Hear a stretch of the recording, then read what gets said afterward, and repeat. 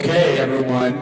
Welcome to Mercy's 4th annual And Rosie's. I know, Mercy and Rosie. The truth is both these women, who, if you don't know them, you'll know them by the end of the day, are doers. They're dynamic. They don't take no for an answer. And the reason why CPAC is involved in combating human trafficking, which is really the wrong verb, we want to end human trafficking. It should stop. The reason why we're involved is because of Rosie, because we went and had CPAC in Mexico, and one of the great things about being involved in these CPAC events is all the things that happen on the side, and one of the things that happened is we met Rosie, and she brought us to what I would call safe houses, places where kids, boys and girls, don't forget the boys and girls being saved and receiving the help they need in their lives to get back on their feet. And so Rosie's a real hero of ours, and so is my wife. She's a big hero as well, because when she believes in something, she pushes all in. CPAC is not here to take credit for all the work you guys are doing. We're not trying to say, oh, CPAC is the one doing it.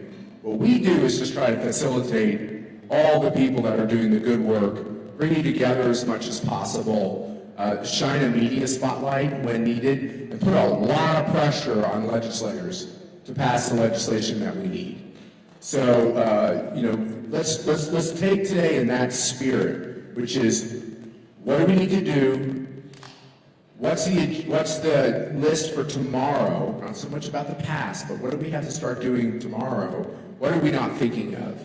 And so punch in and make sure that your thoughts are heard as well. So Mercedes. Well, bienvenidos a todos que están viniendo aquí de tantos países. Welcome, all of you who have come from different countries to be with us, because this issue of saving innocent children is an issue. I think it's one of the most important issues that all of us need to stay actively involved in, and as Matt said, come up with solutions, because it impacts the globe. There are children hurting. There are children who are being sold. There are children who are being raped every single day, as young as babies. And this satanic, horrific act has to be taken on. I mean, it is our war, it is our battle, it is what we need to do every day as we work together and really ask God for wisdom and guidance to do our part in whether it's recovering children, whether it's prosecuting the horrific criminals, whether it's ensuring that those victims are healed and have the right place to start their lives again. And this is important. Look, we're in one of the most important buildings in Washington, D.C. So we want to send a message to all those politicians out there that we want to work with them to do all we can from a policy standpoint, from a legal standpoint, to protect innocent children and to put these criminals in jail where they deserve to be.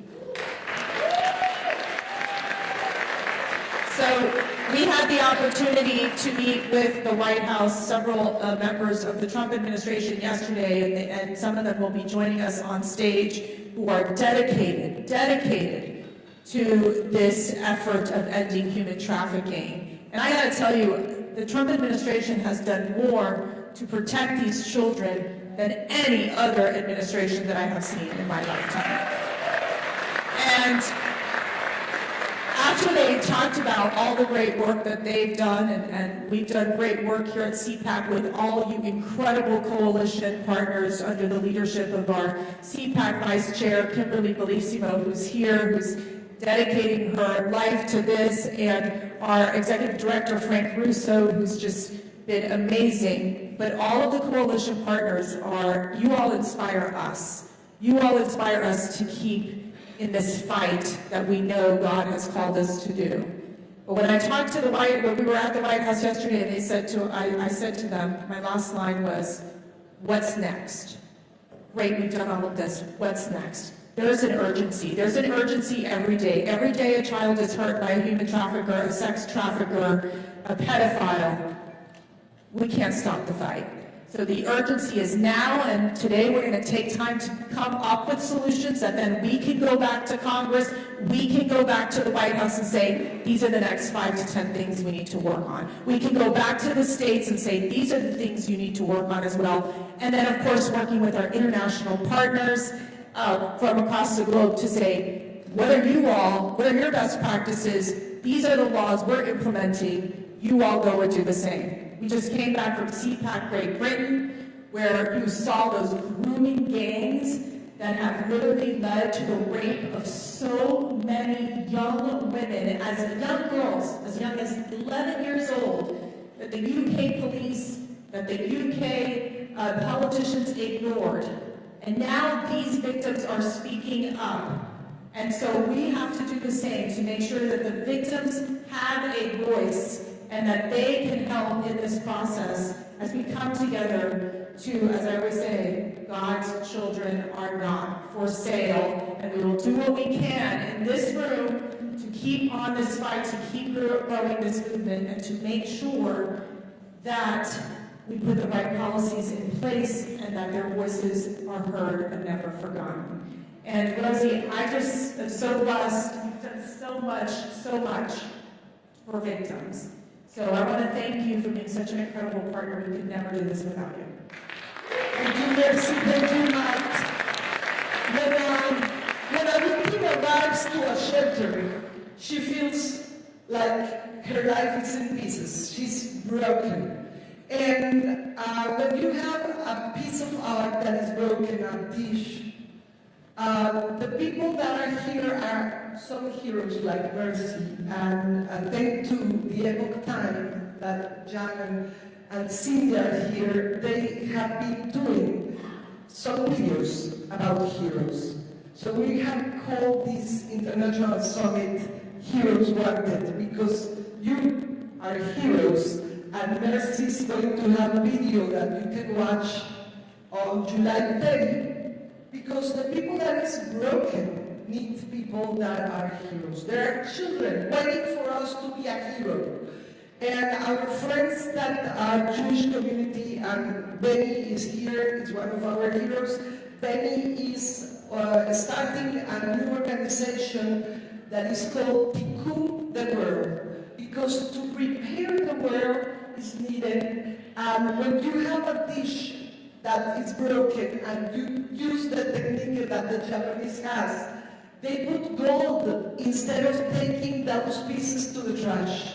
The children that comes to a shelter has heroes here in this room that has been taking those pieces, and instead of saying you don't deserve anything, you are trash, like many people think about the girl that has been raped, she is a hero too when she allows the people to put the pieces together, to repair that life like Matt and Mercy lives in. And the goal is God. The goal is the strength that comes from God, and that dish can become a piece of art. This is a kintsugi technique from Japan that is beautiful, and Anna Tucker, that is here, is one of our heroes. First of all, let me tell you, these heroes like Julieta Fernandez that is here, could you stand up? And also Senator Julieta, you have a place here. You arrived later, but you have a place in the front, of course. Senator Manuela Norte, Julieta are some of the heroes. Anna Tucker is from Tijuana. She has an amazing shelter too. She's one of the heroes too. Nicole Fitzpatrick is another of our heroes. Where are you? They are going to have their videos July 30, and we are going to vote for them. We have to vote, of course, for Mercy, because we want her to become one of the heroes of heroes. Tomorrow also, Chris Smith is coming, is one of our heroes. That congressman has passed so many laws.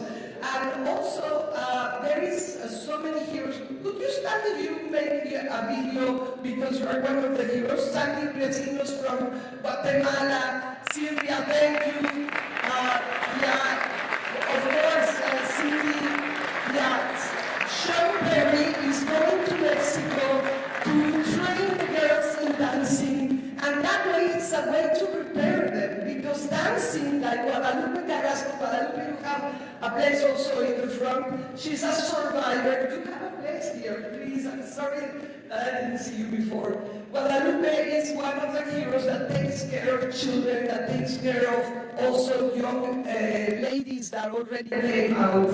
So thank you, Mercy, to be a hero. Please vote for Mercy. July 10 will start in Kaleido Charities. Heroes Wanted. And become a hero.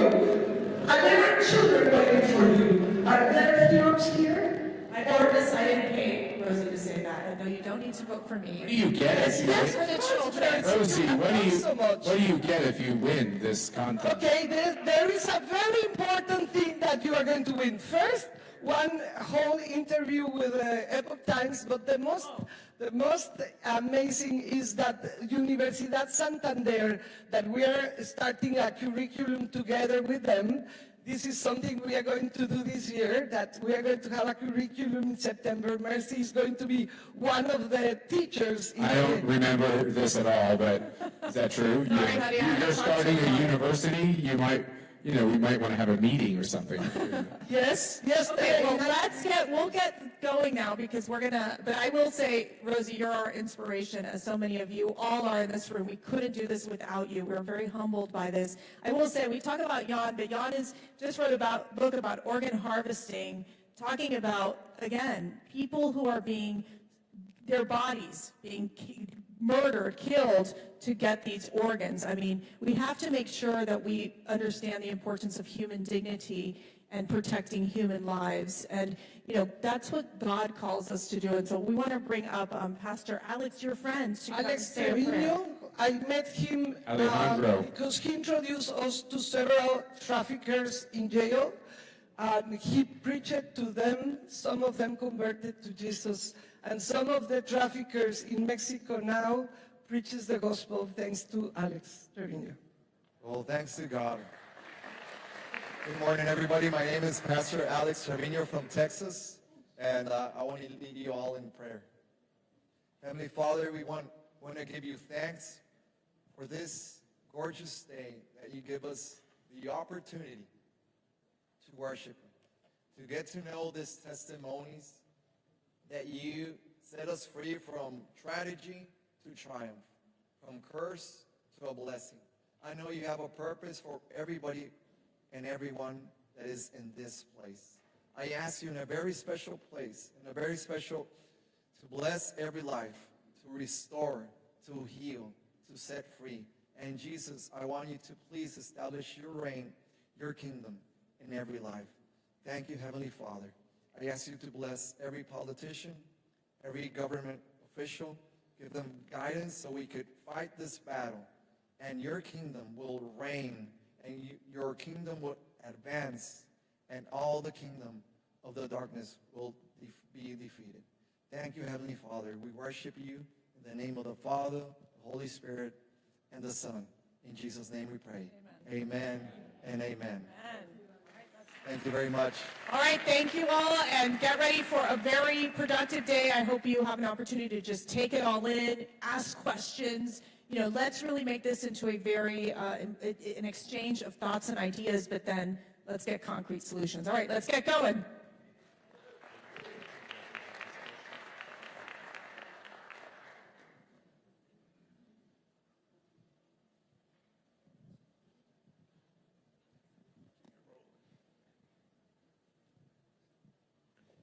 Please join us in welcoming Senator Cindy Hyde-Smith of Mississippi.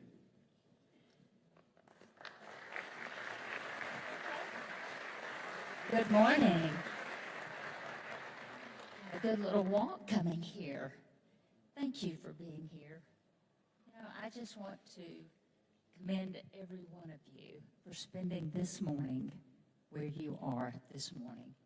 I just don't know of anything that could be more important. I realize now I have to get up in this mic, don't I?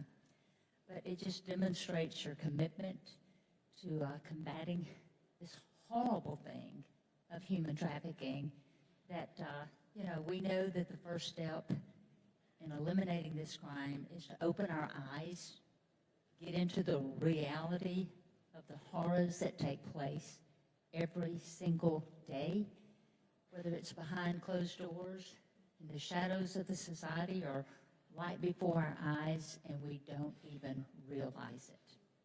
So I certainly appreciate your participation today, and it shows that you care deeply about this issue, and I truly thank you for that.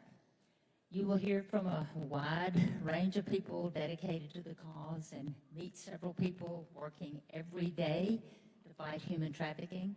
I could not be prouder of my state of Mississippi for the things that they've done, the commitment that the Attorney General Lynn Fitch has put into this, and the difference it's made in our state. Because in the South, we just think everybody's good, everybody loves everybody, and, bad things don't happen, when in reality, bad things do happen.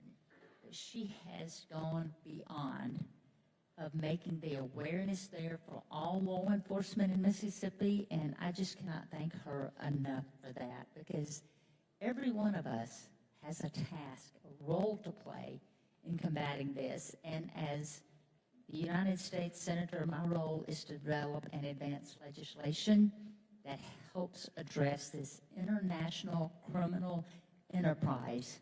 And that is exactly what it is. It is international. It is not limited to any one location. But there are important bills up for consideration. But today I want to highlight the Trafficking Survivors Relief Act, which I was proud to lead alongside Senator Gillibrand from New York. And this legislation was years in the making, and thanks to the tireless advocacy of survivors, organizations across the country, brave people that came forward to help us develop this bill it's so important, it really is. But I'm committing to ensuring that the survivors who need this law are able to benefit from it. I want to give you the details of the bill that we are working on, and I was honored to see Congress pass it last year and have it signed into law by President Trump this January. The Trafficking Survivors Relief Act, it creates the first ever federal pathway for criminalized survivors of human trafficking to clear their federal criminal records. They are so often, survivors are prosecuted for actions that stem directly from their trafficking experiences, their handlers, including having a criminal record or even arrest record without a conviction.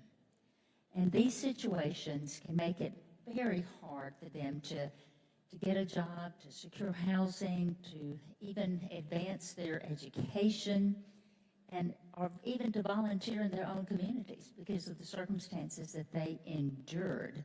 But this law establishes an affirmation defense for survivors facing charges that arose directly from their trafficking victimization. And it provides meaningful relief for survivors who have already been convicted by allowing eligible individuals to seek to vacate, expunge, or mitigate a sentence. And these obviously are crimes that they were coerced into committing, they were forced into committing against their will, that they did not want to do, but because their handlers made them do it, they're the ones that suffer the consequences of the conviction. And it also provides meaningful relief for survivors who have been convicted by allowing eligible individuals that are seeking these expungements. But to receive that relief, an individual must demonstrate that the offense was committed as a direct result from being trafficked and establish that they were a victim of human trafficking at the time the offense occurred. But the law is carefully tailored. We were very careful in trying to put this together for only nonviolent offenses directly resulting from trafficking. That's the only crimes that are eligible for this and the offenses involving a child as a victim are explicitly excluded from expungement eligibility. But when you do work with a survivor, some of the bravest people, because they had to break through that. You know, we have some facilities in Mississippi where we take the victims, and these are really nice places that we have so many groups have put so much time and effort to provide of when we do capture that victim, to take them to a place that's clean, it's nice, it's accommodating for their needs, and they still try to escape to get back to their handlers. So you have to break through all of that, as you well know. But they should not continue to be punished for their mistreatment, and we have to ensure that they have the information, the legal resources, and the support that they need to access the relief now available to them. I was so proud to be part of this. You know, I'm like you, have talked to many victims and their stories and their experiences, and it was just so on my heart to make sure we could provide a second chance for them. But now that this landmark legislation is law, I'm turning my attention to other critical priorities that include reauthorization and modernization of the National Human Trafficking Hotline and advancing the remaining provisions of the Trafficking Victims Protection Reauthorization Act. So it's an honor to play a small role in this, but my efforts are just so minimal compared to your efforts. I could not draft this legislation. I could not put the time, the information, and the actual facts into this legislation if it were not for you. You know, we all know how horrible these incidences are, and it's not easy to get up every day and say, we're going to deal with this today. But thank you for being that person willing to get up every day saying, we are going to deal with this today. We are going to do what we can do. We're going to make it better for those that are captured or coming through as survivors. We want to make the best for them because their road has been hard enough. And I want to make a better life for them through legislation, the federal legislation that I can be a part of, but to make everyone aware and conscious of what is going on under their nose in our really nice societies is so important. You know, we go day to day, we can go throughout our routines and not have to think about this. But God has put it on your heart to think about this and to actually put feet to your prayers to do something about it. So I am honored to stand before you today to be a part of that. And I want you to know that I will continue to work to do what I can as a U.S. Senator to address this horrible issue that we will work tirelessly and never give up on. Thank you.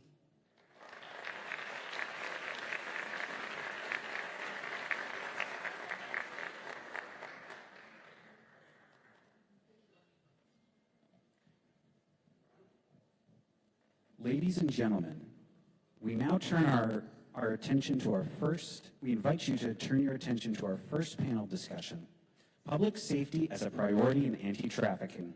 Moderating the conversation is Frank Russo, CPAC Senior Advisor. Please welcome our distinguished panelists. Georgia Attorney General Chris Carr, Ali Serrano, National Coordinator for Anti-Trafficking and Child Exploitation at the U.S. Department of Justice, and North Carolina law enforcement professional George Wilson. Please give them a warm welcome.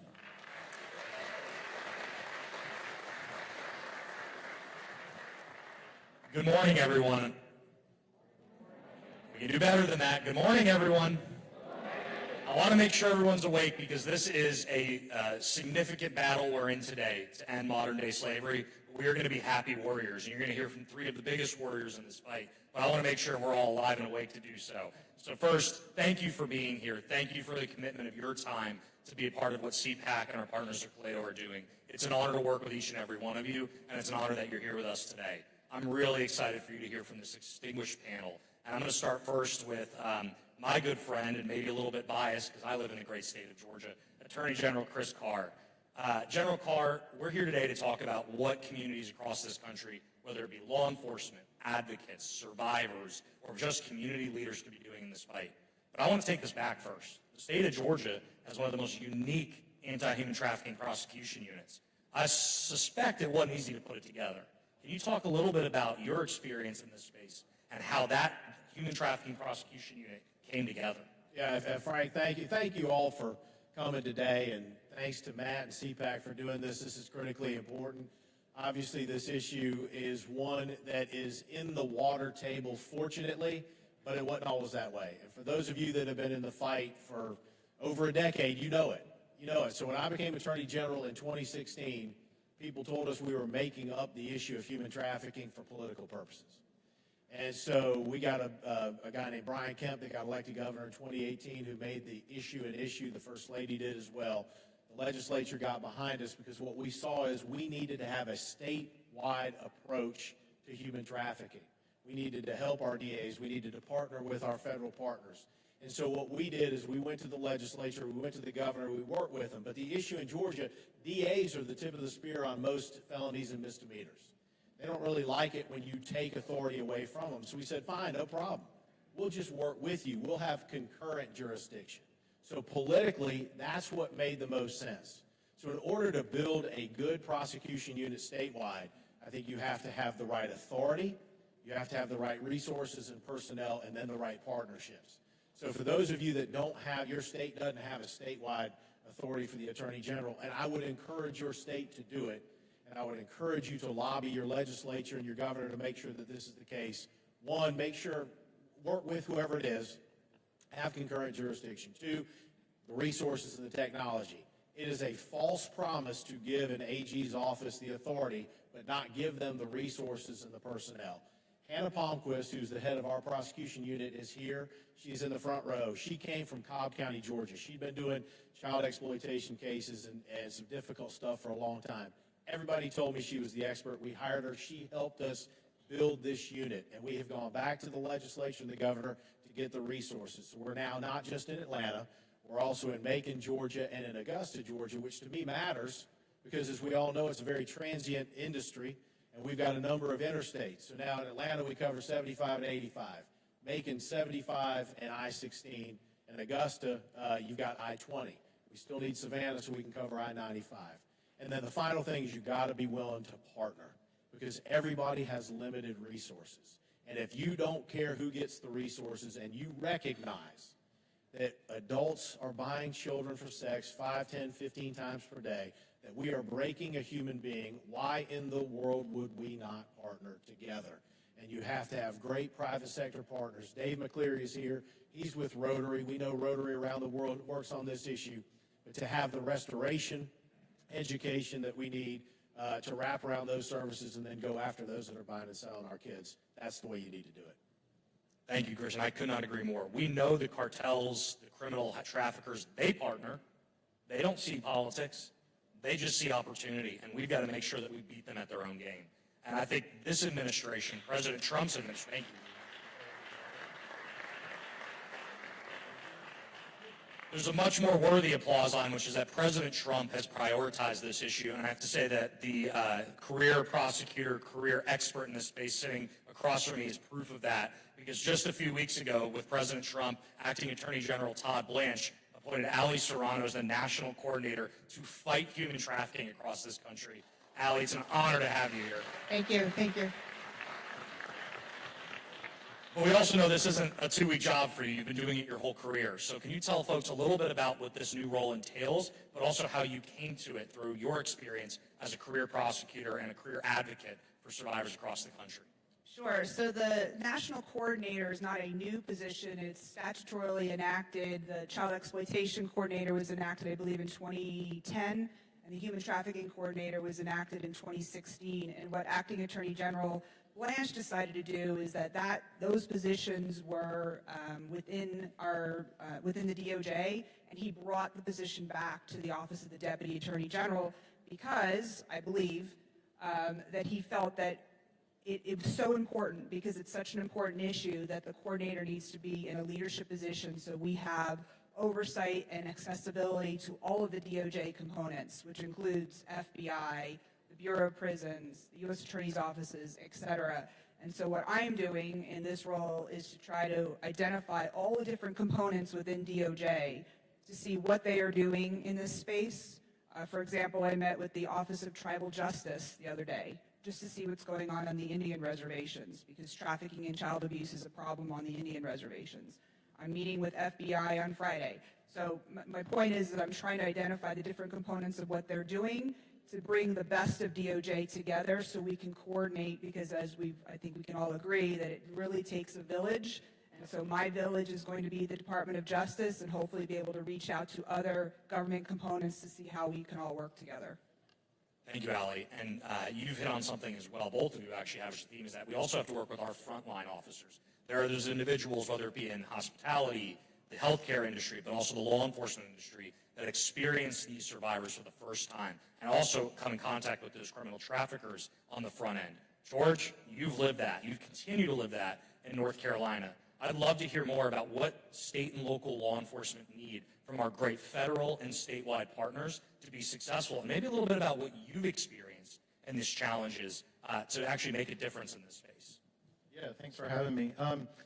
We as local law enforcement, we're building the foundation that everyone else works off of. So we have to start working good cases, working with our local partners so they have a firm foundation then to go on. Because if we don't work good cases and our officers don't have good training and they don't know what to look for, a lot of it's not going to matter if I hand up a case that's not prosecutable or I hand up cases that are not solid. So we have to start training our local law enforcement officers to know what to look for and how to work these cases so that we start making quality cases that can then work their way up. And an example I would give you on that would be when I was a school resource officer, I had done some training with some of my staff at my school. I remember some of the staff looking at me like, why are we sitting here going through this? And not even 2 months later, I had a teacher come to me and she said, hey, there's a student downstairs that's been in 11 schools in like a year and a half, 2 years. She's not native in her native tongue or in English. You were telling us that some of this might be a warning sign.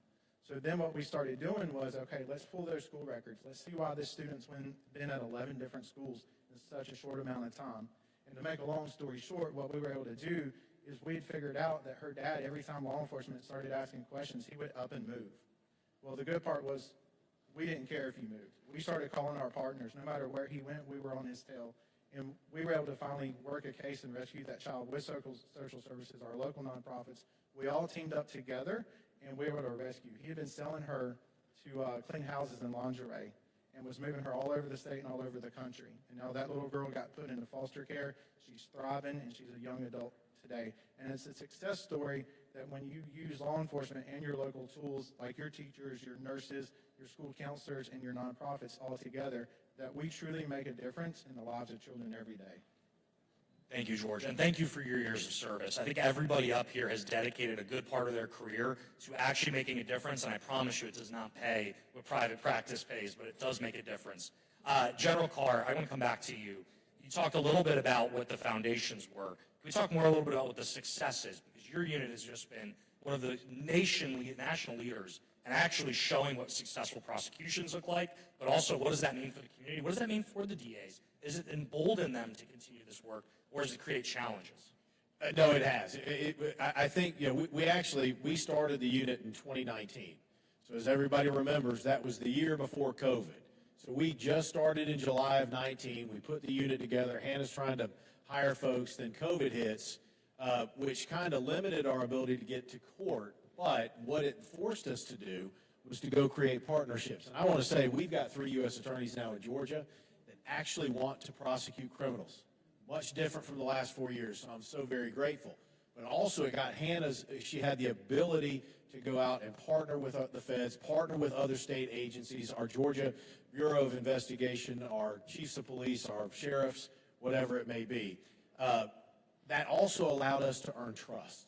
Because I do think, again, we're in politics, everybody's got their silo and everybody's afraid somebody's going to take something from somebody. But again, when we're talking about children, so over the course of the last, 6 or 7 years, we have rescued and assisted over 225 victims. And I will say that's 225 lives that will forever be changed. We have prosecuted nearly 100 people. We've got others that are under indictment. Unfortunately, it's an issue that keeps going on and on and on. But the more eyes that we have through training, through trust, through resources, the better outcomes we are going to have, which goes back to those foundational issues that I said. But, again, I think the next phase also would be AGs and being able to work collectively regionally as well, not just within our states. Obviously, the human traffickers don't care what the city or the county line are. Sometimes they don't care what the state line is. So I think that's the next phase we need to do, too. And can I steal one of my favorite lines from your unit? Maybe I'll ask the question, what is your success rate on prosecutions? Nearly 100%. So that's a round of applause for Hannah and the team. That is, I think, and since the cameras are rolling, my favorite point. I want the traffickers to lose sleep tonight. I want us to work hard, and I want them to know that if they come to the state of Georgia, they are going to jail. And so it's a great segue to our great national. So one of the things that Hannah does is when their team does such a great job, and we don't stop. One of the others, we had a girl that was trafficked in Atlanta, 14 years old. And I think we just had one seller that we had gotten at the time. But Hannah said, no, we're going to go peel back that onion. We're going to go see who else was involved in this. I think we prosecuted 13 or 14 buyers and sellers as a result of that as well. So, I mean, those are the kinds of things that I think we've got to be able to continue to drill down, keep focusing on, keep working, because if it's happened once, it's probably happened more than once. I love that, and I think demand reduction is something we're going to talk a lot about today. The only reason this crime exists is because there is, unfortunately, a market for it. We're going to disrupt that market, too. And Allie, that's a great segue to talk not just about market disruption, but also about some of the support pieces that survivors need. So I'd love to have you touch on both if you're able.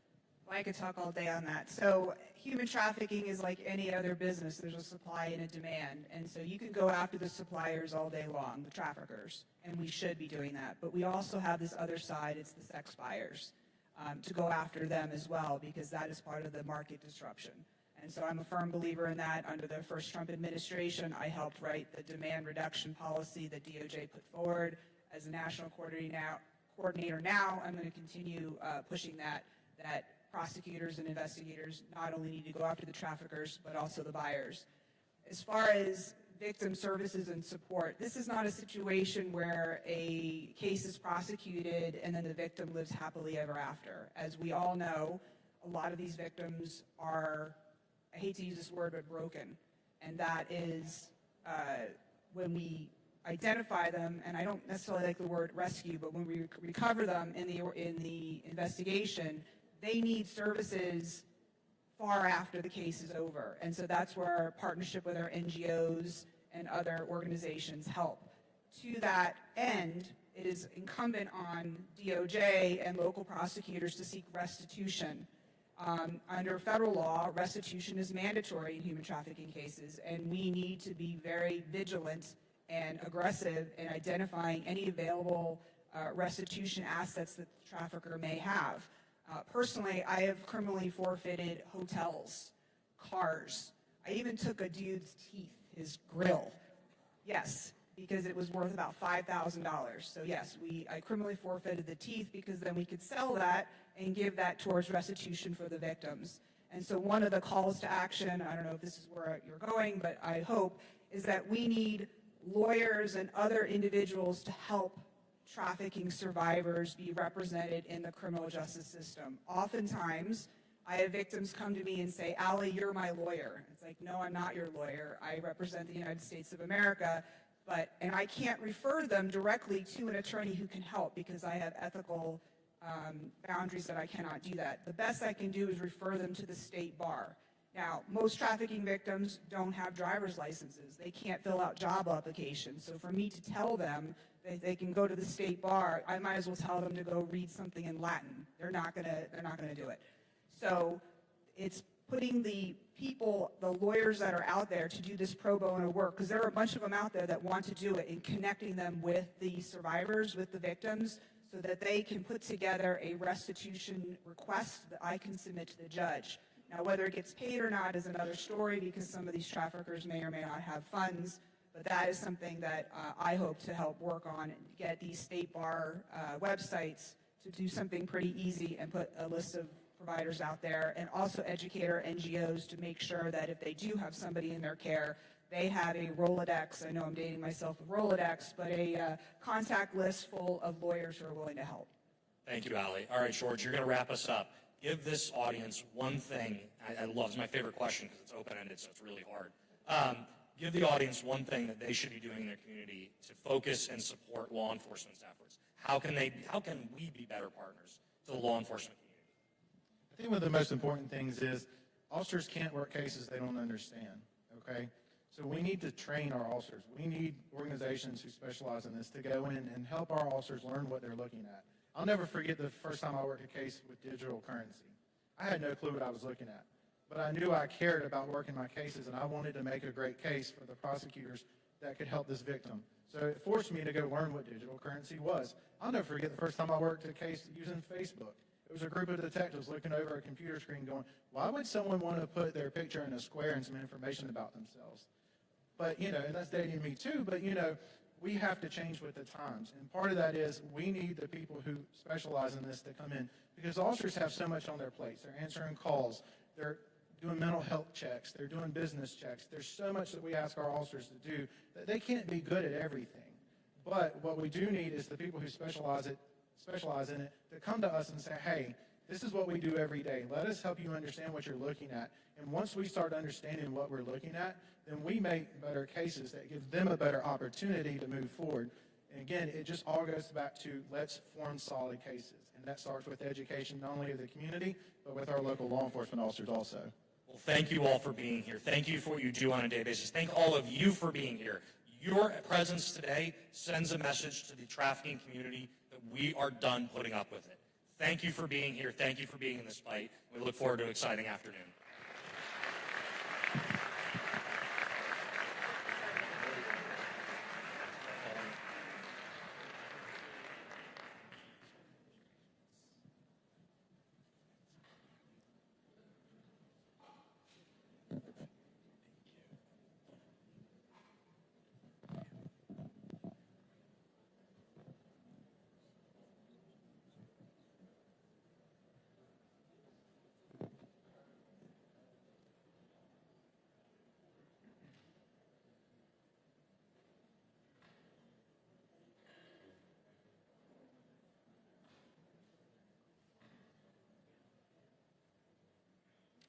Please welcome Congressman John James of Michigan.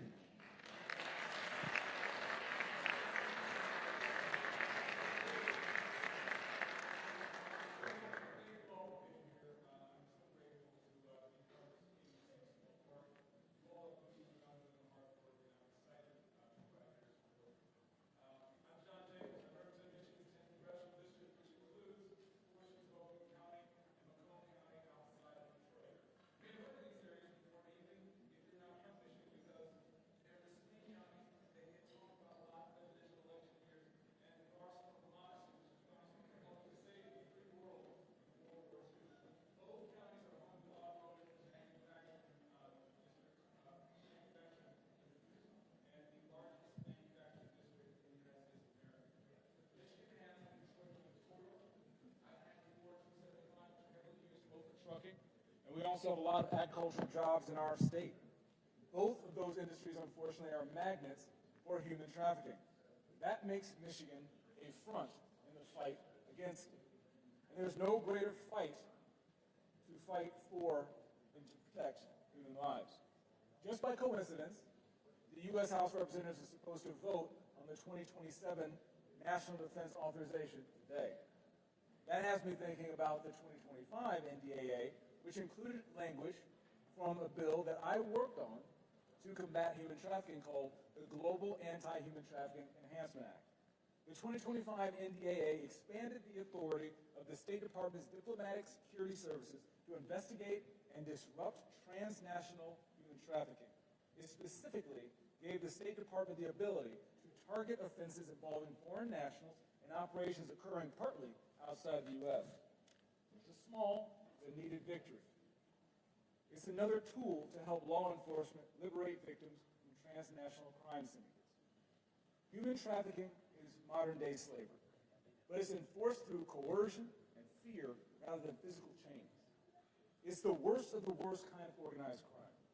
Victims are held captive through fear of their own safety and the safety of their families. They also have to fear retaliation for people who they love in their communities as well, here and abroad.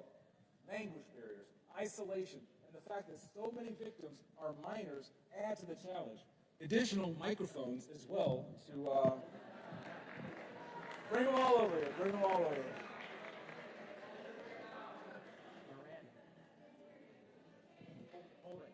You can't hear. It's better?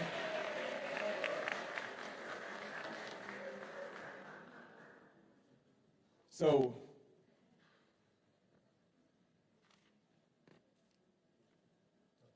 let's start from the top, shall we? Good morning. All right. I'm John James. I represent the best district in America, Michigan's 10th Congressional District, the home of the arsenal of democracy, the home of America's auto industry, and the birthplace of the American dream. I'm excited for the opportunity to speak with you here today, and I'm excited that you can actually hear me speak with you here today. And even if you haven't heard of the district, and I'm sure that you've benefited from the defense materials that we've been able to supply, to the automobiles that we've been able to help supply, but also we have a great hope and we have a great vision for the future, and we've always led from the front. But of course, with Michigan having the Detroit-Windsor corridor, I-94 and 275, which are heavily used for trucking, we also have a lot of agricultural jobs in our state for both industries. Unfortunately, these are magnets for human trafficking. That makes Michigan a front in the fight against it. And there's no greater fight to protect human lives than pushing back on human trafficking. Just by coincidence, the U.S. House of Representatives is supposed to vote on 2027 National Defense Authorization, NDAA, today. That has me thinking about 2025 NDAA, which included my bill language in the Global Anti-Human Trafficking Enhancement Act. The 2025 NDAA expanded the authority of the State Department's diplomatic security services to investigate, disrupt transnational trafficking. It specifically gave the State Department the ability to target offenses involving foreign nationals and operations occurring partly outside the United States. I was inspired to work on this bill not just by what we see happening abroad. When you see TikTok videos and videos on the internet, I saw one of young children in blue burlap sacks that were being bought and sold on the border of Zambia.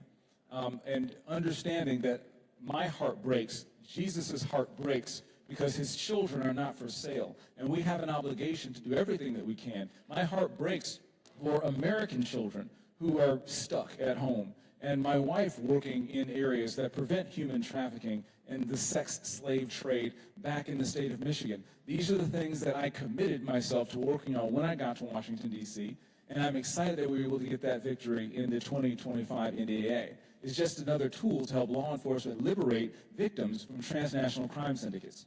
Human trafficking, as I said before, is modern-day slavery, but it's enforced through coercion and fear rather than physical chains. It is the worst of the worst kind of organized crime. Victims are held captive through fear for their own safety, and they also have fear of retaliation against family members here and abroad. Language barriers, isolation, and the fact that so many victims are minor children add to that challenge. The problem of human trafficking, unfortunately, got much worse under President Biden due to his open borders policy, which encouraged mass illegal migration facilitated by these criminal cartels. We know the horrific things happened to people on the way here, especially women and young girls who were assaulted during the journey.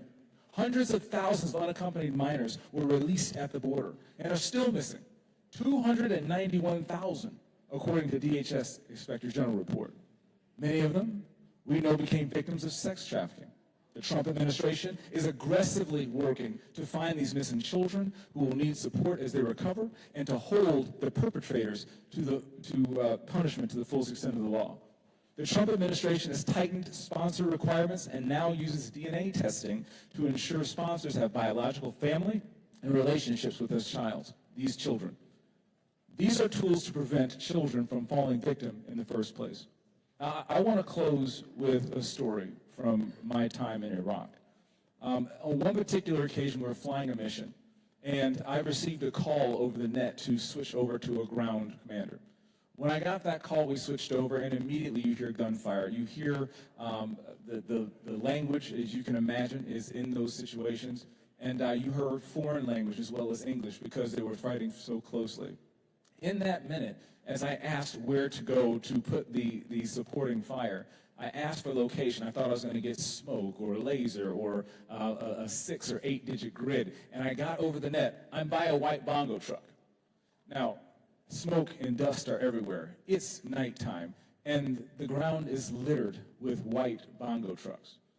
The understanding of where to put our resources, the understanding of where to put our oversight, the understanding of where to go to support didn't come from me. It came from the people on the ground who were able to direct us to the correct targets, and they were able to use our resources to prosecute the mission successfully to save lives.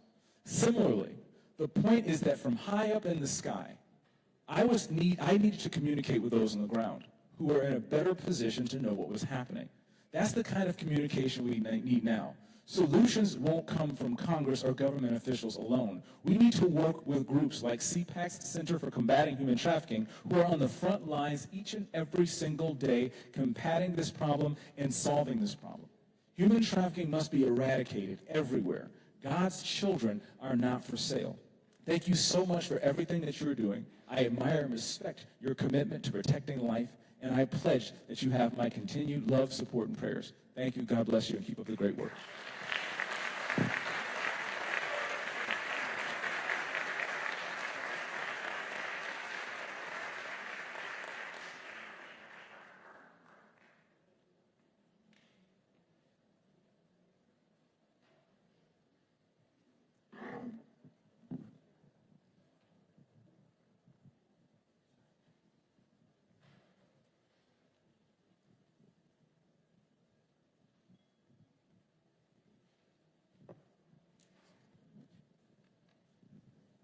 Please welcome Congressman Burgess Owens of Utah.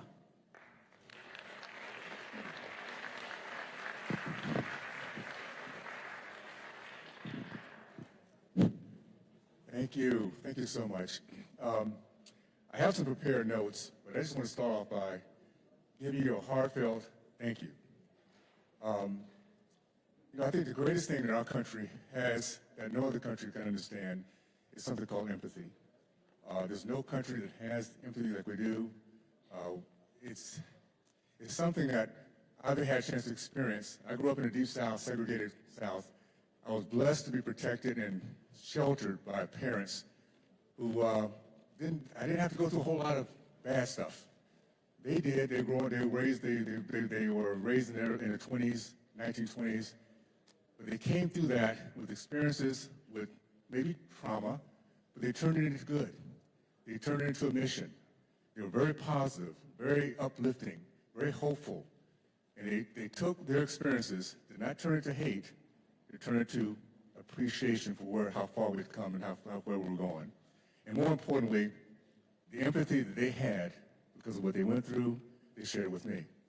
So when I came to Congress, one of the things that I, at the top of mind, was to address this particular topic. We need to make sure that all our kids have hope, that all those that experience this ecosystem of evil come through and realize that it's for the good of them and others that they will impact because of empathy.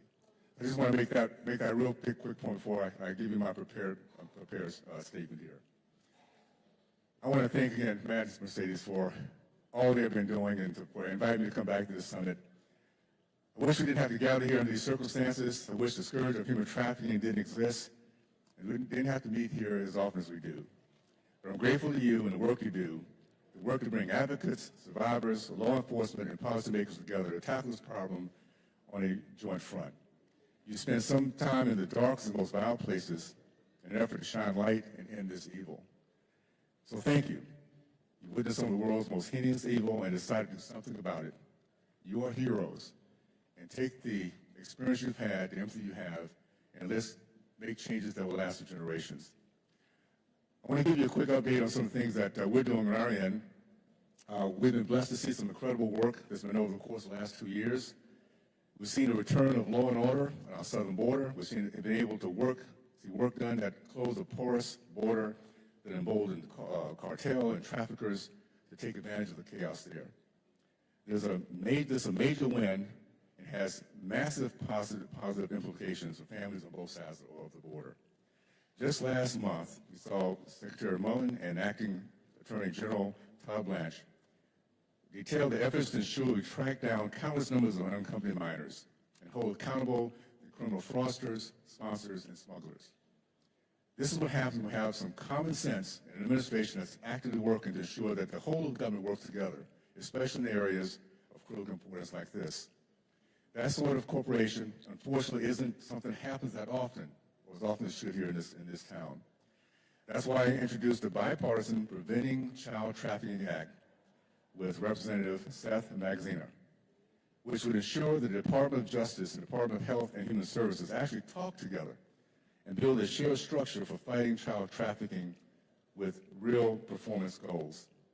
It's crazy, believe it or not, that this does not already exist. As many of you know, the Government Accountability Office performed an audit in 2023 and discovered they had neither of these. Let that sink in. Right now, we have two of the most powerful agencies in the federal government that have no formal mechanism to coordinate and protect and out-traffic children. This bill fixes that. This bill isn't controversial. It's got the backing of the National Center for Missing and Exploited Children in RAIN. And just north of here, the Senate actually passed the bill unanimously, which is incredible.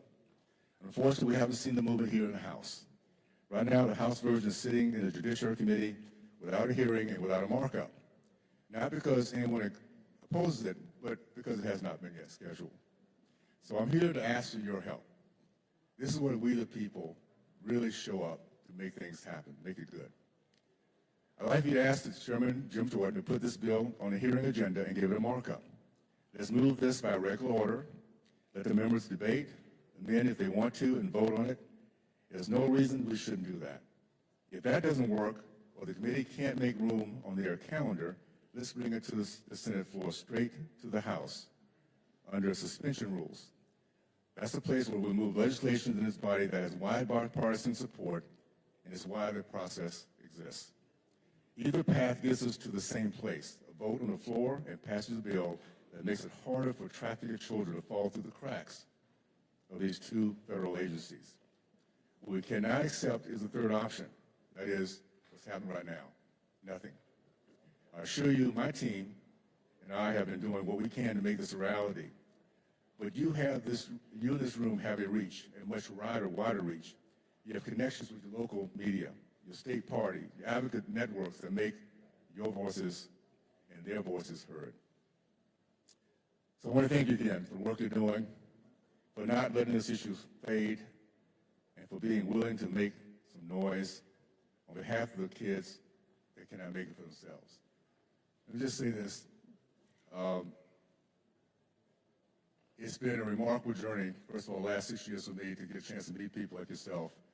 This is what makes our country work. We, the people. It's for those of us who've experienced things in our past, learned things about our past, want to change things so we have a future that our kids can live a much better union. So I want to thank you. I cannot thank you enough for everything you do now. Let's put the pedal to the metal, my friends. We got to get this thing done with, okay? Thank you, and all the best. Keep it going.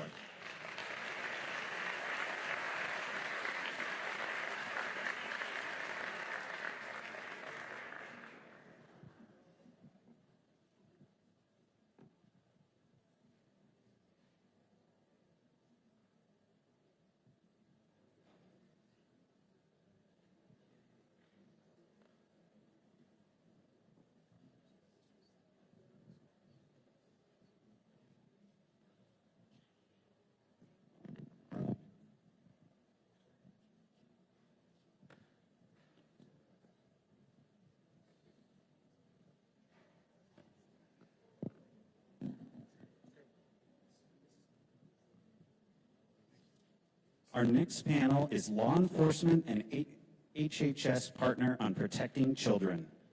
Moderating the discussion is Matt Schlapp, CPAC Chairman. Please welcome The Honorable Kevin Malone, Senior Advisor, U.S. Department of Health and Human Services. The Honorable Alan Wilcat, Senior Advisor, U.S. Department of Health and Human Services. And Jacqueline Alauto, Founder and President of No Trafficking Zones. Please give them a warm welcome.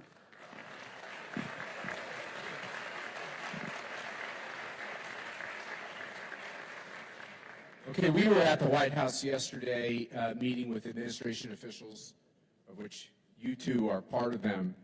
And Kevin comes from the world of sports, which, by the way, is big business, right? And College now, it used to be just pro sports, now college sports the athletes are making all the money. he's a Trojan fan, so he's used to losing. USC. Sorry. But he also, I could sense impatience with how DC talks through problems and just circles problems. What do we have to start doing differently, and what are you doing differently over there? Well, right off the bat, we got to get Congress to actually do their job. There's a lot of talking in this country. Talk don't get things done. Our kids are facing a national crisis, not only with human trafficking, but now there's a nexus compared to with tech-facilitated abuses, online safety. Our kids aren't safe. Our kids are not safe. What are we going to do about it? It's scaling. If you look at the net numbers, I can't even tell you how bad things are getting in the scaling of the dangers that our kids are facing. So we've got to get Congress to do what they need to do. The Kids Act that they just put forward, it's not worth the paper that it was written on. We've got to actually do things to protect kids, and we've got to quit working for lobbyists, for big tech. Big tech is in control. Therefore, our kids aren't. I don't mind big tech making all the money they want to make. Go for it. But protect kids. Why can't you do both? Instead of talking about protecting kids and putting up some facades and smoke screens that what you're presenting is working, it's not working. The sextortion out there, young men, a lot of young athletes in high school, young male athletes, are committing suicide because they're being sextorted all over the country. And we're not doing it. No one talks about it. Not only sextortion with thousands and thousands of kids that are facing these dangers. It's actually in the millions now. Our kids are being targeted through online gaming devices, different platforms. Guys, we've got to rise up and do something about it. Politics aren't more important than kids. So just to let you guys know, media, if you're interested, and usually you aren't interested, but if you're interested, I brought copies of what tech needs to do, what we need to do, what parents need to do. I've got a friend down in Texas. He's got friends. The son just committed suicide, 14 years old. His name is Finley. He was being sextorted for $400. He didn't know what to do. He was feeling shame. He was being threatened, and he didn't know what to do. And he's got a great family. So it's not about coming from a bad family. Parents really aren't equipped. We've got to train, teach, educate parents on how to protect their kids. And it's a difficult job. We've invited the enemy into our houses through phones and these other devices. Guys, I'm telling you, I can't express how bad the problem is, and Congress is not really doing. There was 16 bills proposed, I think, last year, or since the beginning of 2025. Only 2 have passed. And this Kids Act that was submitted is not worth the paper. I'm hoping the Senate will fix it and work on it. And let's. You're hoping the Senate will fix it. You and I need to talk afterwards. That doesn't happen very often. Well, I do know that Senator Hawley, working with Tim Tebow, who I've been fortunate to work with, they're doing a lot of great work, and they just were able to get some money and a bill passed to provide money for investigators and Homeland Security investigations. There are some good people in D.C. There are. But not many. They're sitting on this dais and in this room, but Alan, Kevin talked about what people aren't doing. Like, what do we need to do? So a couple things. First of all, it's great to be here. So thank you for the invitation to be here. And I do want to recognize our interns that are here today. Thank you for being here. What's in your hand? It's very curious. I'm going to use. Are you a this just sweater? minute. What is this? No, this is going to be an illustration. Okay. So, and I think it'll be something that'll make a powerful point before we I wrap was up. afraid that Burgess had given you an Oakland Raiders towel or something. No, we're not going to do that. A couple of things that I'll mention real quickly because I think this is really important. When we think about human trafficking, the visual we use is a triangle, right? The triangle talks about the three actors that it takes to make up human trafficking. On one side, you have the survivor, the victim. On the other side, you have the trafficker. And on the bottom of that pyramid, you have the buyer. And one of the things that we sometimes fail to do is to talk about strategies that will attack all three sides of that triangle. What we have to recognize, and Kevin was just talking about that, is that the trafficker is becoming less human and is becoming more digital. We're seeing a lot of buying now that are bypassing the human pimp, and they're using online platforms. Can I want to interrupt you for a second there. Don't give them that out. If it's a digital pimp, somebody owns and operates the digital platform. Yes, and what we're seeing is that gets elevated up to NCOs and TCOs, your transnational criminal organizations, your national criminal organizations are controlling that digital pimp. And so we have to look at strategies, technologies, legislation that attacks that digital trafficker and those who are controlling the digital trafficker. And then we have to look at the buyer. How are we going to start reducing demand? Something's driving this market. Something drives this $336 billion a year market, and that's the buyer. So how do we start doing, holding the buyer culpable for the trauma that they're inflicting on the victim and holding them accountable as well? So you have the victim services, expungement, vacature, things that we can do there on strategy side. We also have that digital platform that we have to attack and those that are controlling the digital pimp, and then we have to go after the buyer. So reducing or going after those three strategies begins to collapse the pyramid that we call human trafficking. We can do this, but we have to work together. Jacqueline, do you agree with that? And specifically, when there's always like a top 10, right, of criminals that we're trying to find, most wanted, we call it. Why don't we have like a dirty dozen or something in the tech community that are allowing this stuff to happen and giving mowing answers to Congress when they're called up and such? I mean, do we need to step in and be much more aggressive here? We absolutely do have to be more aggressive. The Dow Jones said that human trafficking is a $526 billion business. So that means that a lot of people are profiting and participating in this crime. As Kevin and Alan said, they talked about sextortion and they did talk about tech.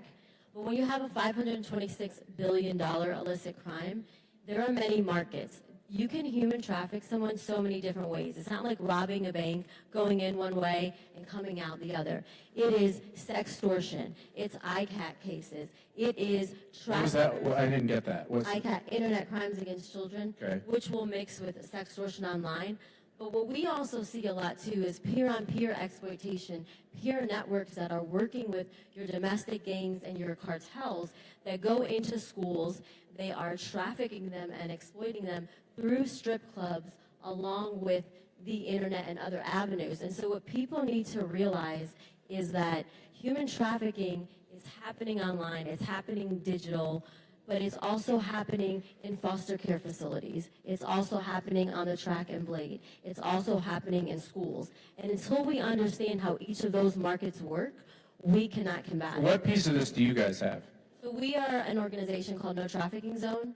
We break down human trafficking into markets, and then we dismantle those markets and implement systems. In Texas, it just became the first state to become a no trafficking zone. It's a first-degree felony, 25 to 99 years.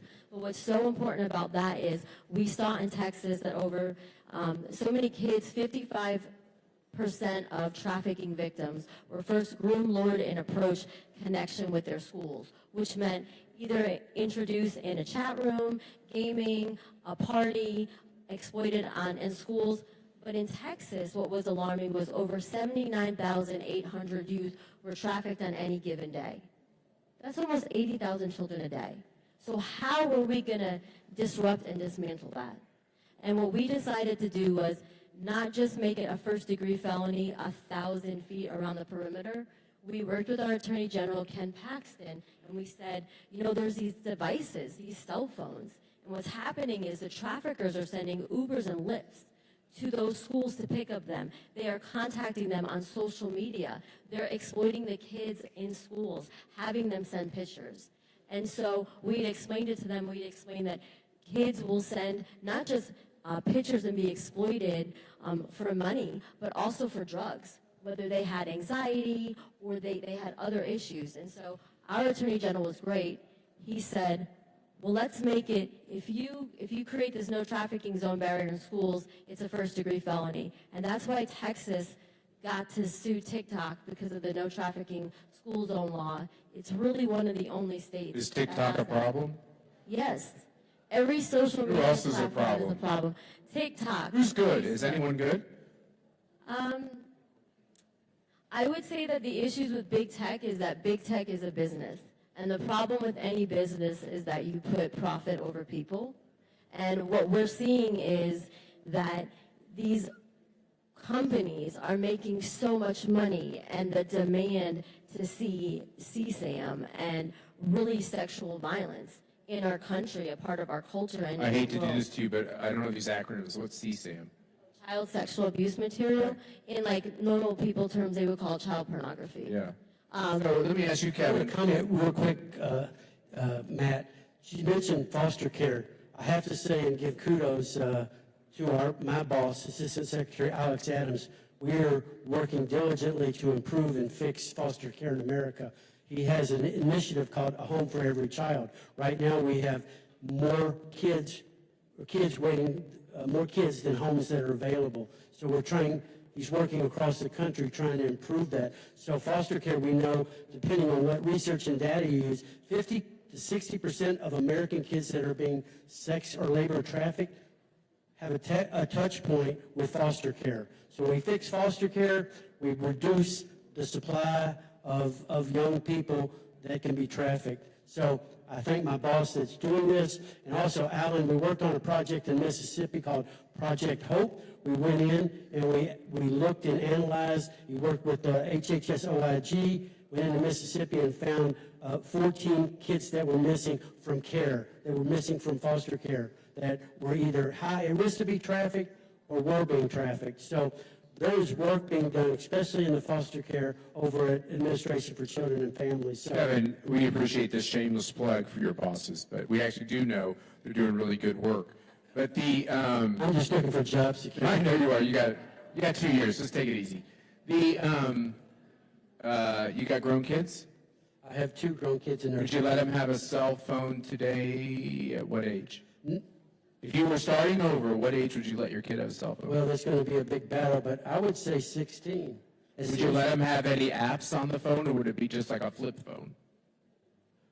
It depends on the apps, but it would be really restricted. I have a almost 3-year-old granddaughter, and I'm just trying to make sure that she's protected. But we have a lot of work to do. I want everybody sitting here, every one of you sitting here, to know there's something you can do in this fight. Don't be afraid of get in the fight and make something happen and to protect our kids. I mean, you know, I really appreciate the opportunity to be here, Matt, but I can't really express properly the danger. Our kids are in a national crisis. I mean, it is out of control, people. We got our heads stuck in the sand. Our kids, I've got information here I've got about 25 copies of information that can help you figure out what you can do to be a difference maker. And that means protecting kids, educating parents, all the various things we need to do. And we can't let politics be more important than kids. Hey, Jacqueline's trying to interrupt you here. What's the word you're using? I said I was piggybacking off of him. So human trafficking is a low-risk, high-reward crime, meaning traffickers make billions of dollars and then they get a slap on the wrist. They're not getting arrested for these things. It's hard to get convictions. So if you're going to make billions of dollars or $400,000 a year off of a kid, whether you're extorting them online or it is in schools and in person, and then you're going to get a slap on the wrist, you're going to continue to do that crime. But if you create no trafficking zones or all these other laws and implement systems where it is a high risk, you will dismantle the Who crime. fights you when you try to get this, the prosecutions or the laws changed to allow prosecutions? Who's the enemy? Everyone. I mean, really almost everyone. What do you mean? Because I'll give you an example. We created a model with Owen DCP and Sarah Carter, who's the drug czar, and thank She's God. not an enemy. She's a good guy. She's a great person. The reason why is there was human traffickers working in connection with these schools. It's a transnational network. For over 2 decades, they were trafficking girls all across America to strip clubs in Vegas. Some of these girls were ending up dead, missing, or when they were recovered, it was so hard to get them back to being healed. We could not get a human trafficking conviction, not federally and not statewide. So we went to the DEA in Haida, which is a high-intensity drug trafficking area. They are a task force under Congress. They typically do drug trafficking and money laundering cases. But if you do human trafficking, then you know that it all intersects. Drug trafficking, human trafficking, and financial crimes. When they buy and sell your children, they then make that dirty money clean. So we were desperate and we went to the DEA in Haida and said, we need drug convictions. If we can't get human trafficking convictions, we need drug convictions. They're working in 7 states. And so the DEA was shocked that we were bringing them young adults that they thought were drug traffickers that were human trafficking victims. They couldn't believe it. And then they couldn't believe that when we were working with them as justice advocates, because that's one of the things that no How many years ago was this? 4. Okay. But what I'd like to say is it takes 4 or 5 years to build cases. Yeah, I get it, but here's my question: is that, you know, our nonprofits will work together. We'll say, name a state. I'm from Kansas. Let's just name Kansas. Oh, they have a gap in their laws. We have to get this changed. Who on God's earth fights us? Who would say, no, no, no, we have plenty of laws to combat human trafficking? Is it companies? Is it apathy? What's the answer, Kevin? Alan has the answer? So, If you don't start naming some names, I'm going to kick you off this panel. here, which one? Okay. So, I mean, very politely, but, you know. so I'm 30-year law enforcement. You're the right guy. Okay, speak. So I retired out of the Tampa area in Florida after 30 years of law enforcement, decades fighting this fight on the street. I've carried the kids out in my arms. I've seen the trauma. I've seen the empty souls. And when you see that, something begins to ignite inside of you. And one of the things, and let me just mention Florida. So Why? Because it's evil. it's evil. And it's repugnant. There's it's natural law. It is human nature to recoil when you see an innocent person being exploited. So I'm going to answer your question directly from Florida, my experience. In Florida, most people don't recognize this, but in Florida right now, if you go and pick up an alligator egg and you carry it across the road, it's a felony. If you pick up an eagle's feather that's been naturally shed and you carry it into your house, you can get charged with a federal crime and a $5,000 fine. But you can buy a human being today in Florida, and if you get caught, it's a misdemeanor. So you tell me how serious we are about fighting this. When you can get charged a felony for an alligator egg, but you can buy a woman or a boy, a girl. Now, children is a felony in Florida, but you buy an adult in Florida, and it is a misdemeanor that sometimes gets pled to a minor misdemeanor or disorderly conduct. Has anybody tried to change this law I or have spent statute? 5 years. Who fights you? The legislature.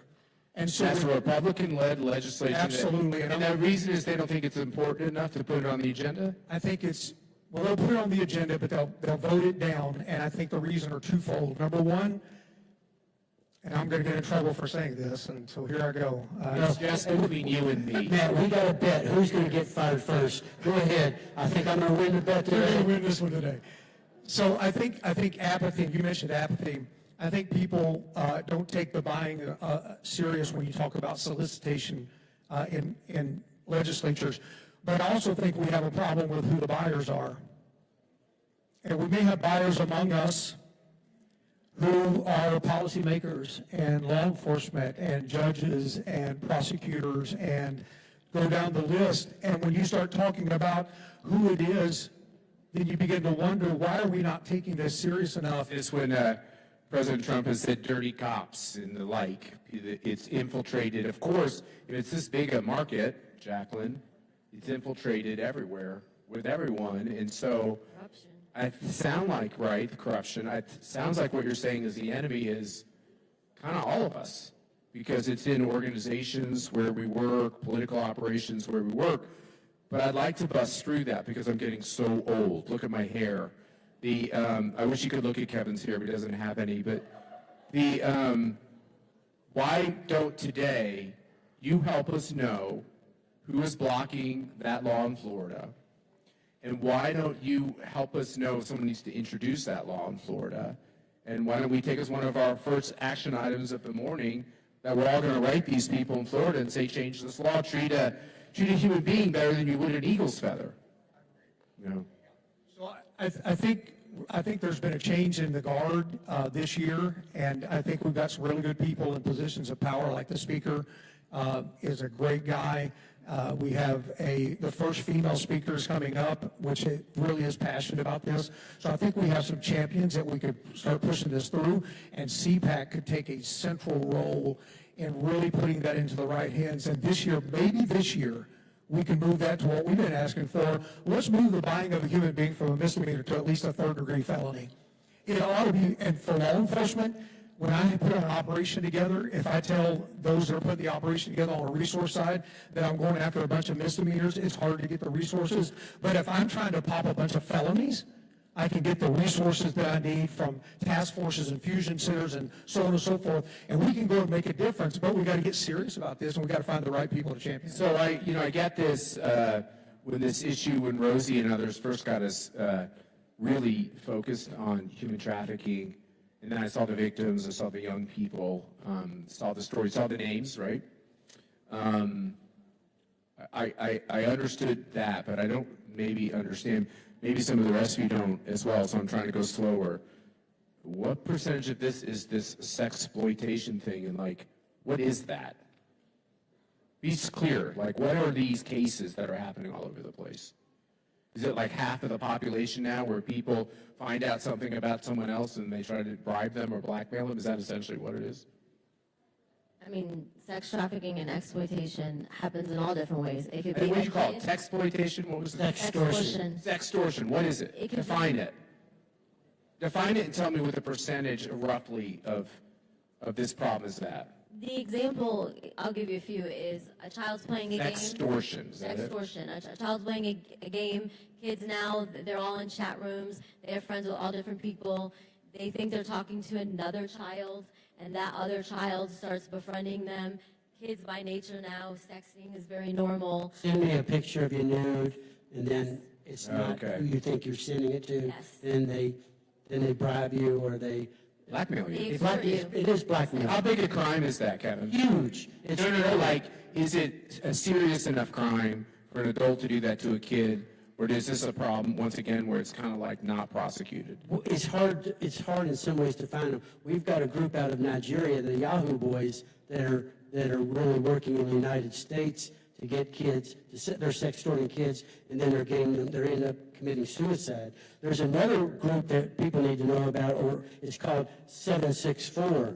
It's a sadistic group that recruits young kids. We were dealing with a case over at OTIP, which is Office of Trafficking Persons at ACF.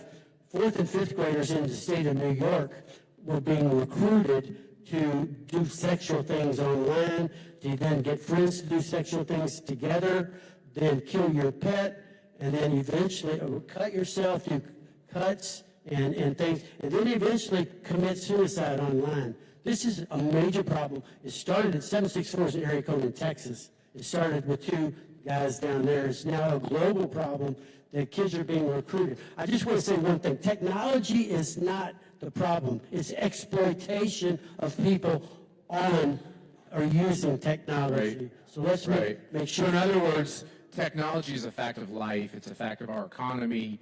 It's happening. You cannot like it. Now we have to set up the framework. There's no safety. They say there's safety measures in place, but I can tell you there's not safety. What they get you to do, they get you on Roblox, which is a huge problem, recruiting kids. Then they get you to transfer to Who owns that? Who owns that game? Anybody know? I don't know. Just another. You could implement systems. So see, technology is just a little bit of a problem, because when you put heroin in front of a drug addict, they're going to take the heroin. If you say to traffickers and predators and disgusting, evil people, here, you can traffic and exploit all these kids, and there's no measures where we're going to flag you and then send it to that company and then send it to law. Can I say something? I would disagree. I would say, if you're talking about drugs, we're talking about a different situation. Technology can be used for good. I don't know how fentanyl and other drugs can be used for good, but technology can be used for good. We don't understand the dangers as Can I bring up one of the dangers? This is to you, Alan. Maybe, I don't know how techie you are. I'm not techie. But they say they create algorithms, and they create algorithms to help all of you with your experience in their platform.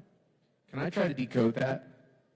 They feed you stuff, whether it's good or bad, that they think you'll click on even more and more. For a fat man like me, they show me a lot of pictures of cookies and cakes, and then they know that, if I'm sitting at a good restaurant and they say, do you want dessert? I say, oh, of course not. And then they bring the tray back, and I'm like, oh, hell, we'll try that. This is the problem with this idea of the algorithm, is that if you're somebody who has dabbled in these heinous crimes, I'm not saying that the platform wants you to be a pedophile, but they definitely feed your vices.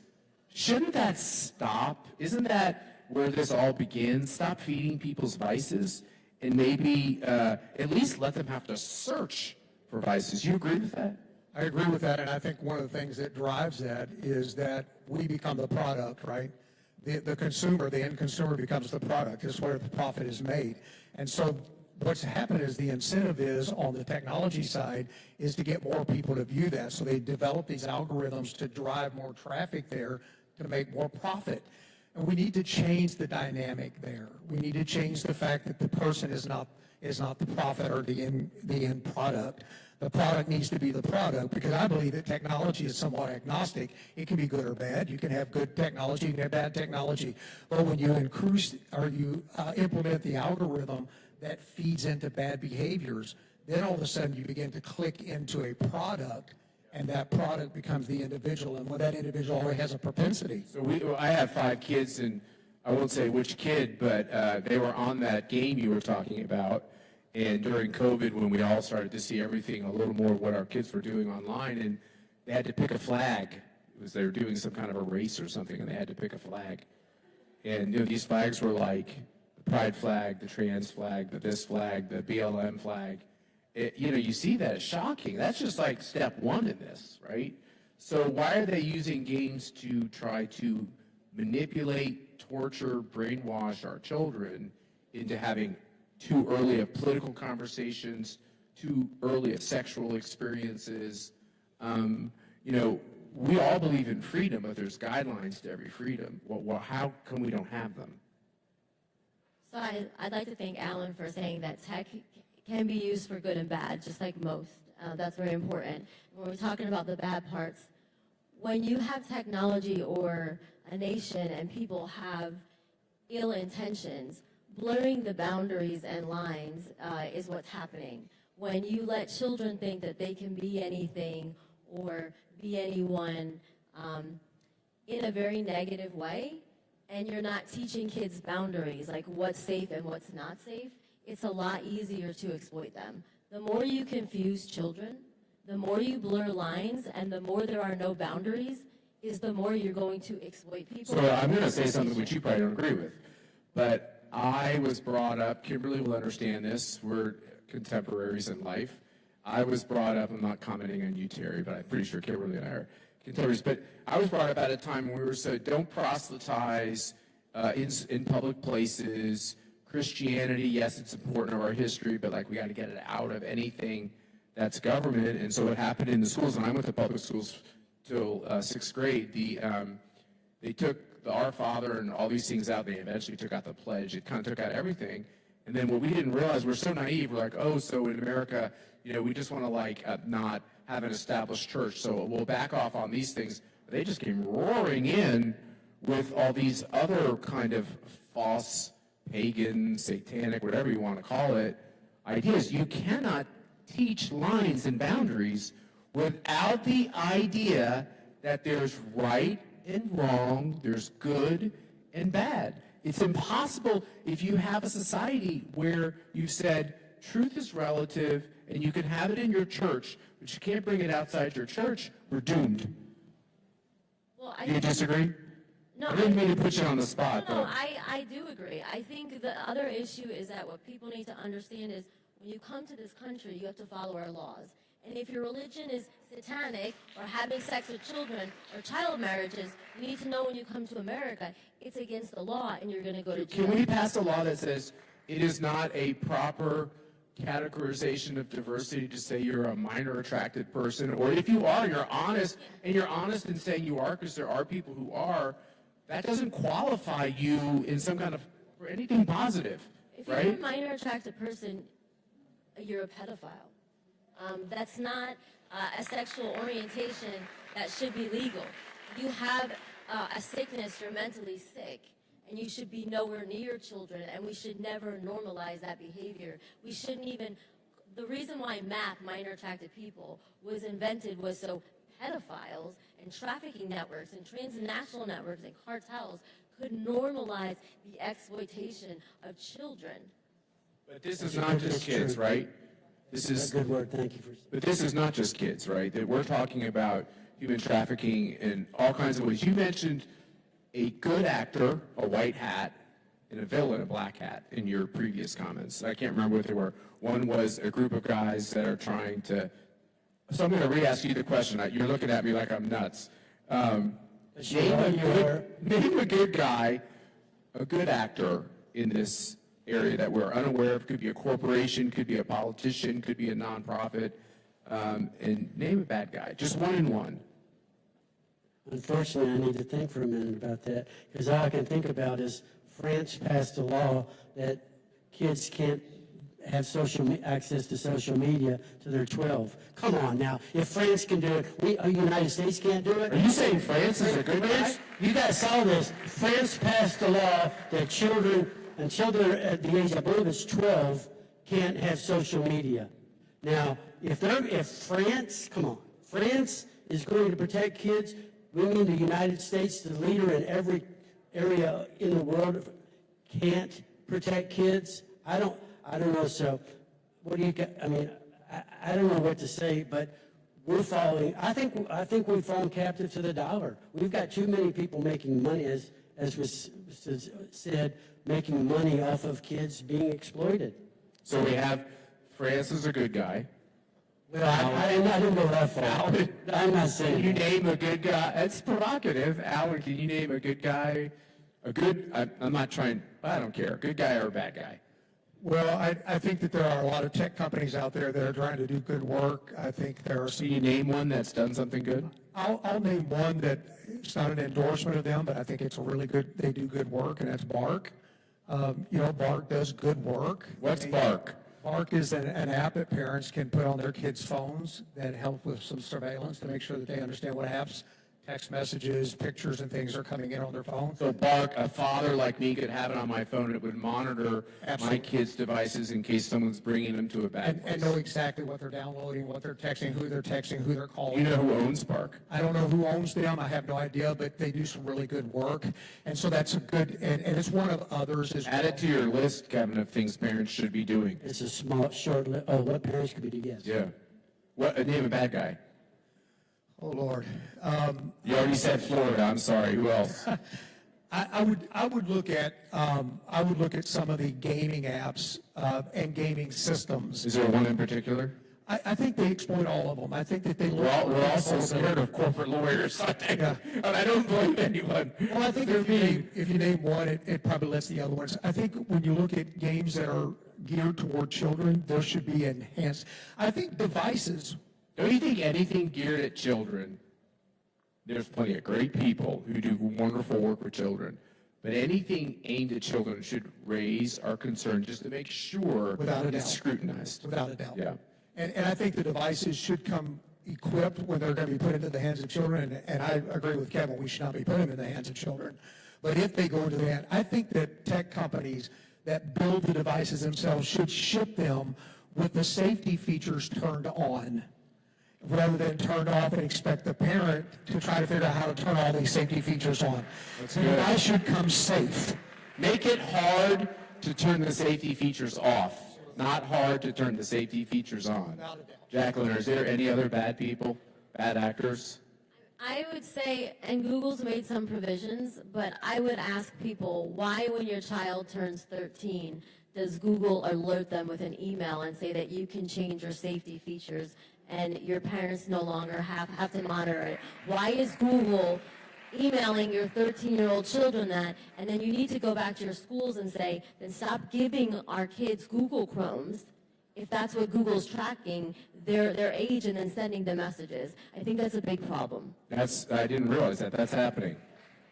So a kid has to be 18 years of age to vote unless they're in New Jersey, and they have to be 18 years to drink, 21 in some places, right? Most places. My kids keep telling me it's 18. Is that wrong? But what you're saying is that on more serious matters, 12 and 13. And those are really the most vulnerable ages now, is 12, 13, 11. That's when there's... So you think Google is a bad actor in that regard? Who's a good actor? I would say, Alan, I have to take your answer too. I really like Bark because not only... Is Bark publicly traded? Because they might get a bump after this. I don't know. Yeah. Also, what Bark does is it'll flag it. So predators and traffickers, they start talking to kids differently when they're grooming them and asking them, how old are you? Oh, you sound so mature. All of those words then get flagged. So you could be sitting next to your kid watching TV and your kid's being groomed and you don't even know it. And then Bark will start flagging you about these conversations and these messages so you could be alerted. It also start flagging you if CSAM comes in. And again, that's really important because the average child in America that's watching pornography is 8 years old. 8 years old.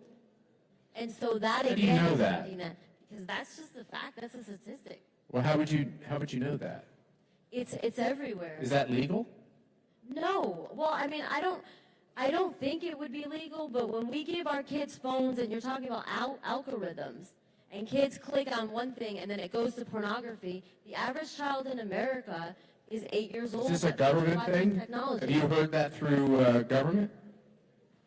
That's alarming.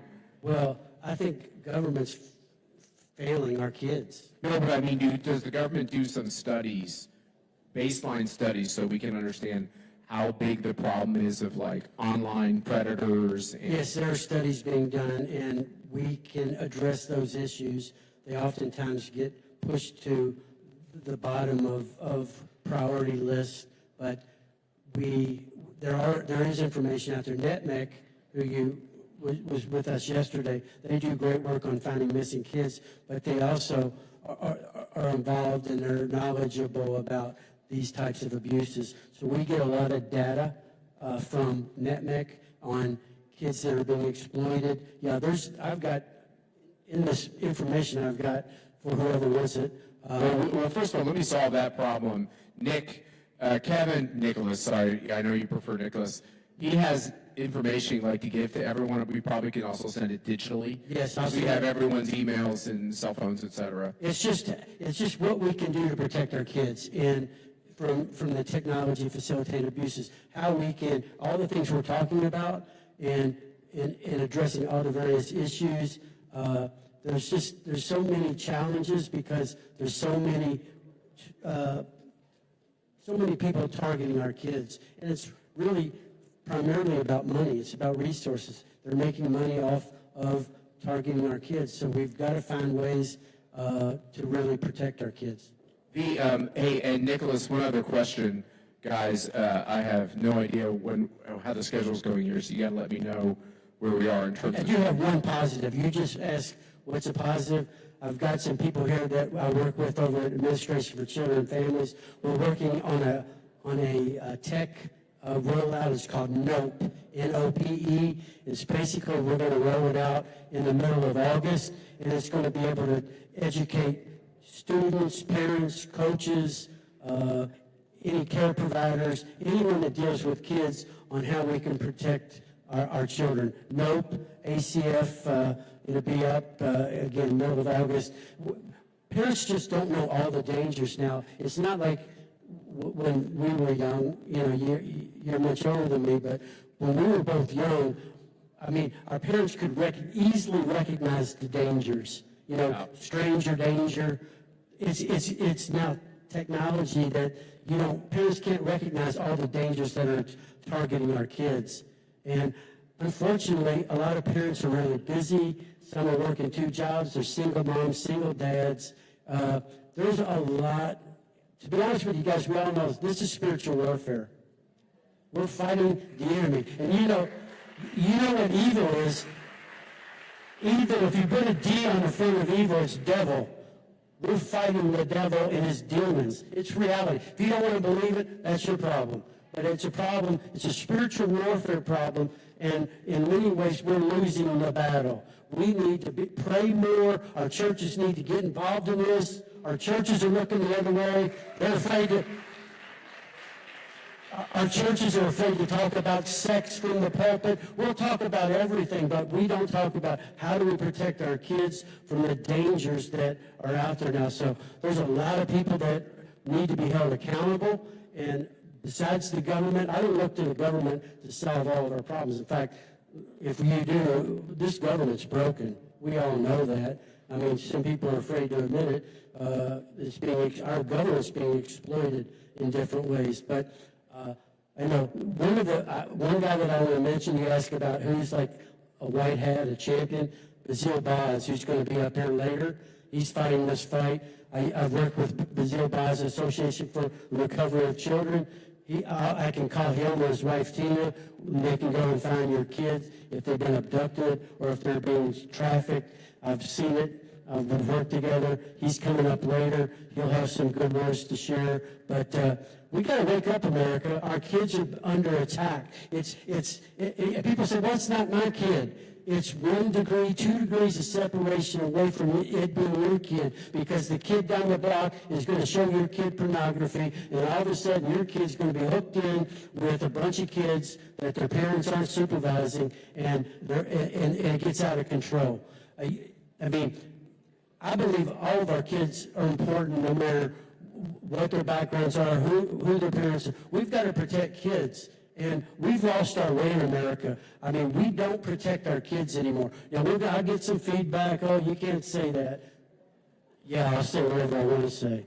But anyway, so, I mean, when it comes to kids, I mean, seriously, think about it. Think about all the people making, like was mentioned, billions of dollars off of exploiting our kids. Come on.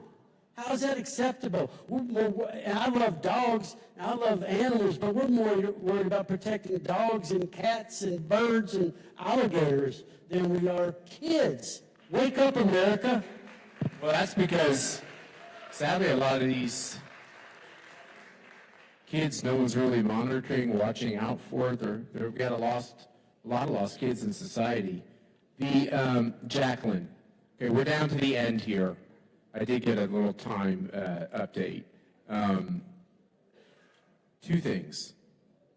This is non-political, even though CPAC does a lot of political things. I encourage, on CJR, we have a ton of Democrats we work with.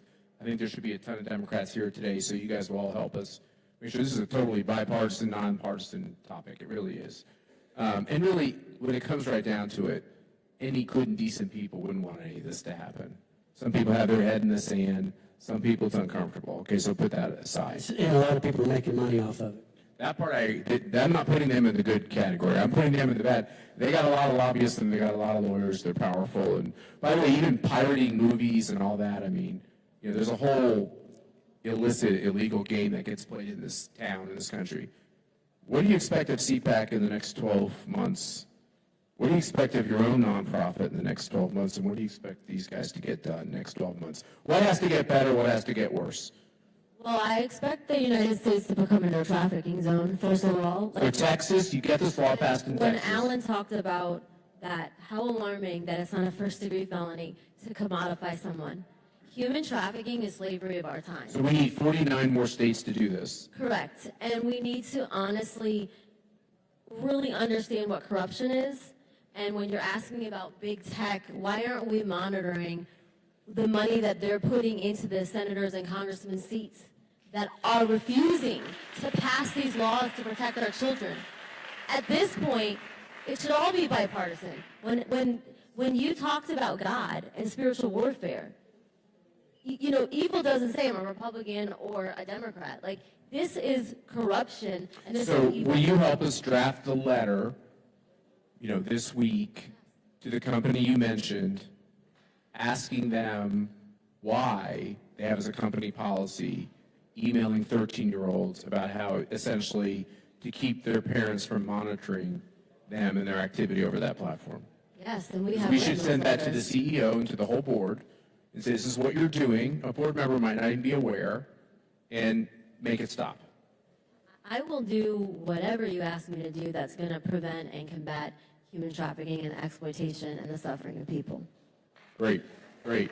You guys, well, that's a harsh thing. You've gone from I don't know what's going on to stop. Give me just a little bit longer, okay? How about semi-stop? I'm coming close to stopping. I'm easing the brakes. You two guys, you have these, I don't want to say out of retirement, that sounds harsh, but you're pulled back into the fight. Trump wins. You're over there with Secretary Kennedy, who I'm a big fan of, and you're involved in this really evil fight. I'm sure a lot of weeks you say, okay, I've done what I can do. The bureaucracy is mind-numbing and terrible. You don't have to even go through it. I get it. I'll give you each a year. A year. Push yourselves. What can you get done in a year? What more can you get done in a year?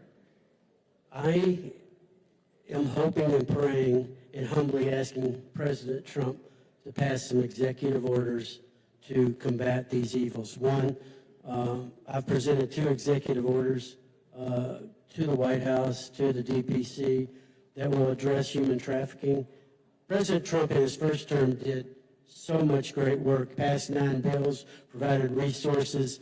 He is a champion in this fight, and he's fighting a lot of different battles right now, but I humbly ask the president to pass an executive order to fight human trafficking and an executive order to fight tech-facilitated abuses. He is What was that? What was that term you used? Tech-facilitated abuses. Okay, got it. So- Tech abuses. And I've presented 2 executive orders with the help of DOJ, with the help of DHS and other federal agencies. It's how we in America, with the help of the president, can fight trafficking and fight tech-facilitated abuses. And there's a nexus between the 2 of them. If we can get that done, I think we can really get a lot done over the next couple of years. All right, Alan, wrap us up. Well, A year from now, we invite you to come back here, and the jury's out on whether we are. Kind of depends on this answer. What can you get done? Well, I'll go ahead and solve that real quickly. This answer is not going to get me back.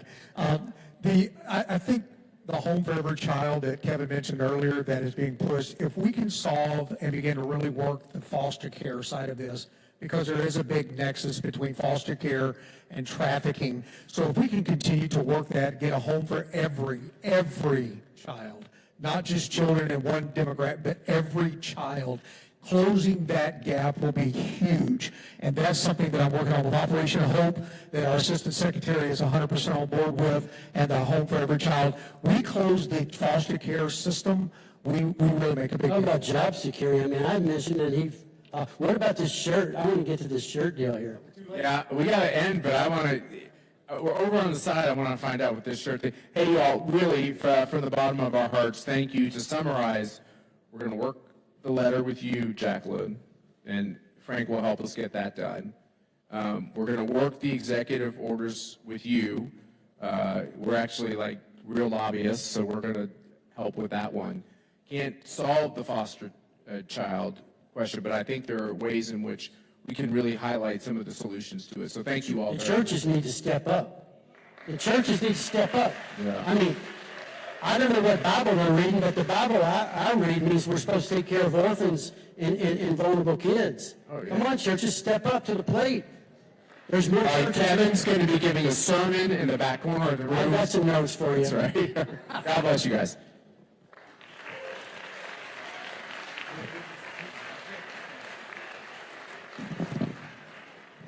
If anybody wants one of these, you can have them. Sorry, I couldn't get Kevin.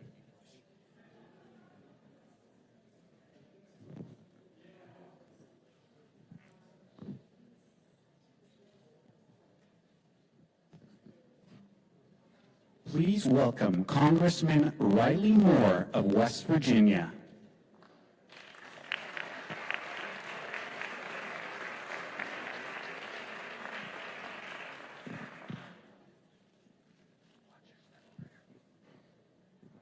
All right, good morning. Great to be with you all. Thank you very much. We got a full room here, so that's exciting. I want to thank Matt and Mercedes so much for having me. And, they are real, true American patriots in the cause and the fight for freedom. So thank you so very much for having me today at CPAC. And thank you all for being here and caring about this very important issue that I think is so near and dear to all of our hearts.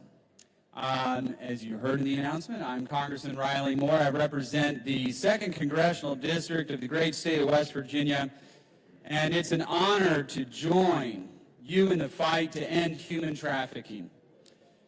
It is all of you who are working against this great evil every single day that really deserves praise. So thank you, each and every one of you, for being here. The fight against human trafficking has come a long way in just 3 years. When you all gathered for CPAC's first annual summit against human trafficking, our country was in a total crisis. And our very own government had facilitated, in my view, one of the greatest human trafficking explosions in modern history. So in 2023 alone, 2.5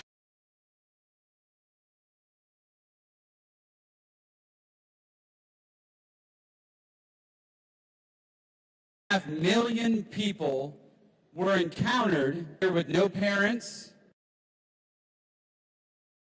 no guardians, and no one to take care of them. Once they arrived, President Biden's Office of Refugee Resettlement utterly failed them. Wanting to avoid the optics of holding these unaccompanied children in government facilities, the Democrats decided to release these children to whoever showed up to claim them.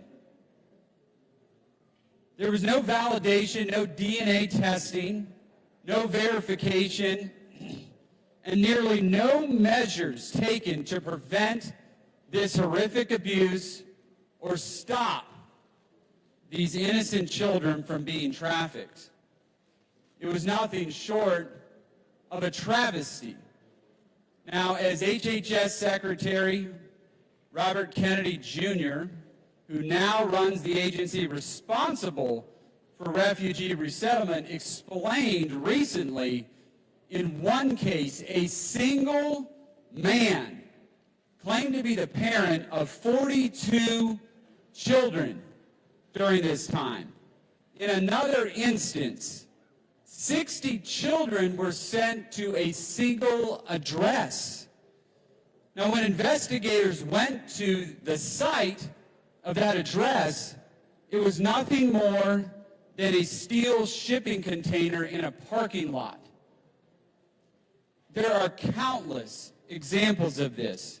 Over the course of his 4 years in office, Secretary Kennedy said the Biden administration lost track of more than 375,000 unaccompanied children.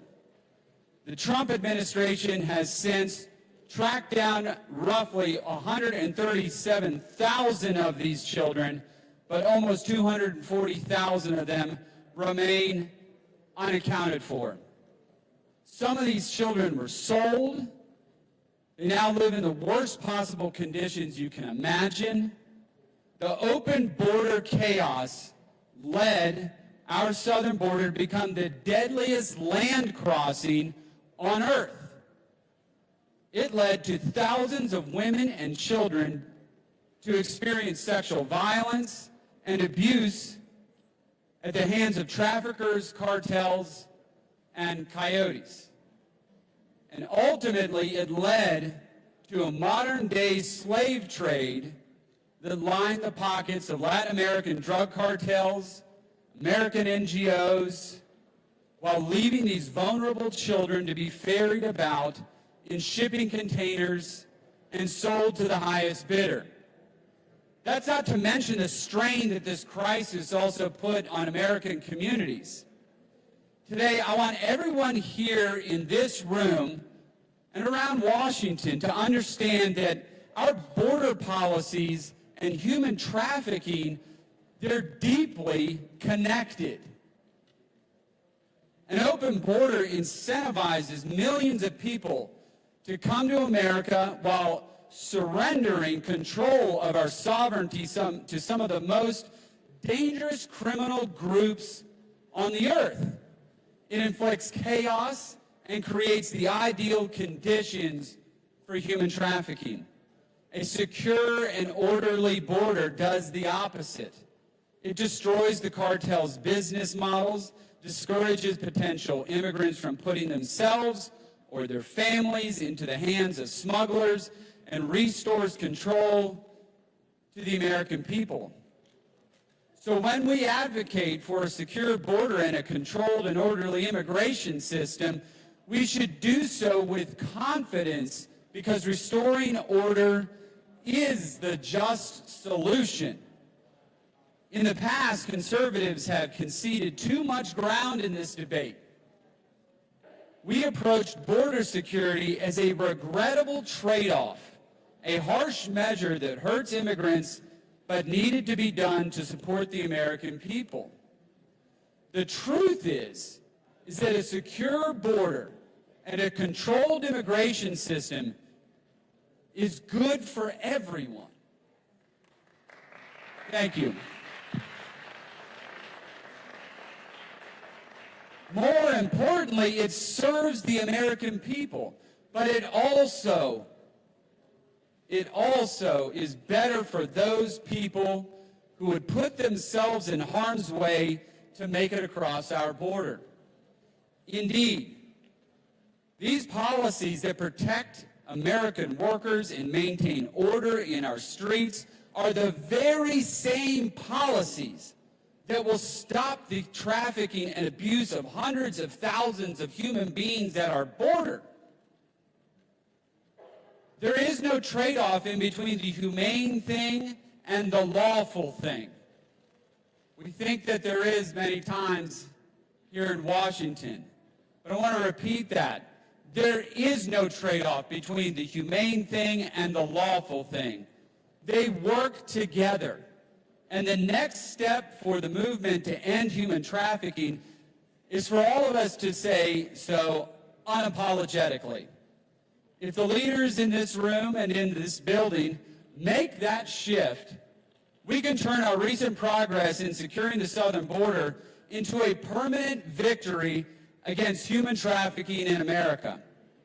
3 years ago, when you all first started this conference, our own government was losing track of children in its own custody every single month.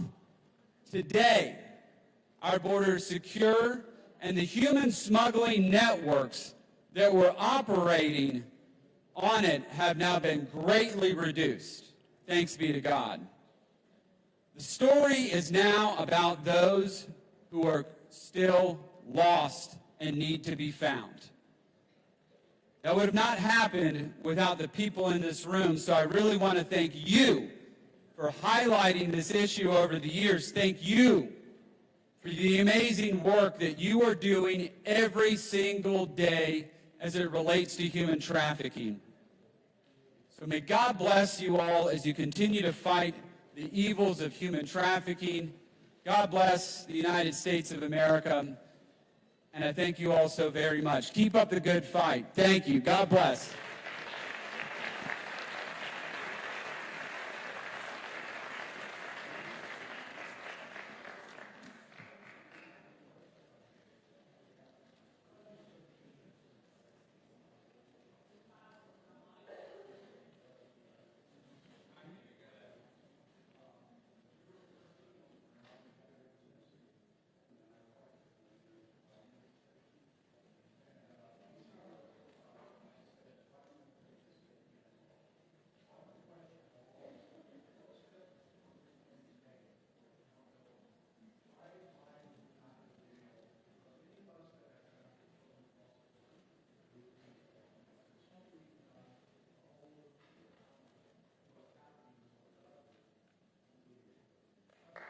It's a great question.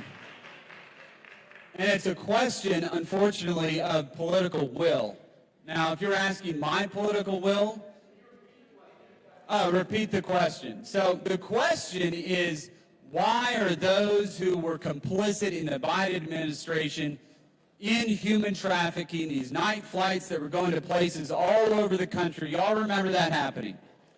Why have they not been held accountable? And it is a question, unfortunately, in this town of political will. Now, if it's my will, these people need to go to jail. All of them need to go to jail because they were complicit in this. Now, look, this is something that we're going to continue to push on. I push on all the time. You know, not that you all are turning on Appropriations Committee hearings, but every bill that I work on in that committee, we are looking at this issue and many, many other issues that are also linked to this, specifically Christian persecution, human trafficking, all of these types of things that have been going on for far too long and people have been turning a blind eye to. But it is certainly something that I'm going to continue to push on. And you all need to go and leave, when you leave this room, push on your elected officials to step up and do something about it, because there's a lot of us here that are more than willing to legislate around this, but it's the folks who are on the fence. You need to have your voice heard in their office and push them to do something about it. So I got to head back to a very interesting issue, hearing that we're having. We're trying to figure out how we can prevent government shutdowns. Not sure we're going to solve that today, but I have to go back to that hearing room as a member of the Appropriations Committee and see if we can figure that out. I think we'll probably figure this issue out first, though, before a government shutdown. So, in any event, thank you all very much. God bless you.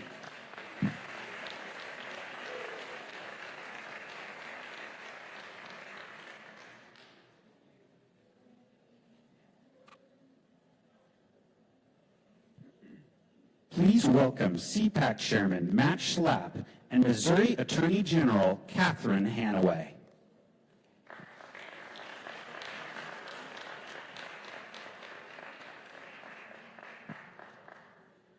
So do we start off, Catherine, talking about how long we've known each other? I think that's a good idea.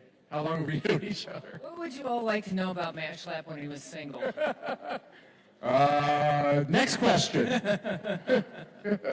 I do have a daughter in the room, so maybe you ought to sit her down. And You know what? He was the sweetest guy then, just like he is now. Nice. I can truly say, and I've worked in and out of public service for 30 years, Matt Schlapp is the nicest person that I've ever encountered in public service, and he really cares. That's and sweet. he brings so much heart to all of his Thank you. missions. It's true. And now, don't be offended. I wouldn't say you're the sweetest person. No, I don't know who would.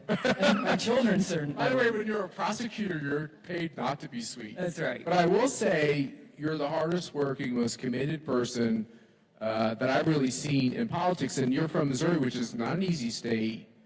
And the other thing that I admire about you is you're really a survivor. You've had all these big jobs. She ran the Bush campaign in 2000 in Missouri. Then you get picked to be the U.S. attorney for the eastern side of the state, right? Is that how they do it in Missouri? Yep. And which is a tough job. In like the second half of the Bush administration, you were the Speaker of the House in Missouri. First Republican in 48 years. Yeah, probably the first woman. I don't know. Still the only woman. Only woman. Kind of sad. And I know you, and I know that you're conservative, you're a person of principles, you're a person of faith, and now you're here today, and we've been brought together again because of this horrible evil. Why do you care about it? You know, I think some of my first exposure did come when I was U.S. Attorney, which was from 04 to 09. And at that point, child exploitation, at least as it was being prosecuted federally, was mostly ICAC materials. It was a lot of online solicitation, pornography, and we actually prosecuted from St. Louis, little old St. Louis, more of those cases than any other district except Los Angeles, and in real numbers, not as a percentage. And I did then make it my mission to go out and try to educate young women and civic groups about who was looking for them online, because it was sort of new at the time. And I tried, my mantra was sort of that people shouldn't be connected through social media to anyone they wouldn't recognize if they walked up to them. That seems like a pretty naive notion now. And I will tell you about just one case. Well, actually, I'm going to tell you about two quick cases that just really made me committed to this for life. One was a man in a very small town in Missouri, and that's the other thing that we have to raise awareness about. This is one of those crimes that can happen anywhere. Like if you ask me to identify where a murder or a drug deal was most likely to happen tonight in D.C., I could get you pretty close to where it's going to happen. If you asked me where human trafficking was likely to happen or sexual exploitation, it could be anywhere, and the predator could look like anybody. So these two terrible cases, one was a man from Wayne, Missouri, who was filming his sex acts with his own 3 children, posting them on the internet, and then trafficking them to other states. He was using his internet postings to advertise the availability of his children. Now, These are his natural children. These are his natural-born children, and the youngest was 2. I mean, this was just a terrible. Have a prior criminal He record? had some drug problems, and obviously we put him away for life. But I mean, I tend to think the death penalty should be available for some of these crimes. Thank you. And then the other case, some of you may have read about. It was. Can I ask you one more question on that, because that's like hard. It's You hard said to something process. that's hard to process. Is that a very unique thing, or is this happening? It is pretty uncommon. Sadly, too often when it is a blood relation, it's mom making her kids available to someone who has a position of power relative to her. So there's somebody that's stealing drugs she wants, they're being abusive towards her, or she wants to have a relationship with her, and then she's making her kids available to this. You've had these government jobs. Is there anyone tracking the kids in Yeah. these situations? Do 50% of them get to a better place, or do they just have their lives destroyed forever? No, I know we have some survivors here, so please I understand that there are a lot of people that come out of this okay. And they all are bigger experts than I am on this, but I will say the kids are more resilient than you think, but we've got to be there with them kind of for life, because you don't know what's going to come back up when. The other case that I have followed the kids a little bit more specifically, and some of you may have heard about it. At the time, it was called the Missouri Miracle. This man had taken a 12-year-old boy, and the boy was missing for 4 years, and then he took another boy. And he was there were more witnesses, and the FBI did a phenomenal job of investigating it, and we found both boys who he had held as prisoners. And he was going to murder the first boy because he had aged out of sort of this guy's desires, and that's why he went and got a second boy. It was great work by one particular FBI agent who just knew she had him and was absolutely relentless about following him. And then when she finally got to interview him, she broke him and he led her to the two boys. But those boys I have followed, and your 50% guess, pretty on target. One of them is doing very well, and sadly, it's the boy who was missing for 4 years, and the boy who was gone a little less time is really struggling. It's totally understandable. My mind is racing on so many questions I want to ask you. I asked the last panel I was on here with folks that are in the Trump administration, who you have all this, you can't believe this can be happening. That's the first hurdle you have to get through. And then you realize it's happening. And then you can't believe it's happening in this pervasive fashion. And then you have to get over that hurdle. And then a lot of people get to this point where who are the ringleaders? Who are the ringleaders, Catherine? Like, it seems so anonymous. It's like, oh, these bad people are doing these bad things. There's got to be some people out there who are making the profits and everything else. Yeah, they don't have an association. Yeah, they're trying to hide. They're trying to hide. And they hide well. We've had takedowns of about 30 different people who were creating demand in Missouri just in the last 90 days. Great cooperation with the feds, great cooperation with locals. Where we tend to look is the hotel industry, the high traffic industry. So Missouri does actually have a lot of this problem because we have interstates 55, 44, and 70, which are across country and north and south, and they all convene in St. Louis. And so there is a lot of trafficking to that spot. There's a lot of drug trade to that spot. I want to say something positive. So we just had the World Cup in Kansas City. We were expecting it to be the largest human trafficking event in history.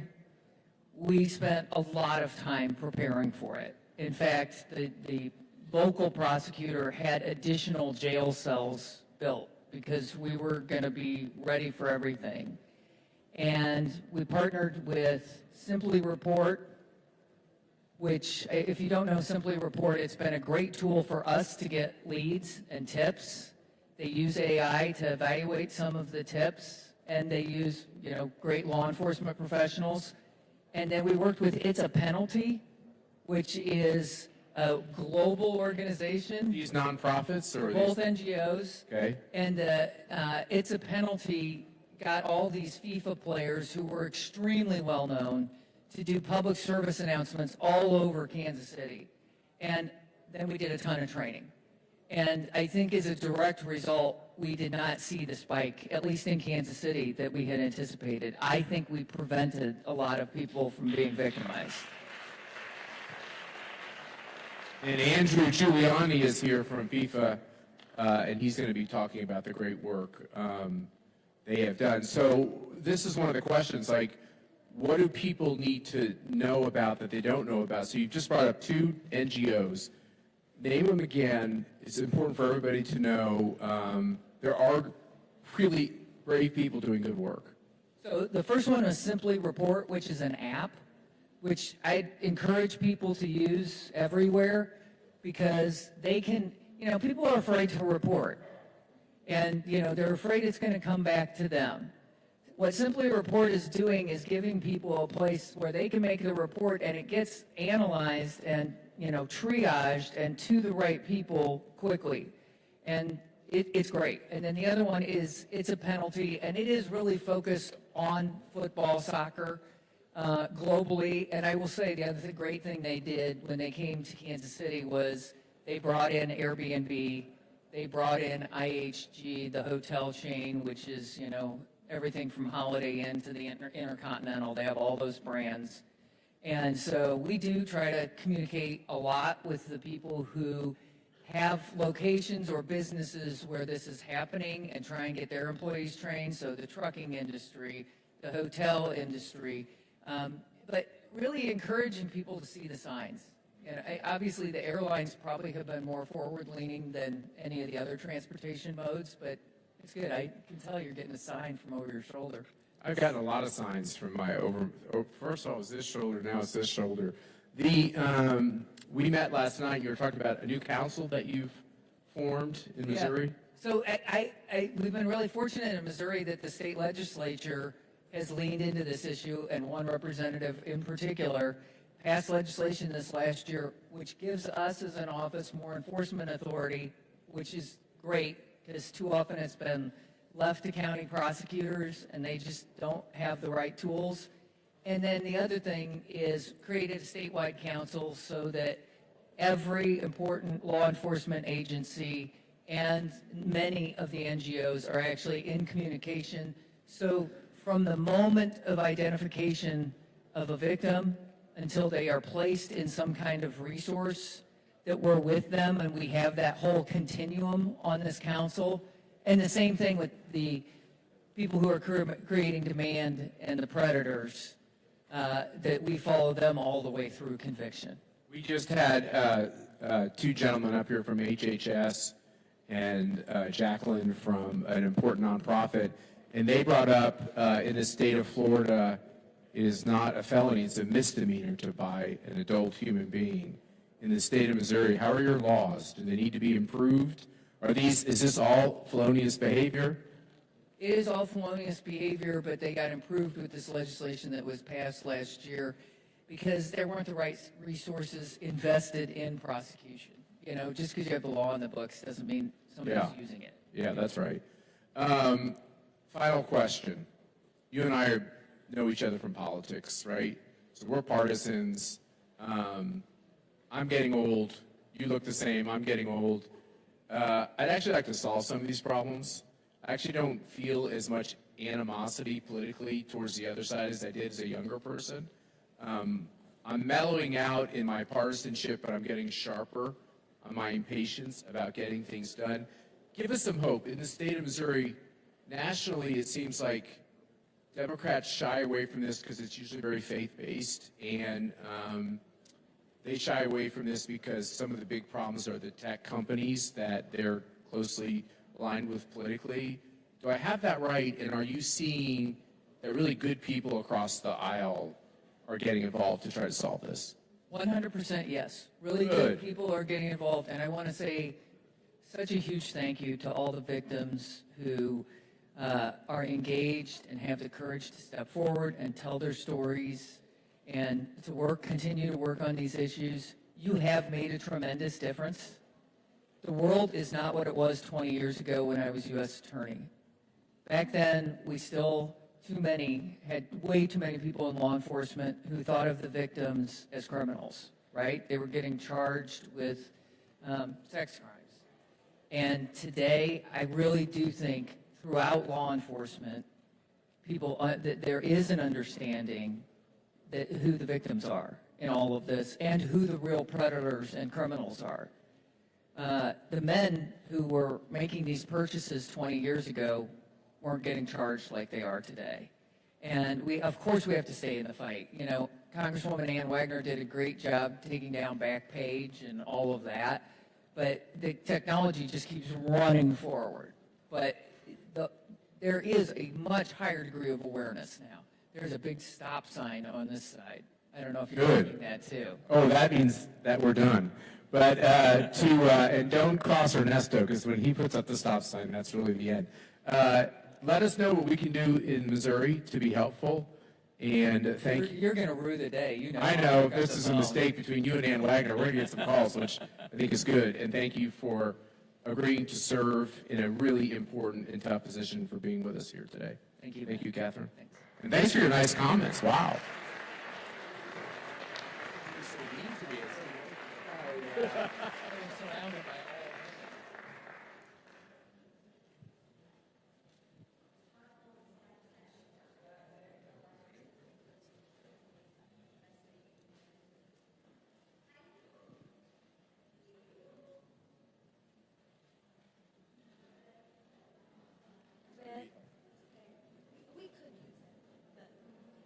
Oh, thank you.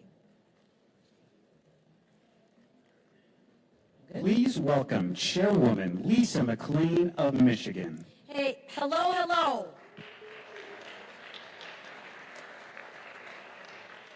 So I'm going to apologize in advance. My staff wrote a phenomenal speech that I'm not going to use. And I'm not going to use it, not because it's not true and the stuff that is in there isn't accurate. It's because I think I need to speak from the heart. For me, I just spent 15 minutes with some victims backstage. So if there are any victims out here, first and foremost, I want to say thank you for your courage to come and tell your story again and again and again. Sadly, you should not be the ones to have to tell your story. You need people like me and the other members up here to actually stand up and advocate for you. Because you want to know why that is? That's our job. That is our job. So let me start with a little bit of me and my story. Is why I'm involved in this is embarrassing. But I think the first step in recovery is to know your faults. So when I first got into politics roughly 6 years ago, I didn't know much about human trafficking. In fact, I knew very little, and what I did know was pretty pathetic. Pretty pathetic was like, I thought human trafficking were kind of like, oh, you're sort of like a sex worker, you know, like you ran away from home, or I wasn't educated. And I'm embarrassed to say that, but it's the truth. So then I went to, I don't know the proper word for it, but it's a transition home in my district. I was looking for places, you know, I wanted to get to know my district, I wanted to get to know the issues, yada, yada, yada. Went to a home in Pontiac of where we were transitioning women who we rescued or who were rescued from human trafficking. And I was scheduled to be there for 15 minutes. 2 hours later, I couldn't leave. It was the most eye-opening experience to me that I had ever had. And there was a range of emotions, from anger to frustration to embarrassment on my part, on how can this be going? Like, I live in a little town called Romeo, Michigan, right? No one's ever heard of it. This can't be happening in my city. Well, let me share with you, as you know, it's happening everywhere. But it's everyone's little secret. No one really wants to talk about it. Well, I'm here to share with you. I'm here to talk about it. And I talk about it quite often because it needs to be talked about. And we need to educate people on both ends of the spectrum. And what I mean is, we need to have resources, we need to have awareness, and we need to have accountability. And right now, we're barely touching the surface on any of those, right? We can get up here and talk about, yes, the Biden border crisis is horrible and it exacerbated this problem. It did. It absolutely did. But the problem, I think, is deeper than that. The problem, I think, is us. We sit there and we stay silent. We don't want to watch. We don't want to look. We don't want to be aware of the signs. We do this. We do this. And I'm sharing with you, as a society, as a people, as a human being, we need to open our eyes, and it starts with people like me. And the reason we don't open our eyes, I'm going to tell you why we don't open our eyes, is one, it's hard to see. But two, we don't want to see who's doing it.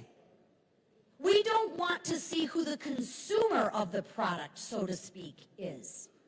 And we don't want to talk about it because it's either big tech that give us what? And I don't want to hurt their feelings. Really? We don't want to hurt big tech's feelings? Are you kidding me? Right? Well, it's privacy laws. You can scrap the privacy laws. What they're doing is illegal. It's illegal. So scrap the privacy laws. If you're doing something illegal, shame on you, and you are part of the problem. But we don't want to say anything because, right, like, they help us. Well, that's got to stop. And I'm here to tell you, it's got to stop. Number one. Number two, take a look at who's, we are the victims. The people who do human trafficking and consume human trafficking, they need to be held to the highest level standard of accountability. We just heard here, it was a misdemeanor in some states, a misdemeanor. Can someone connect those dots for me? I can't connect the dots. I can't connect the dots. But you know what's going to change it? What's going to change it is people like me advocating and calling out the truth. So what I need from you is I need you to take a moment and say thank you to you for being here. Because you had a choice in where you could be today, but you chose to be here on the Hill. And for that, I thank you, and you should thank yourself and your neighbor. So thank you, number one. Number two, I'm giving you carte blanche to hold all of your lawmakers accountable, because it is our job to advocate for you. And if we don't advocate for you, who's going to? Now, it's really easy to advocate for the non-emotional things, like money for CBP and border funding. And we can talk about that because that's a really partisan issue, and I can stand up here and talk about, oh, we need money for CBP, we need money for ICE. Yes, we do, of course. But this isn't a partisan issue, gang. If you get the cameras out of the way, if you talk across the aisle, and I don't care what side of the aisle you're on, I am hard-pressed to really find anybody that is going to debate me that human trafficking is a misdemeanor, that we don't need resources for human trafficking. No one will say that. Yet no one has picked up the ball and ran with it. Well, I'm here to tell you I want to pick up the ball and run with it, and that's why I'm doing what I'm doing, is because I think it's critical. But I think we need a couple things. We need resources, yes, absolutely, no question. But you know what we need more than anything? We need to not stay silent. Because in my house, what I always told my kids is silence is agreement. We cannot stand silent. And I liken it to the more voices we have, the more people singing from the same hymnal, it won't go away. But we have got to continue to press on, and you don't need to be the voice. We need to be the voice. For the victims who are here, you've already experienced the tragedy. You don't need to relive it every other month. We need to help you do that. So for me, that's what I want to help you do. But what I need from you is I need to know what you need. So for me, I think it's resources, right, for transition. How do we take somebody who has lived this unfortunate life, so to speak, how do we transition this person back into society to give you self-worth, to make you feel good again? I think that takes resources, right? I also think there needs to be penalties on both ends. Yes, for the big tech companies, but also for the users of it as well. And a misdemeanor makes me sick to my stomach. If it were me, I think this needs to be the highest level of crime, and you need to be locked up, thrown away, and the key needs to be thrown away. It's really simple for me. For those of you who don't know me, I don't have a big filter from my brain to my mouth. And this isn't a black or white issue. This is a black or white issue. This isn't a lot of gray area. This is, you know what you're doing is wrong and you need to be held accountable. And the problem is when there's no consequence to the action, it just incentivizes more bad behavior. I wish it weren't that way, but that's the world in which we live in. So for me, I want to say again, thank you for being here. Again, you could be anywhere and you chose to be here. 2, if you know of somebody who is in need of help, what I will share is, I know there's a ton of resources, but we have got to come together and continue to write letters to our congresspeople to say we need funding and we need accountability. Because until we get funding and until we get accountability, very little things are going to change. And I will share with you the one thing that works up here is the squeaky wheel gets the oil, and it's time for all of us to squeak up here. So with that, thank you for your time. I appreciate all of you, and we will work tirelessly until we get this fixed. Thank you.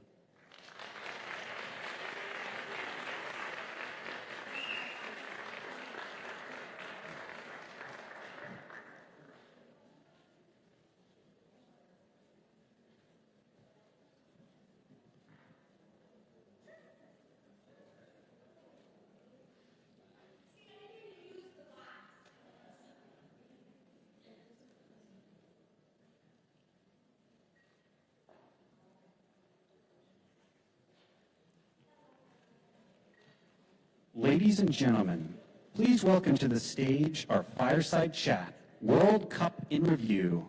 Moderating the conversation is Frank Russo, CPAC Senior Advisor. Joining him is Andrew Giuliani, Executive Director of the FIFA World Cup 2026 Task Force. Please give them a warm welcome. Thank you very much.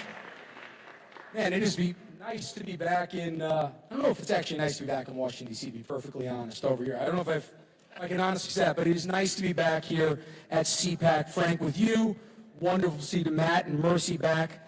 How about that World Cup, ladies and gentlemen? Wasn't that just unbelievable?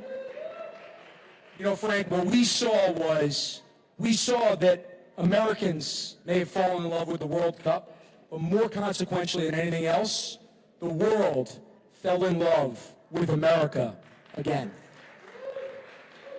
Andrew, thank you, first of all, for being here. It's not like you've had a busy last, 33 days of insanity, and I just cannot say enough. The other thing the world learned is that America is a safe country, it's a beautiful country, and it's the perfect country to come and visit because we make sure that safety is the #1 priority. And I can't say enough about what your task force did, but better yet, I'd rather you talk a little bit about those public safety priorities. How in the world did we keep people safe when over, 2 million fans came to the sporting events across this great country?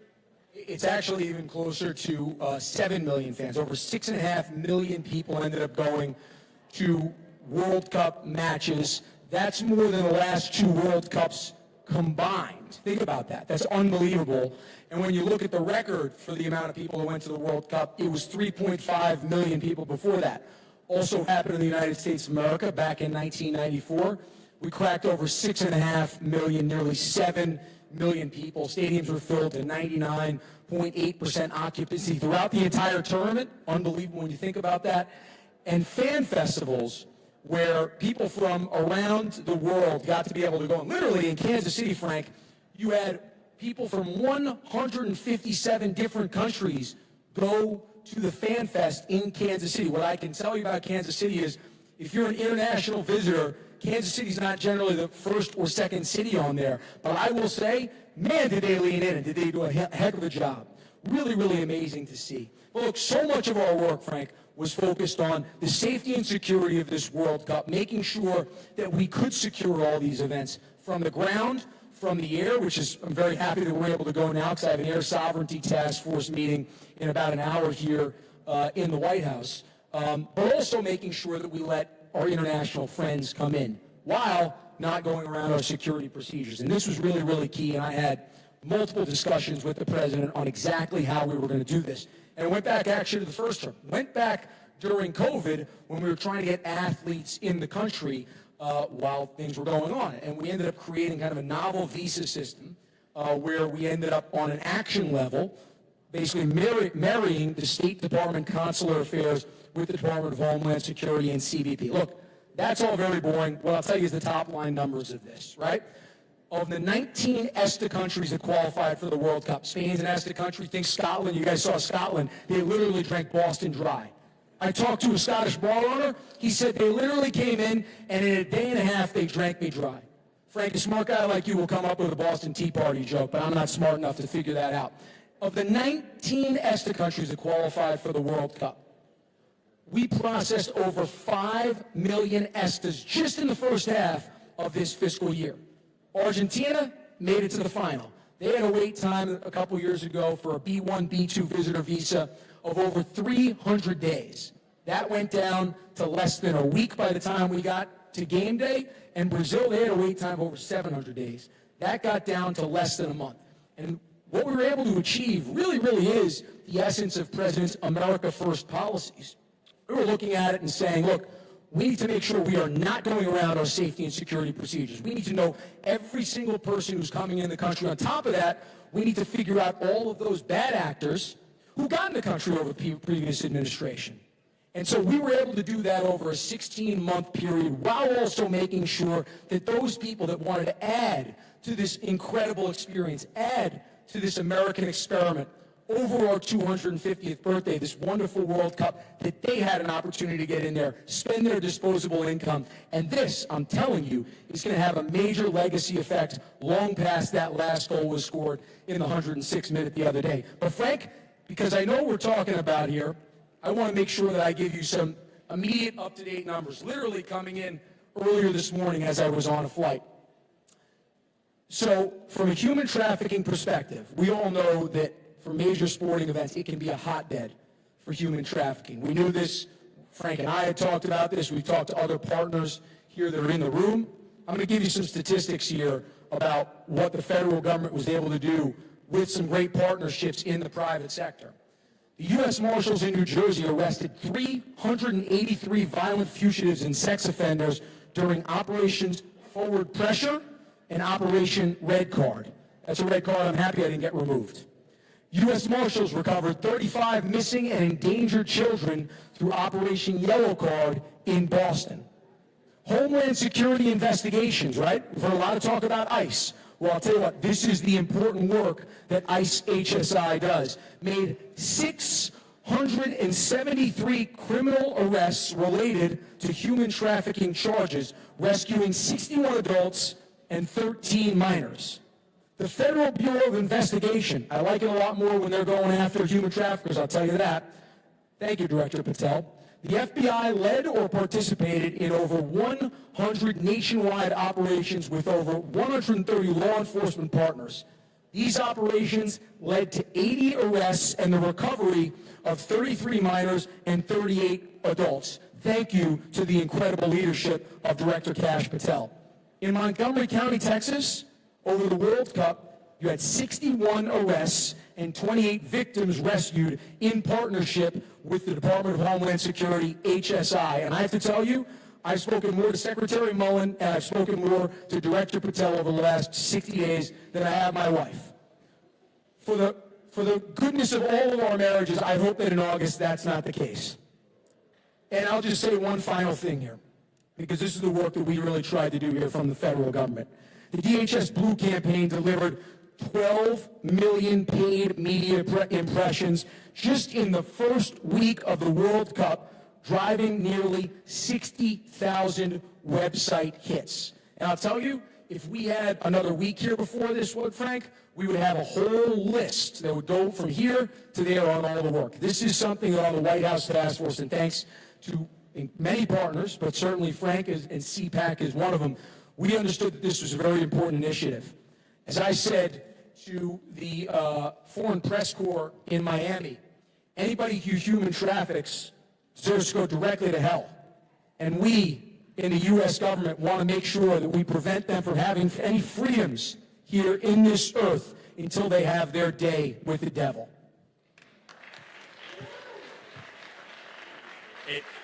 Andrew, I have to say, the partnership that so many times we hear about partnership, it's our favorite word, but to actually act and live it is something else. And to see what you did, I live in the state of Georgia, and we were at a host city in Atlanta, to see what federal, state, and local law enforcement did for our community so that my family could go to the game safe, made a difference across not just our state, but across those millions in our city as well, visitors from around the world. So the one thing I'm really hopeful that we can share with this audience is, what does it mean now that the World Cup's over? I think too many people view it as this is the end of our work. I say the opposite. I think it's just the beginning. Those partnerships that we gathered over that tournament, certainly in my hometown, have made a significant impact in our ability to go after traffickers for the next 4 years. And it's also, and I'm stealing your term on this one, I apologize, the golden generation of sports, right? This is the golden age of sports in America. And so can you talk about what this impact is going to mean, not just for communities today, tomorrow, and into the immediacy, but maybe for another big tournament coming to the United States here pretty shortly? Yeah, that's okay. I stole that term from the president, so it's okay. Look, we have not stopped working even though the tournament ended about 72 hours. I can tell you this dedicated team at the White House Task Force is already transitioning, and that's the only time that I'll use transitioning today, already transitioning to the Olympic Task Force at this point. I will be moving on. I'm honored to hand it off to an incredible leader. Some of you guys probably know very well, Richard Walters, but we'll have some very, very similar people that we're working, Frank, with you on these incredible projects. And it's very important as we do look at this golden age of America, as President Trump loves to point out. This also is the golden age of sports in America. We have an Olympics coming up in 2028. Patriot Games coming up, Maggie was reminding me here in a couple of weeks here, I think August 9th to the 11th, which I think you're going to have a surprise visitor as well. Maybe it's not a surprise, I don't know, but we'll keep it a surprise, and maybe you know. Maybe it's a surprise to me. We have a Women's World Cup in 2031. Frank, this is where I'm going to digress a little bit over here. I saw the great Riley Gaines in the front row here a few moments ago before she had to get ready. I'm going to take a little questionnaire from the panel, if you don't mind. Are you okay with that? Oh, absolutely. A little question. Okay, let me ask you. I'm going to ask you 3 questions. After this incredible World Cup over the last 40 days, by a show of hands, how many of you would like to host the 2031 Women's World Cup here? Okay. Now I'm going to ask you another question. How many of you would like to host the 2031 Women's World Cup if there are men playing in the Women's World Cup? How many of you would like to host the Women's World Cup if, oh my God, a novel idea, it's women playing in the Women's World Cup and only women? Yes. Okay. Well, you can ask that one to Riley Gaines. I think I know where she's going to stand on that one. Look, the president has, more than any president in the history of the country, he has stood up for women's rights to play on a fair playing field. He believes in fair play on the field just like he believes in fair play in the ballot box there more than anything. You think about his chief of staff, you think about his press secretary, you think about all those incredible women that he has empowered and that really have helped him move the policies of this country along in senior positions all around the cabinet and all in senior staff positions. And that's why those fantastic lies that you may have heard from the media, well, look, the truth is out there, and the president is delivering from ahead on this one. I couldn't agree more. Andrew, thank you for your time. You are, my understanding is you're back to the White House, and you've gotten probably no sleep in 2 months. Thank you to you, your team. I see Heather from your team here, for the work that you did to not just keep us safe, but show the world the greatest country on earth is continuing to live and breathe in this golden age. So thank you for your work. Thank you for all that you do. Frank, thank you. Thank you.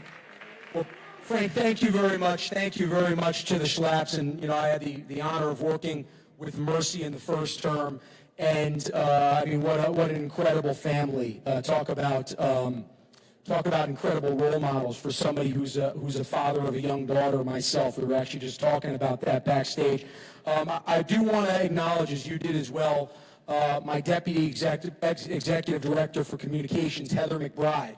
You know, in these moments here when you have these great victories as a career, when you're able to show off the United States, is the first time I met with President Trump about this role. You know, the president, you have to really get your elevator pitches down well. He's a busy guy.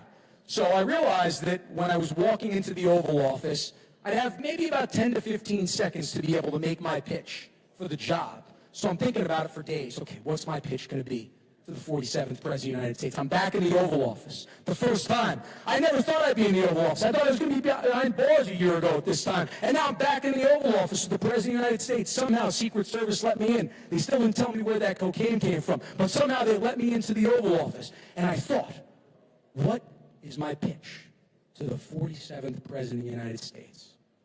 I got it.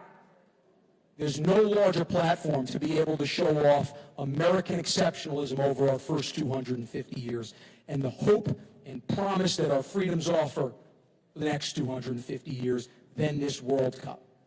And I have to tell you, Heather McBride, as the Deputy Executive Director and Director of Communications, in those low moments, and I know a lot of people in those room here, they know lower moments, lower than I could only imagine. But for me, in those low moments, when I wasn't sure about my freedoms, and I wasn't sure if I was going to be persecuted and prosecuted, she stood by me every single step of the way. And I know many of you have interacted with her directly. She is an amazing person, and I just want to personally thank her from the bottom of my heart. Well, look, I know I got to go. We are in America's golden age. We really, really are. It is a blessing to be here. It is a blessing, the work that you're doing. Whatever I can do to help you as we move forward in this golden age of sport, as there are more opportunities for these human traffickers to be able to go and traffic people to these major events, whatever I could do to be standing on the side of the angels with you, I'm a quick call away. Thank you very much. Thank you for all the incredible work that you do. God bless each and every one of you and the fight that you have put up, and God bless the United States of America. Thank you, Frank. Andrew. Appreciate it. Thank you.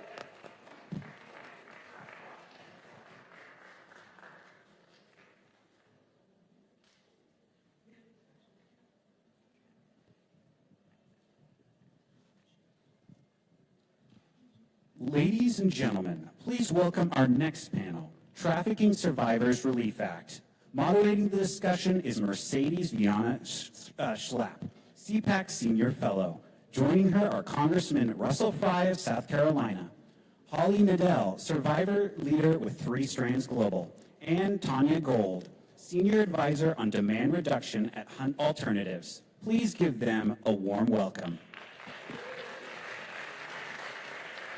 All right. Well, it's been wonderful. I hope you're really taking this all in and understanding the incredible work I think that the Trump administration is doing. But, again, as we keep talking about what is the next step, what are the solutions? But I am really honored to moderate this panel because we talked about heroes earlier, and this is the panel of leaders and heroes right here.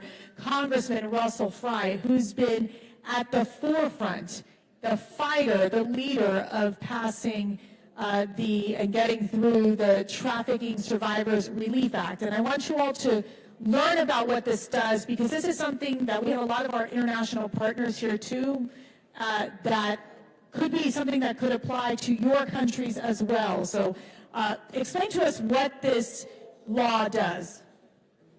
So, first of all, thank you, Mercedes. Thanks, CPAC. Thanks our partners, Holly.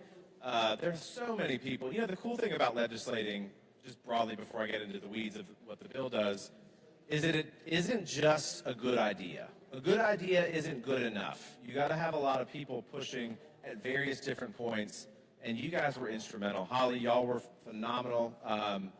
My staff, where's Noah? Noah was here. He was like a little honey badger at times. It really takes a lot of people to push a good policy. But this bill is so critical. Look, 47, maybe 48 states have something similar at the state level.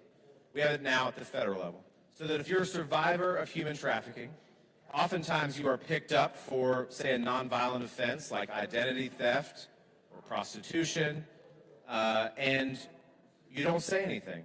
And you get convicted, and you live your life trying to get housing or apply for a credit card or get a loan from a bank, and this constantly comes back, and you are re-victimized every time that it does. And this bill says, okay, notwithstanding your conviction or your current charge, we're going to allow a legal mechanism for a judge to say, you know what, you are a victim of human trafficking. We see you, we hear you. You have shown that you are a victim of human trafficking. We're going to dismiss your charge. We're going to expunge your record, or we're going to overturn your conviction. That's powerful in a lot of ways, and it's pro-victim for sure, or pro-survivor, but it's also pro-law enforcement, because law enforcement now have stories, and they have the people who have survived this challenge they know their story, and they can go after the real bad actors. And so the law enforcement community, they were a big part of this too. So it is a great piece of public policy. Yeah, and really, you all talk about, it was a bipartisan bill, which in DC, that's almost unheard of, right? What's that? But let me ask you, Holly, you're a human trafficking survivor. Your story is just, it really inspired all of us to get involved in it. Holly, if you haven't met her, please meet her. She's amazing. She received a presidential pardon by President Donald Trump. And really, I would say that as the CPAC really was so humbled to be part of this process to help get that to the finish line. But Holly, talk to us about this. What is this law, the Trafficking Survivors Relief Act? What does this mean to you? This law is life-changing to me. For survivors like myself that experienced criminalization as part of our victimization, which never should have happened. We are quite literally criminalized for surviving this horrible crime. And what was absolutely incredible, and as you heard here, thankfully, CPAC and Congressman Fry, like literally, these two here have saved, quite literally given me back my life, both advocating for the pardon and then literally in the same week as the pardon, having this law signed into law by President Trump. I mean, it was absolutely incredible. And with this, because the pardon doesn't actually expunge and vacate the record, but under this law, survivors can actually get rid of their records and really have a fresh start. So this has been huge. And also it provides a way forward for affirmative defense as well. If this had been in existence when my case was being prosecuted, I might have been able to prevent the conviction from the outset. So this is absolutely a game changer for survivors that have been criminalized, and so many of us experience this forced criminality as part of our trafficking, and to have a real way forward to reclaim your lives. The other thing that we are working on now is setting up a national relief hub to ensure that every survivor under this law is able to be paired with case management, a pro bono attorney, and reputation management. And so one thing I will just say is right now we are doing this at a pilot program, unfunded. So if anybody is interested in helping with this, we would love some more support to make sure we can help as many survivors as possible. And you can reach me at tsra@3sgf.org. That is the specific 3 Strands email if you have any questions on TSRA, and you can also just donate to 3 Strands Global Foundation and just put that you want it to go to TSRA. We'll make sure they get that information too when we send it out, but I do want to ask you because there is this funding. It's not a lot, Congressman. It's only like $938,000 is what we're looking at, right? Just about? From the DOJ, and we're like, dude, this is not a lot of money, okay? There's a lot of waste in government. This would go to a lot of a very good purpose here. Yes, so we applied for a grant under the DOJ OVC grant for $950,000 for 3 years. So that would be huge if that was able to come through. But we also would be definitely open to support from other sources because that's for 3 years. And again, we want to make sure we can help everybody that needs this. And just think about it, the victims being able, they don't know where to go. They don't know legally, like, how do I get representation? They feel like they're alone. So this is a great opportunity to make sure that they get these lawyers to support them. Tanya, another human trafficking survivor, an amazing advocate, worked for Governor Glenn Youngkin in running the office on the combating human trafficking. Talk to us about your experience and the buyer's market, the buyers, which I can't believe we even have to use that term. Yeah, during my trafficking situation, right, for me as a survivor of human trafficking, my trafficker was in control, but the thought of law enforcement, getting my trafficker didn't solve the problem, right? Because buyers exist, okay? And so who are these buyers? Well, exactly. So, I wanted to just remind folks that as we are going after traffickers and we're doing all this stuff, like, we have so much compassion for buyers. I don't understand as a survivor of human trafficking, why are we compassionate about buyers? We have more compassion for buyers than we do for traffickers. And, you know, when we look at buyers, there's not enough research that really talks about who they are. We do research on everyone else, on us, like we're always, you know, talked about. But when we're talking about buyers, buyers believe that their money, or that they believe that money is consent, right? They believe that addiction is consent, right?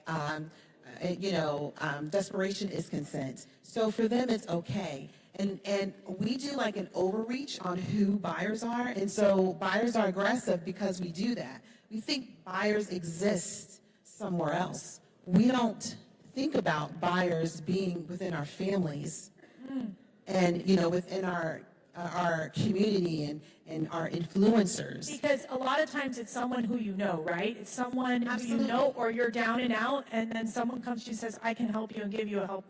Absolutely. We don't talk enough about, you know, when we're talking about survivors and us sharing our stories, we're always asked about our experience and our trafficker. We're not really asked about, you know, well, how did demand affect you, right? We're not talking about the pastors or law enforcement or, folks who we look to protect us are, you know, a part of this industry.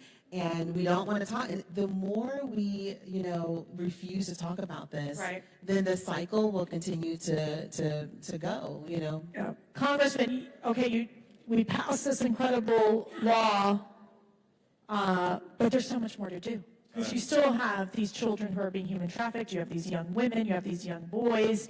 What's next in the pipeline? Like, what should we be honing in on? What should we focus on next? Look, I think to Holly's point earlier, getting the word out is big on this relief valve, if you will, that people don't know that this exists. They don't know that this option exists. But this is a fight that's going to continue as long as there's demand, as long as there are traffickers out there willing to engage in this. From a law enforcement perspective, it's going to continue. So we have to morph as it morphs. We have to as the problem changes. From a funding perspective, from a legal perspective, things pop up. And so we were just talking backstage a little bit ago is as they're proceeding with survivors, maybe there's something that pops up that maybe we need to tweak to make it a little bit easier. We don't know that yet, but we will. And so there are a lot of good people on the Hill that are trying to do the right thing in this space. It's challenging. Look, this Congress, any Congress, I mean, we institutionalize ADHD, and we're on to the next thing pretty quick. We're like a squirrel trying to find the acorn, but we have to be vigilant about this. And I think it's important for organizations like CPAC, Mercedes, which you do, for survivors to come forward. What's going on? How can we be helpful? There's a lot of members that have great ideas that they're working, so we just have to keep pushing. And that's going to be an opportunity for us to then go back to them, and Congressman being, such a leader on this issue, to say, hey, we have these next bills that might make more sense. How can we help them get to the finish line? Not only doing that at the national level, but at the state level. Holly, I want to go to you. How are you getting the word out to victims that, wait a second, we can get you legal representation, we can help you, prepare so you're in a better position? Because what we've seen in a lot of times is like, there's not enough prosecutions happening against the human traffickers, right? Right, absolutely. As Jacqueline on the panel earlier talked about, this is a crime where it's high reward and low risk because it's very profitable for traffickers and very few cases get prosecuted. And it also, this nuance continues to exist because of this forced criminality where prosecutors really need to be educated both on the nuance of how this happens, but also on this bill. So we are trying to make sure that we can educate prosecutors on this. Ideally, we'd love to be able to get in front of federal judges to educate them as well, and to make sure that they're aware of it. And in terms of survivors, we are talking to NGO partners. We are talking to lawyers that have worked on this at the state level for criminal vacatur and expungement to make sure that they're aware that this exists and will refer cases to us. And we have a whole team in terms of checking for eligibility, making sure that they're a right fit. In some of the tougher cases, we will also pull in some political power, so we might be reaching out on some of these. You know. We have them cornered. No, I'm kidding. No, you're one of the easy ones to work with. Because sometimes, unfortunately, particularly with some of the older cases, Right. where there's less clarity in the documents that show that it's trafficking, we really will need to rely on some outside pressure to explain why this is a trafficking case and deserves this relief. And Tanya, we've got human trafficking survivors right now in jail that need our support and our help. Talk to us about this demand in terms of, are we seeing an increased demand here within the United States and even across the globe of these individuals, of the buyers, seeking the content, seeking to sadly, like, rape these young women and men? What are you seeing?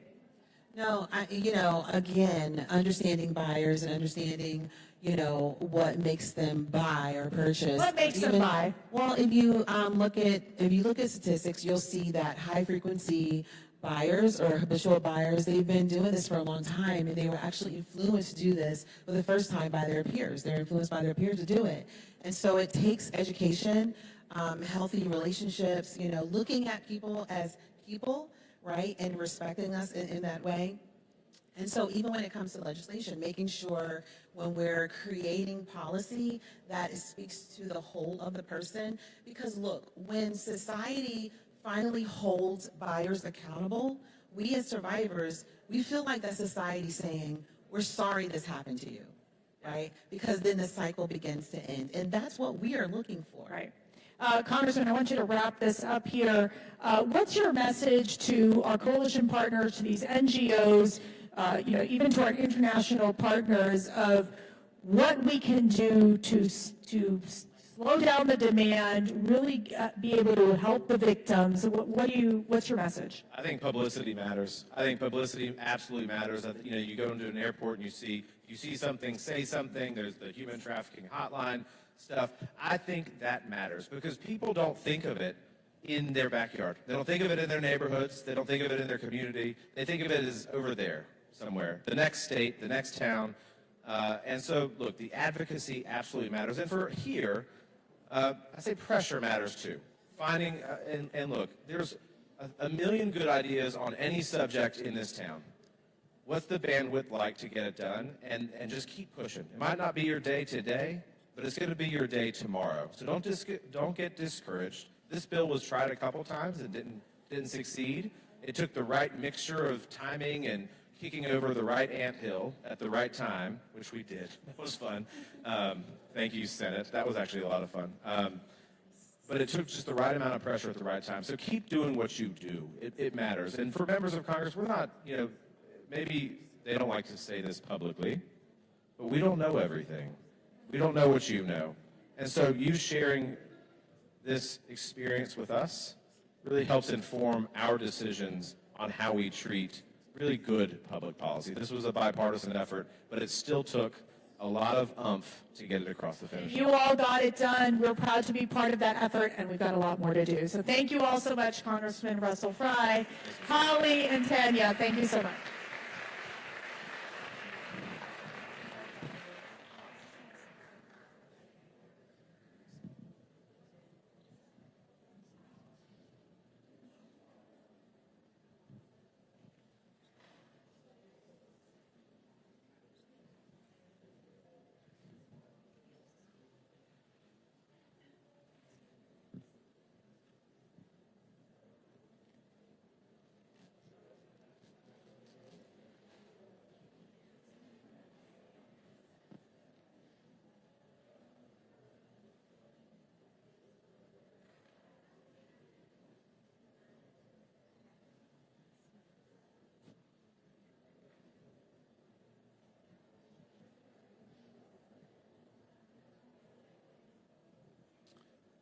Our next discussion is Athletes Leading the Fight to End Modern-Day Slavery.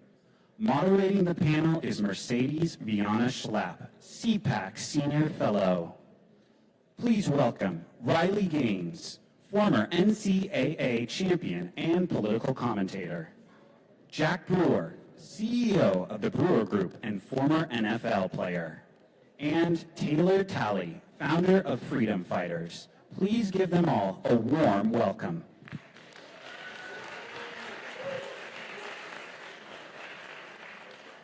All right, you get me twice, but then you get this crowd. This is fantastic. I'm so honored to be with this incredible crew. I don't think pretty much none of you need any introductions in any way, so we're just going to jump right in. All right, Jack, since you're right next to me, I'm going to go to you first. Jack, faith-based organizations, part of this fight, not only from a prison ministry standpoint, but from an anti-human trafficking standpoint as well. What is their role? Is there enough out there to help the victims? My sense is no, based on what I've talked to with different folks. No, I mean, first off, thanks for having me, Mercy, and everyone at CPAC, and everyone for joining. This is such an important topic. In my playing career, I never thought it would even be an issue. Playing football, being on TV, going out, dreaming of playing in the Super Bowl. I would have never imagined that the Super Bowl is the #1 trafficked event in the world. You just didn't think that way growing up. And so I think athletes do have a unique calling to do something, to do more. I think one of the issues we have, Mercy, to go back to your question, is that sex trafficking, human trafficking, is so complex. It's changing. It's not what you think it is. Personally, I do a lot of work with fatherlessness and fatherhood. And so we have an agency and we work across the United States to empower the fatherless, right? Whether that's boys or girls growing up without a dad. You start looking at these numbers and you see that 85 to 90% of every teenage runaway, every teenage homeless child is fatherless. And so our foster care system is full of fatherless kids. We received, the last 3 weeks, we received 2 sex trafficked young ladies. One was trafficked from the age of 5 to 11. And so now you're trying to build these kids up and put father figures in their lives, put mentors and role models in their lives. And they're so broken that we're trying to figure out exactly how we can help treat them. Right. And so you're trying to literally, it's like throwing darts at a moving target because you don't know exactly how and what to do. Riley, I want to go to you because, first of all, Riley Gaines, talk about a hero in ensuring that biological males will not play in women and girls sports. Really. No, I mean, the work that God has placed in your heart, like your mission in life, I think is just so incredible. And as the mother of 5 daughters, you inspire all my girls and me. And really, what you've been able to accomplish has been remarkable. And I'm so glad you're here because you're a new mom, a baby girl, and, as an athlete, as someone who had to fight, right, to ensure that girls can be safe, I mean, this is a whole part of it. Oh, 110%. I'll tell you, Mercy, this is, as you alluded to, it's just never a position that I imagined myself in. And to Jack's point, never a position that I would have ever dreamt that we would be in culturally, politically, socially, where we have to define what a man is, what a girl, what a boy, female, male, defining sex itself. Of course, we just recently saw a big Supreme Court win on that regard, and so all of that is huge. But yeah, it's never what I wanted for myself to be here. Actually, Jack and I were talking about here. I was in dental school prior to all of this to be a dentist. So talk about a total 180. But you're right, it was initially that personal and negative, direct experience that I had that ultimately, I think initially gave me the platform that I now have. And in that initial experience, I recognized how women were being harmed, how children across the country are being harmed. And it was really then I saw the bigger picture. Of course, understanding it doesn't just happen in sports. I think maybe it's the most obvious, right? When you see a 6'4" man competing against a bunch of 5'5" women. It's obvious in that regard, visually, like you see it and you recognize it as wrong. You recognize women aren't being protected. I started to look at the bigger picture and see it's not just sports, it's across the board.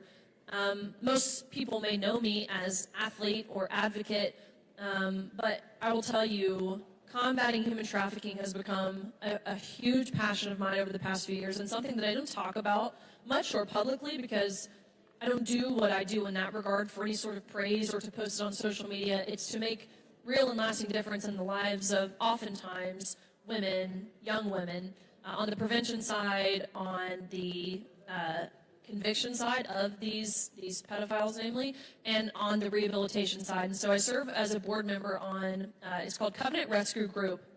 It's a anti-human trafficking organization out of Alabama. And so it's super cool. I've been trained as a decoy, which for those of you who don't really, if you're not familiar, if you haven't seen like Colorado Ped Patrol or any of these videos that pop up on my TikTok all the time that I watch, it's like 10-minute parts, and I catch myself on like part 7, like every single day. I watch these videos. The decoy is the person who ultimately is in the hotel room or whatever the setting is that lures these pedophiles into a position. You're working with DAs, you're working with law enforcement to have enough to convict them and to put them behind bars, certainly where they belong. And so with this, I've seen some of the most horrific things you could possibly imagine, working alongside people like Tim Tebow as well. What an amazing man he is, and to talk about the impact that athletes really can have. So all that to say, it's become a huge passion of mine, and every single one of us, whether you have a large platform or not, I really do believe that we have a moral obligation as Christians, but as Americans, to get involved and to do what we can to protect the most vulnerable. So Taylor Talley, if y'all who went to the Freedom 250, they were, so the big Ferris wheel, that was all Taylor Talley. So we're we're trying to see if Trump would keep the Ferris wheel there. But Taylor, you have this program, the Freedom Fighters. It's a curriculum. You're talking about prevention being a key component of this. Talk to us about how this curriculum came together and how you got it started. Yeah, well, kind of like with Riley, my life took a 180 when getting into this movement. So I grew up on a traveling carnival, hence why the Ferris wheel was on the National Mall, but my family has one of the largest traveling amusement parks. And I think just because of growing up on the carnival, I saw all walks of life. I was exposed to different environments at a very young age, could read people in situations very early on. And then fast forward, I started doing Brazilian Jiu-Jitsu in college. And I'm a purple belt under Cabrinha, which that's what keeps me in Los Angeles. I'm not California-fied, so no judgment. But a couple years ago, my coach asked me, like, hey, will you start helping in the kids' class? I said, yeah, no problem. And it was the best thing I did because I was like, wow, I really wish kids could be exposed to this, all kids, under-resourced community kids, kids in the foster home, the child welfare system, because it's not just the physical self-defense that we're teaching them. Yes, it's empowering to be able to choke out a man. It is, but with the arm bars and the leg locks. So you can choke Jack, is that what you're telling me? This could Maybe be today fun. because he has a shoulder injury. Oh, Maybe okay. today. Yeah, you could pretty much have your way with me today. But what is the most important part of that is we teach them what morality is, building them a moral compass, the situational awareness, the anti-grooming techniques, de-escalation, teaching them intuition, which I tell them inner body alarm. And so that's what they need to carry for life to just become better humans. Right. Jack, as an athlete, you all have such a influence in society, right? And no one ever really wanted to talk about human trafficking. I think it really wasn't until I would say the Sound of Freedom that it became more into the bloodstream here.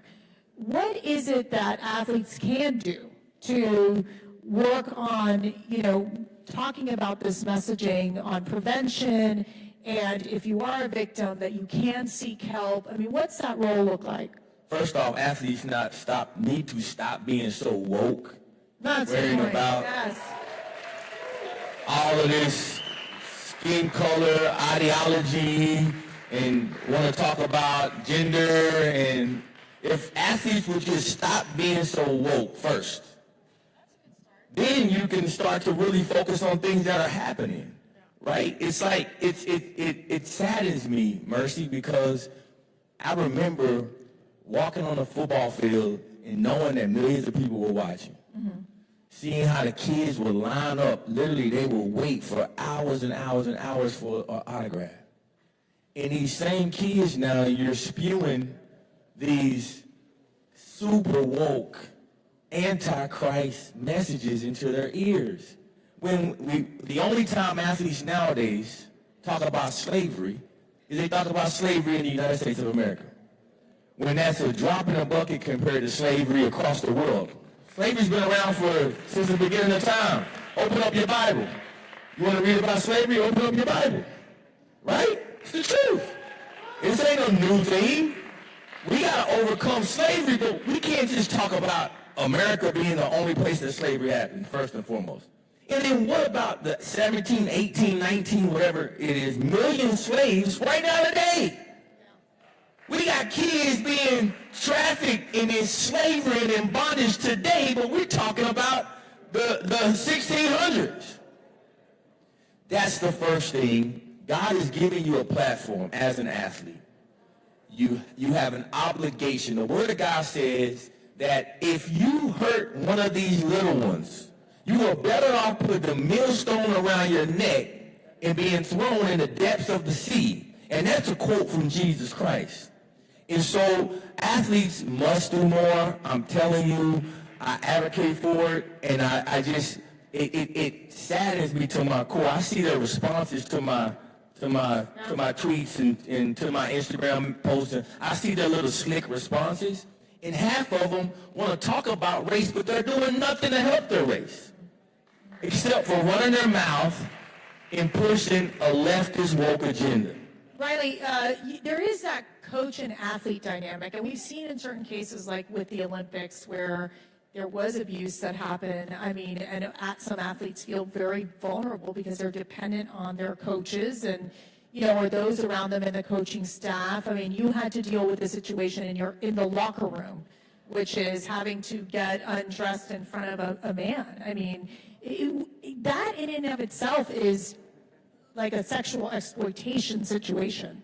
Oh, 110%. But at the time, if you said that out loud under the previous administration, you were the one who was like charged with a hate crime.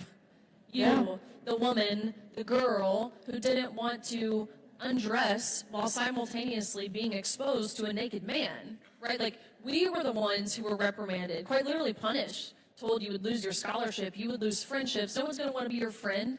They're going to look at you and see a transphobe if you speak about this. Is that really worth it to you? Riley, you'll never get a job. No one's ever going to hire you.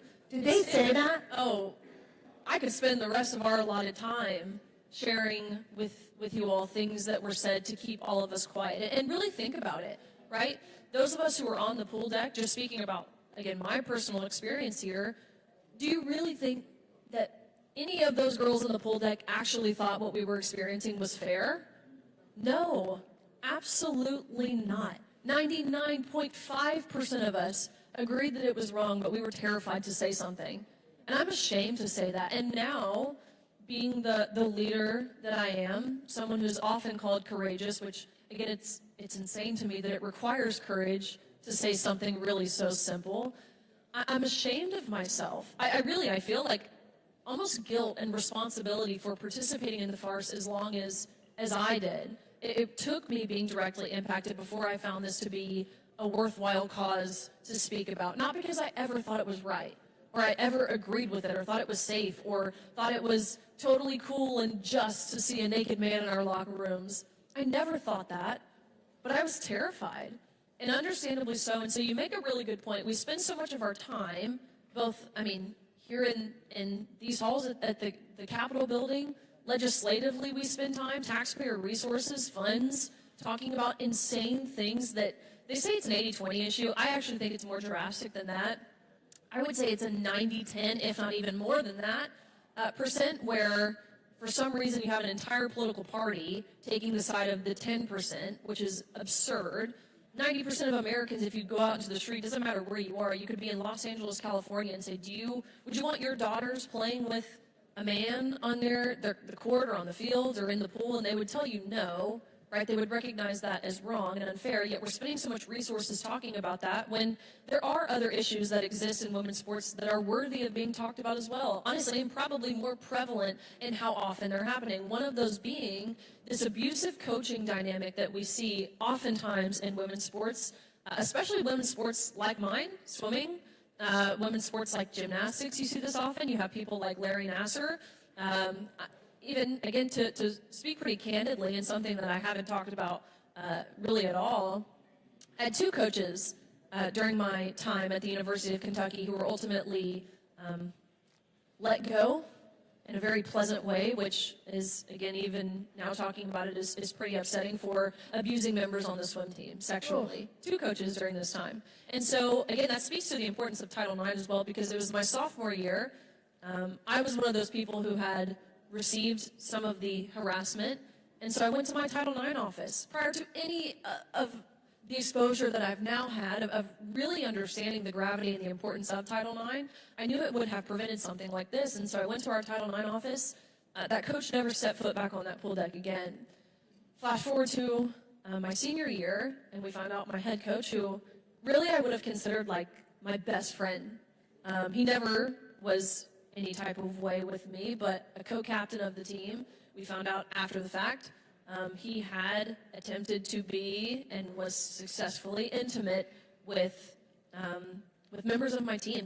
That was like a total feeling of betrayal. And so these are all worthy conversations that we need to be having on the prevention side, again, teaching young girls how to recognize grooming from those in authority positions. But we spend so much resources talking about these insane things because the other side can't get their act together and recognize that men can't get pregnant, and that women don't need prostate exams, and that tampons don't belong in boys' bathrooms. I mean, these are insane things that we're wasting taxpayer dollars in talking about. But nonetheless, again, of course, while the fight is there, obviously those are worthwhile things, but it's insane that we have to combat that. And there's no such thing as chest feeding, for the record.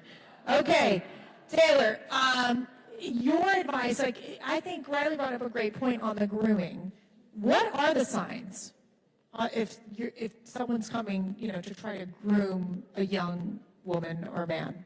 Great question. So, living in 2026, we're living in the digital world.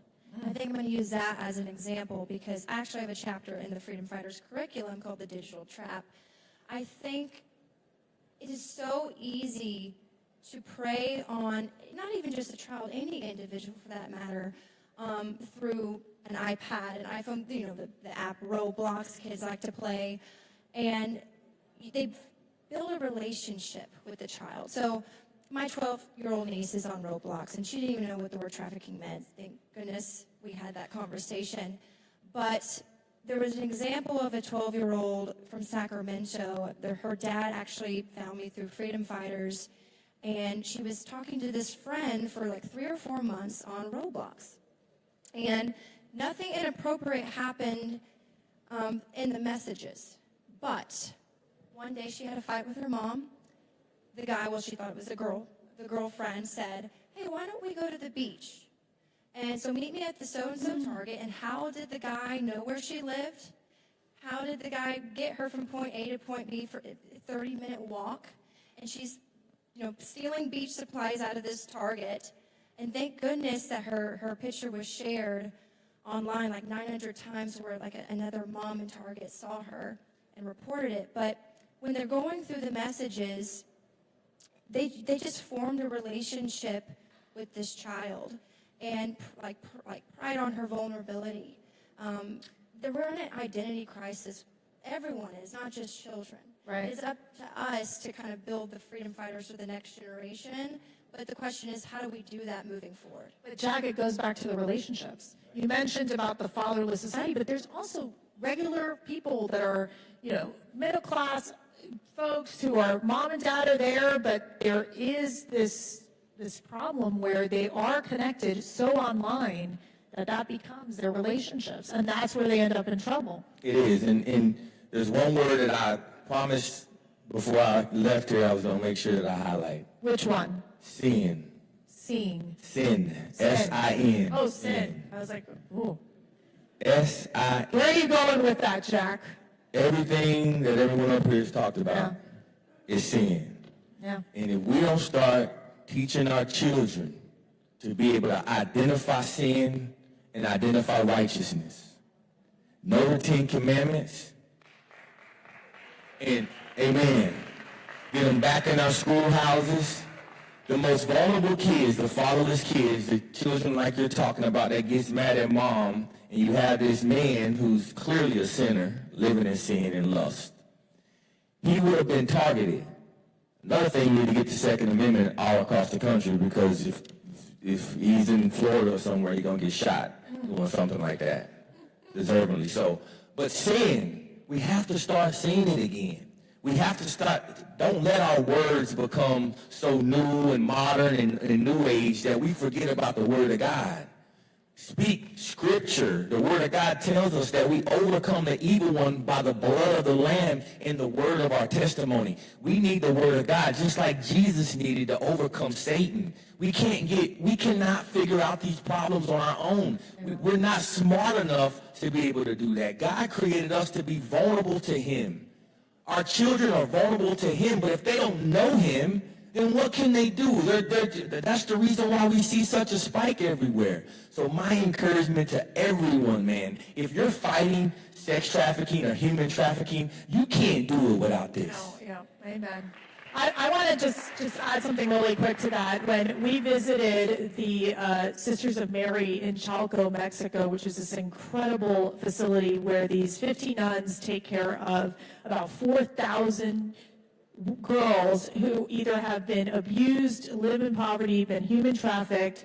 When I met with the priest, he's actually American, who was there listening to these girls and really helping them. And he basically said, he goes, you have to understand, he's like, if you're in this fight, which you all are, you have to be praying every single day to be fortified against the devil. Like, you have to be. Because he will come after you, because this is the most satanic action that can happen in stripping the innocence of these children. And so, Riley, I want to ask you, is the trend changing? I mean, are we getting to the point that people are finally waking up saying, yeah, like, I got to be really alert to what's happening in my household about this human trafficking? Do you think that parents are waking up? Is there enough out there? Are we yelling loud enough to say, we got to protect these children and we got to help these victims? The trend is definitely changing, and I think in large part thanks to President Trump, to be totally honest with you. Yes. The way that he speaks, candidly, there is no beating around the bush, and of course those who operate under him as well, Tom Homan, Secretary Markwayne Mullin, these are people who speak in plain language the tragedies and the horrific nature of what is happening to children, to women, not just, of course, perpetrated by those who enter this country illegally, but it helps raise attention to it. And so President Trump and his officials who speak in the manner that they do, it gives all of us cover to say, you know what? Yeah, this actually is wrong. Bear in mind, we're still operating with a very unfair media, a very biased media apparatus that is not honest, that is not truthful, and that's where all of us come into play. Have these conversations in your personal lives with people you know around you, maybe with people who you even already know that they maybe disagree with you politically, otherwise, on different topics. Maybe you think, or maybe you have a neighbor that's a Democrat, but you know that deep down they're a good person, they have good intentions, maybe you have the same goals and desires, just different ways of getting there. Have this conversation with them. Just say, hey, did you know that upwards of, I don't even know what the number is now. The reported numbers, it seems to go up every single day. But under the previous administration, 330,000 children went missing. Did you know that? Any good, decent person, regardless of their political affiliation, would say either yes, I knew, no, I didn't know, but how can I do something about it? Have these conversations. You must, whether it's posting on your own social media, again, in your personal daily lives. That's how we really make change. And it's true, the cliche, and it sounds cliche, the saying of courage is contagious. It's really true. One person who's willing to have these conversations, who's willing to post something on social media, guess what? You might inspire 3 more people. And then respectively, those 3 people may inspire 3 people. And it's like this beautiful cascade effect. Yeah. That's how we make real and lasting impact. But again, we'd be remiss if we didn't say thank you to the president, to his administration for doing what they can. I saw even last week Tim Tebow was at the White House partnering to help combat some of this stuff, especially, you mentioned the digital age, what we're dealing with the power of AI. As parents, be mindful of what your children, what your kids are doing on their phones. Yes. Whether it's communications they're having with peers. It doesn't make you a helicopter parent. It makes you a parent who wants what's best for their child. And just to wrap up here, Taylor, give us your kind of 30-second, what's your message to our coalition partners here, obviously to so many of our international partners as well? I really want to hit on that our federal government doesn't know how to measure adequate prevention. I think that's where we need to start before we can pass another bill and talk about another, what we're going to do here. Like, what is adequate prevention? I think that's what we need to look at, and then also get more people not in D.C. I'm not a politician.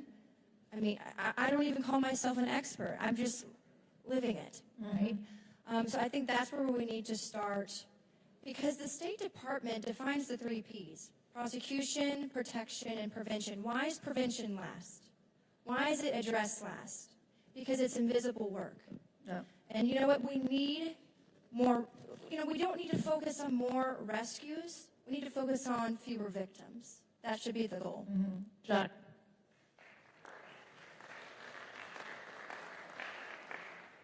I'm going to use my time just to read a quick scripture. Ephesians 6:10, I'll start there. Finally, my brethren, be strong in the Lord, in the power of his might. Put on the whole armor of God, that you may be able to stand against the wiles of the devil. For we do not wrestle against flesh and blood, but against principalities, against powers, against the rulers of darkness of this age, against spiritual hosts of wickedness in the heavenly places. Therefore, take up the whole armor of God, that you may be able to withstand in the evil day, and having it all to stand. Do it all and let's stand for God. He's the only way. He is the way. He's the truth. He's the life. We can't take on the spiritual battles on our own. If you don't believe in Jesus, that's okay. I'm going to pray for you. But Jesus is the way. Amen. Amen. All right, Riley, we're wrapping it up. It's always hard to follow Jack. I know, But you know what? I'll also quote Ephesians 5:11. Take no part in unfruitful works of darkness, but instead expose them. Let that be the clarion call for you all, everyone here today. Expose the unfruitful works of darkness. And Mercy, you said that there are few things more dark than the nature of what we're seeing pertaining to human trafficking in this country. You mentioned Sound of Freedom. That's when I first recognized this to be an issue, but I thought it only happened in South America.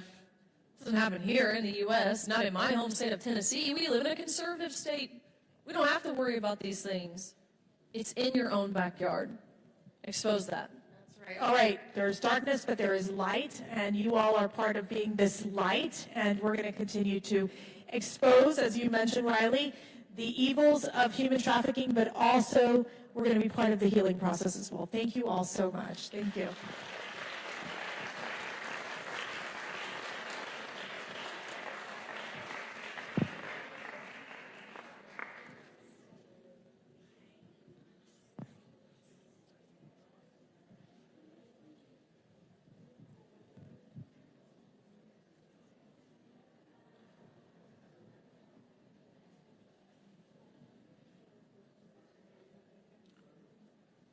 Ladies and gentlemen, please welcome our next panel, Faith and Fighting for Freedom.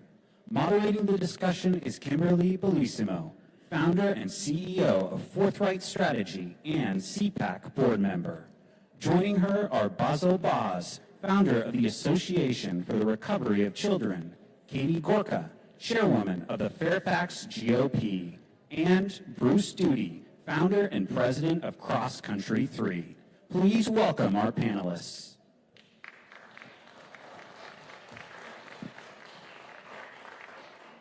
Glad you made it. Good afternoon, everyone. I'm Kimberly Bellissimo. I am founder of Forthright Strategy and also a very proud and honored CPAC board member, and I am also a coalition partner. We're going to take this in a little different direction. I've actually ditched my note cards, which is not like me to do that, because I wanted to piggyback on something that Matt and the Attorney General Hanaway was talking about. And she mentioned a case of somebody who was trafficking their own children. And that happened to me with somebody that I went to college with, and he became my business partner. He was somebody that looks like a lot of the gentlemen in this room. He was a pedophile. And he was trafficking, he wasn't even trafficking, he was using his own children and selling them their pictures, their likenesses, had cameras in their bedrooms, in his bedroom, with a 2- and 3-year-old child, who happened to be my godchild, and was trading these images on the internet for no money. It was just bartering back and forth. And I bring this up because it's not really talked about as much. We're talking about the trafficker, we're talking about these sex traffickers, but it's also happening behind the scenes in our neighborhoods with people that we know. And this happened during the Obama administration. And after this happened, I was alerted that he was getting arrested. And this was a few days before an election. I have a few high-profile Hill clients. And I thought about something that, oh my gosh, he could have done this in our office. No one came to our office. This was, like I said, under the Obama administration. And I called Homeland Security. And I said, told them what happened. I said, I think you need to come over here and check this guy's computer. He had more images on our work computer than he had at home. And these were images with children, with animals. It's something that's not talked about.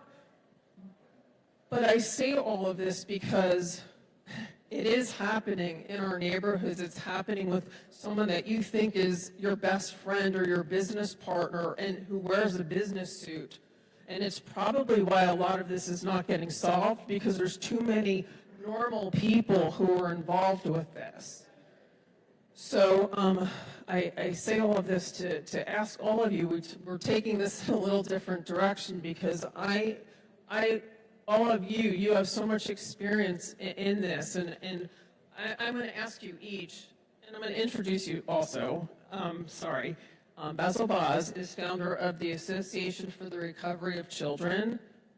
Katie Gorka, chairman of the Fairfax GOP, and my friend Bruce Duty, founder and president of Cross Country 3. I'm going to ask you guys each a question, and you can take it wherever you'd like, given what I've just told you, because there's a lot of reasons this isn't being solved. And this was also a person who went to Mass every week. So it's really shocking. So I'm going to ask you each the question, what does real healing look like for survivors? Because I feel like I am a survivor in a way. This was horrific for me. It was traumatic. I almost lost my business. I could have lost my business. And making phone calls to people who are elected to Congress, and Matt was one of those people that I had to make a call to. And they were also supportive of me. I didn't lose one client over this. And I'm grateful to God, and I'm grateful for the experience, because it brought me here to get some peace and to maybe help in some way help solve this problem. So I'm going to start with you, Boz. What does real healing look like for survivors, and why does the spiritual piece often get left out of the recovery programs? So thank you, and thank you all of you for being here. You know, as I was flying up here to DC and I attended the last CPAC, I got to thinking that, you know, all of you didn't get dressed up to just come and have a good time. And most of you know enough about this issue, but what we never talk about are solutions, all right? So what I came today with are some solutions. And I'll interweave, you know, weave in between all of this, the spiritual component to this, of course, but just bear with me here because I think it needs to be said. Where's Kevin Malone? Kevin, are you in here? Do you guys like Kevin Malone? He's a man with anger issues. Yeah, He's love that awesome, guy. right? The challenge we have, and if you follow me here, it'll answer all those questions. The challenge that we're having with whether we're dealing with survivors, whether we're dealing with child sex trafficking, whether we're dealing with the criminal enterprise, we could have cleaned up a long time ago. But we have a problem. The challenge is with legislation, either in DC or in every state. And I put my notes here because I didn't want to miss a beat here. They generally enjoy gambling with the lives of children, whether you believe it or not. And they always have to make some sort of deal, or they have to get something out of the deal or the compromise. And rather than doing the right thing, I've actually been told by some legislators when I talk about doing the right thing, that doing the right thing is subjective. Guess what? It is not. It is not. Doing the right thing is based on some God-given wisdom, some truth, and basically some common sense. These are things that we actually lack with most Americans in the country today. So why is that? So before I answer that question, I just want to lay a foundation for you. Just remember this, and this is on the spiritual component. God doesn't need your belief or your disbelief in order to exist, all right? Amen. So any arrogance that you have and you think he does, you need to get rid of it, because I challenge everyone in this room. As a warfighter that's been in the trenches for a long time, the day comes that God calls you for an eternity and you don't want to go, do yourself a favor and try to stop it and see what happens. It doesn't work that way. We are not unto ourselves, even with this issue, and God is actually the giver of wisdom and common sense and something called truth. Frankly, the only people I see really applying that in D.C. these days are 47, the president, people like General Mike Flynn, Pete Hegseth, and everybody else that wants to support the Republic. And if that's you in here today, I salute you. But if it's not, and you don't want to support the Republic, and the future of the Republic, which happens to be these children, guess what? I don't want anything to do with you. It should not surprise all of us that the opposite of all of that is the prince of darkness, Satan, okay? He's the giver of deception and lies. And so whoever you serve is going to influence your decision-making. Look at the decisions that are made in the state of California. I think some people touched on this earlier. Child molestation and sexual abuse can be charged as a misdemeanor or a felony depending on the circumstances, the age of the victim, and the offender's criminal record. Seriously? A misdemeanor? Seriously. Anyone who sexually rapes or traffics a child for rape, in my book, gets the death penalty. That's it. And my former business partner is walking free right now. Just, I forgot to mention that part. Yeah, so I'm not a big believer in misdemeanors. Now, I know some of you realize that the laws are changing in some states. You know, recently states are enacting death penalty for children under the age of 12, right? Let me ask you a question. What happens from 13 to 18? Most adults in many states are considered to be adults when they're 18. So why is it happening that we're not getting across the finish line? Why is it now we're trying to redefine what a child is? Actually, in concert with what the UN has been trying to do for ages. Keep lowering the age of consent, so children. So what that does, it leaves a supply for child porn and everybody else that wants to rape somebody from 13 to 18. Now, how many of you in here have children? Was your child, when he or she was 18, really ready to take on the world? No, you know they're not. They're not, okay? So instead of us redefining that so they can still use children from 13 to 18 as a commodity, why don't we simply say anybody who rapes a child under 18 gets the death penalty in your country, okay? Now, why do they do this? Compromise, we see this in senates all the time. And sometimes people are covering for their friends, and they're protecting their friends. And I like to protect my friends too, until they cross the line. And you cross the line, you rape a child, guess what? You're not my friend anymore. So this is why that happens sometimes. It's kind of like, it'd be kind of like all of you in the room here getting a cow, putting it in the barn, getting the bucket, sticking it under the cow, but never milking the cow and walking out of the barn going, I milked the cow. Ladies and gentlemen, we got a lot of empty buckets out there. We do all this stuff in Washington. We pass all this legislation. But we got tons of empty buckets out there. The job's not being done. So you may have heard me say this before, on podcasts or TV or whatever. This is not a political issue. These are crimes against children. Okay? They're crimes against children. And if you're a legislator, in my book, from a guy that's in the trenches daily, and you're not doing all you can to protect our children, guess what? You're the criminal. If you're a judge who doesn't give a hard penalty like the death penalty for somebody who rapes a child, guess what? You're the criminal. Now, I see some faces out there going, Oz, you're stepping on some tough territory here. You're calling out judges. And you're going to get in trouble. Guess what? I don't care. And most Americans should stop caring about being politically correct and care more about our children who are the future of the republic.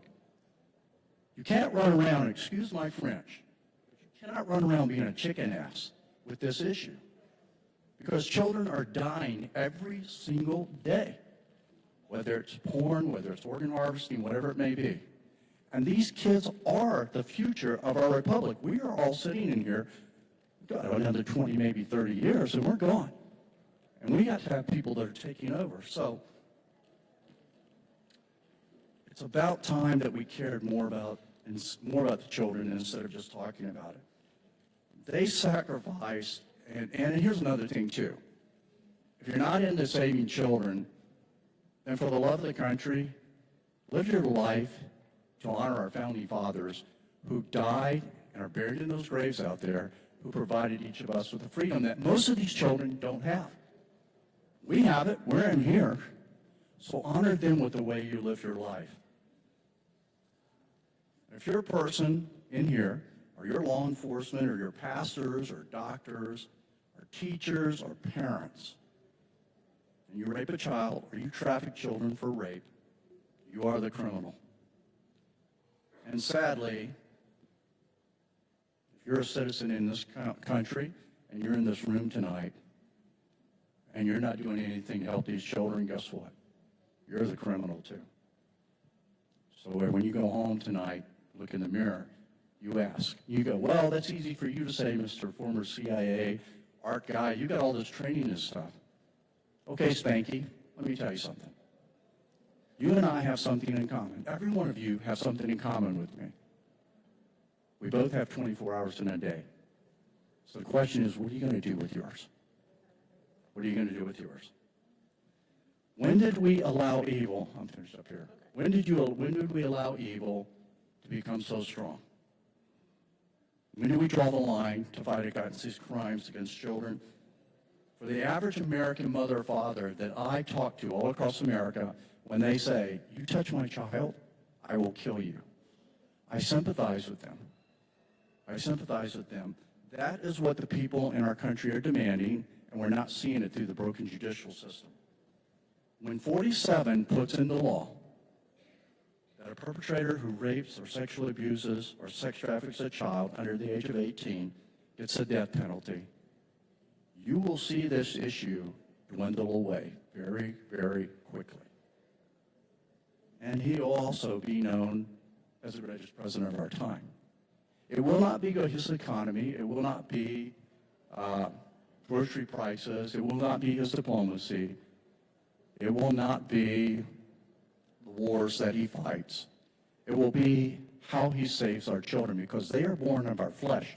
And we have shown through one administration after another that we are willing to sacrifice everything for our children so that they can grow up to be adults. So if Mr. President is listening to this, sir, let's give them that chance. Thank you, Boz. So, Madam Chairwoman, the better half of the Gorka family, would you please weigh in? Yeah, sure. First of all, I just want to say thank you so much for sharing that story. I know that that was not easy, and it's such an incredibly powerful statement about how it lives among us, and we don't see it. It's incredible. So thank you. Thank you. Yeah. So I'm here because of something that I did in the first Trump administration. I served for a time as the press secretary of Customs and Border Protection. This was in 2019, and if you remember at that time, it really took the Trump administration a number of years to be able to shut the border. We take it so for granted now, like, we use the language, he turns off the tap, but it was incredibly difficult, and I think it was one of the single biggest successes of the first Trump administration, all the multiple pieces that he was able to put into place to shut this down, and then made it possible when he came back in to shut it down again quickly. But before it shut down, I had the opportunity, because of my position, to go down to the border.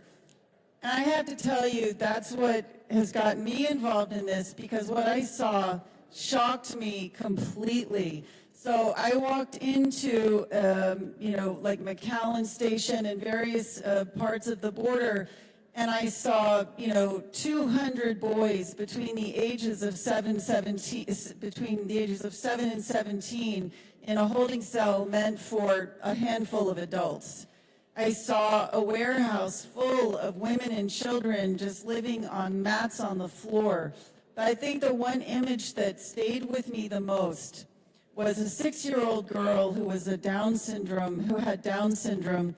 A man had brought her across, claiming she was his daughter so that he could get across, and then once they were across, he left her. And I still wonder what happened to that girl, because she had no advocate, she had no protector. And I think one of the greatest tragedies of our age is the exploitation of children that cynically happened because the Democrats wanted more voters. And I'm sorry, I know we're trying to be bipartisan, but that's how I see it. Okay, I will step back a little bit from that. And also, children don't vote. I'll step back a little bit from that, because I also at the same time do think it's possible that many people thought that they were doing a kind thing by letting people come across the border. And I really want to make one point today, which is where we have failed so far is to make the case for why an open border is just about the worst thing you can do for children. Because of the family separation policy, children were used by millions of adults to get across the border, and then the children were further used in trafficking. And if we do one thing between now and the next 2.5 years, we have to do a better job of telling the story of how an open border is terrible for children. Amen. Thank you. You need me to read the question again, or do you got it? So I think I got the question, and it's about the healing of the child or the survivor. What does it look like spiritually, maybe physically, mentally, and emotionally for the person that's gone through that kind of traumatic experience? And it makes me think of Michelangelo's work at the Sistine Chapel, that for centuries, people that viewed that thought that it was dark and gloomy and even shadowy. They had some art restorers come in that were incapable and incompetent. They came in to restore the Sistine Chapel, and it did not do its full work. And so it continued decades after decades of people coming in to see the Sistine Chapel and only to see something that looked dark and gloomy until they brought in a group of art restorers that were capable and competent. And what they did was remove the grease, the grime, the scum, the soot from the candles, all the dirt and all the dust. And when they did, they found vibrant blue and radiant green and golden hues. The Sistine Chapel was full of color. We just didn't know it at the time. Every child, every boy, every girl, every man, and every woman is created in the image of God. In human trafficking, particularly with children, what you end up with is a child that loses their identity. They don't know who they are anymore. Looks dark, gloomy, no hope, no horizon, no potential, and no promise. And so what we need at that point is capable and competent restorers. Restorers make sure that that child knows that they're created in the image of God. Yes, and there's a lot of people in this room that are restorers, right? A lot of them. And what you do in that work is to bring about the vibrant color that was there all along. We just didn't know it, or the child didn't know it. And the thing is, it's not the dust, the grime, the soot that is covering our children and our people. It is shame, guilt, it is the loss of dignity and the loss of hope, and it glooms over that child's identity. I think that healing looks like, Kimberly, it looks like a restoration of identity. That child is in an identity crisis, much like America has been in an identity crisis. We have been in that for quite some time.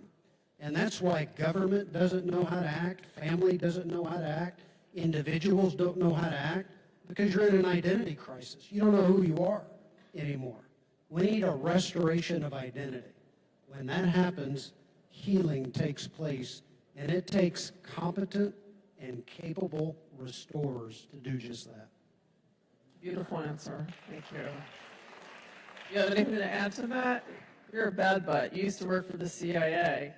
Yeah, you're exactly right. There is a component, there's been a missing component to the healing portion of most survivors. We've just now stumbled on this with Dr. Brian Thompson, but you know, when Jesus was walking the earth, you know, it's one thing to walk past a beggar and go, be healed, brother. It's another thing to feed them, correct? Or to clothe them or whatever. And over the course of years, we've given the blankets, we've given the spiritual component, we've taken in survivors, but here's something we never touched on, and that's damage to their DNA.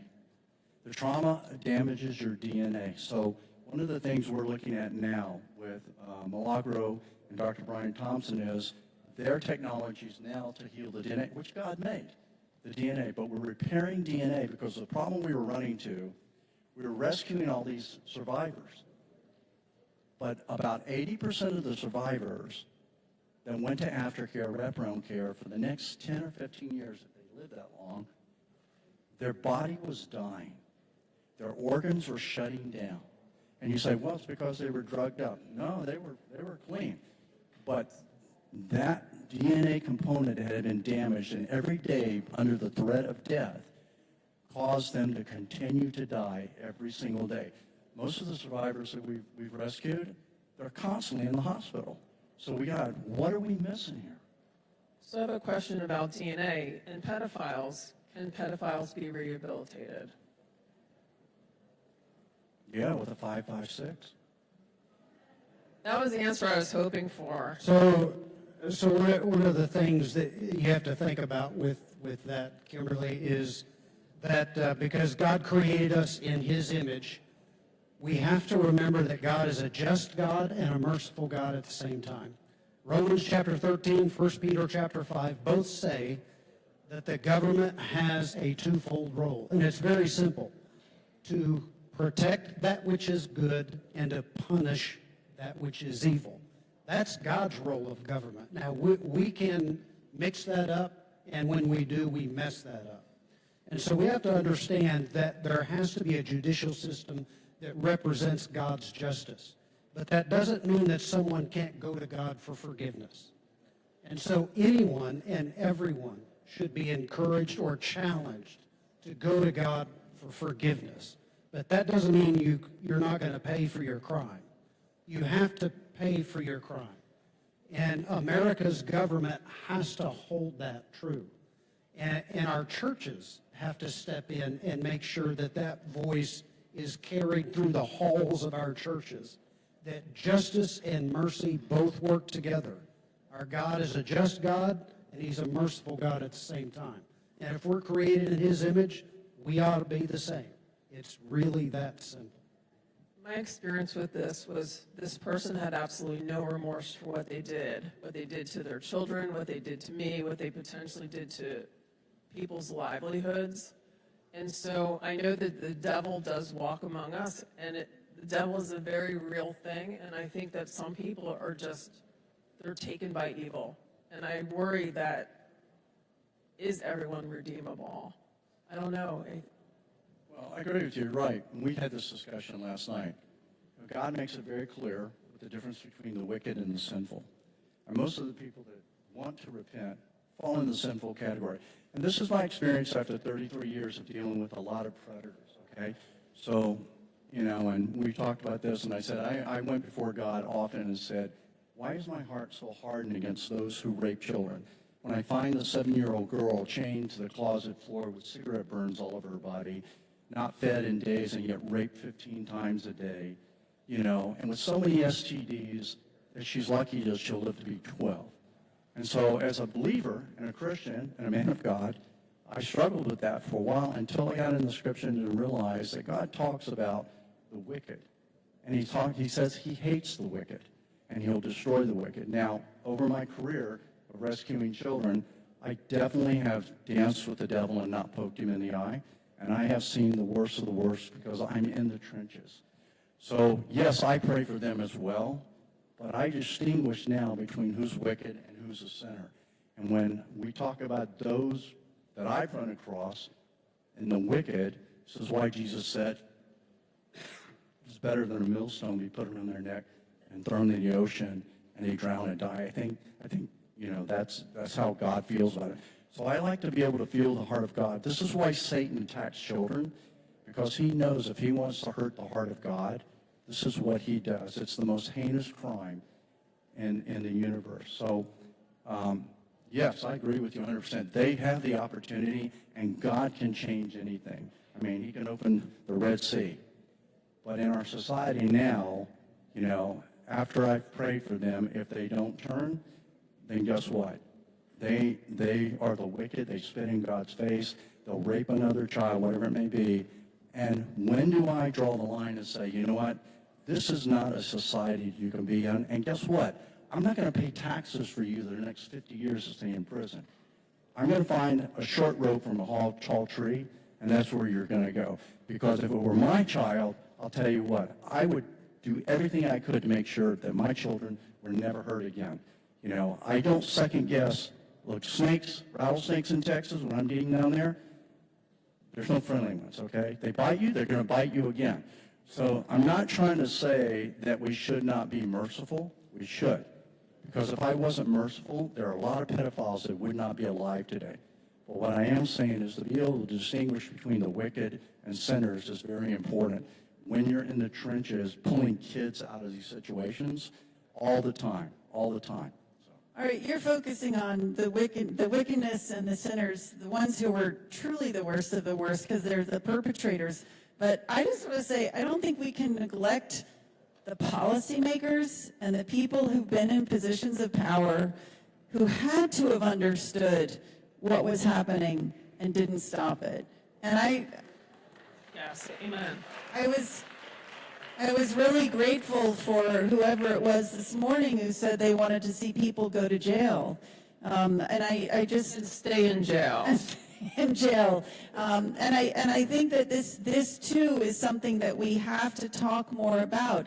We're going through a really profound reckoning right now in our country as a whole as we discover sort of the depth of the corruption and the evil that's been going on.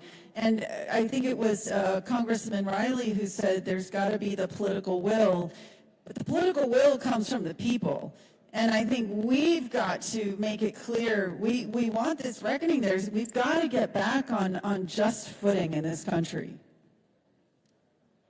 I think, Kimberly, that the perpetrator that you mentioned there and every other one, when you mention that there's no remorse, I think that speaks to a much larger problem in America and around the world, particularly in the West, or at least because we know the West, we live the West.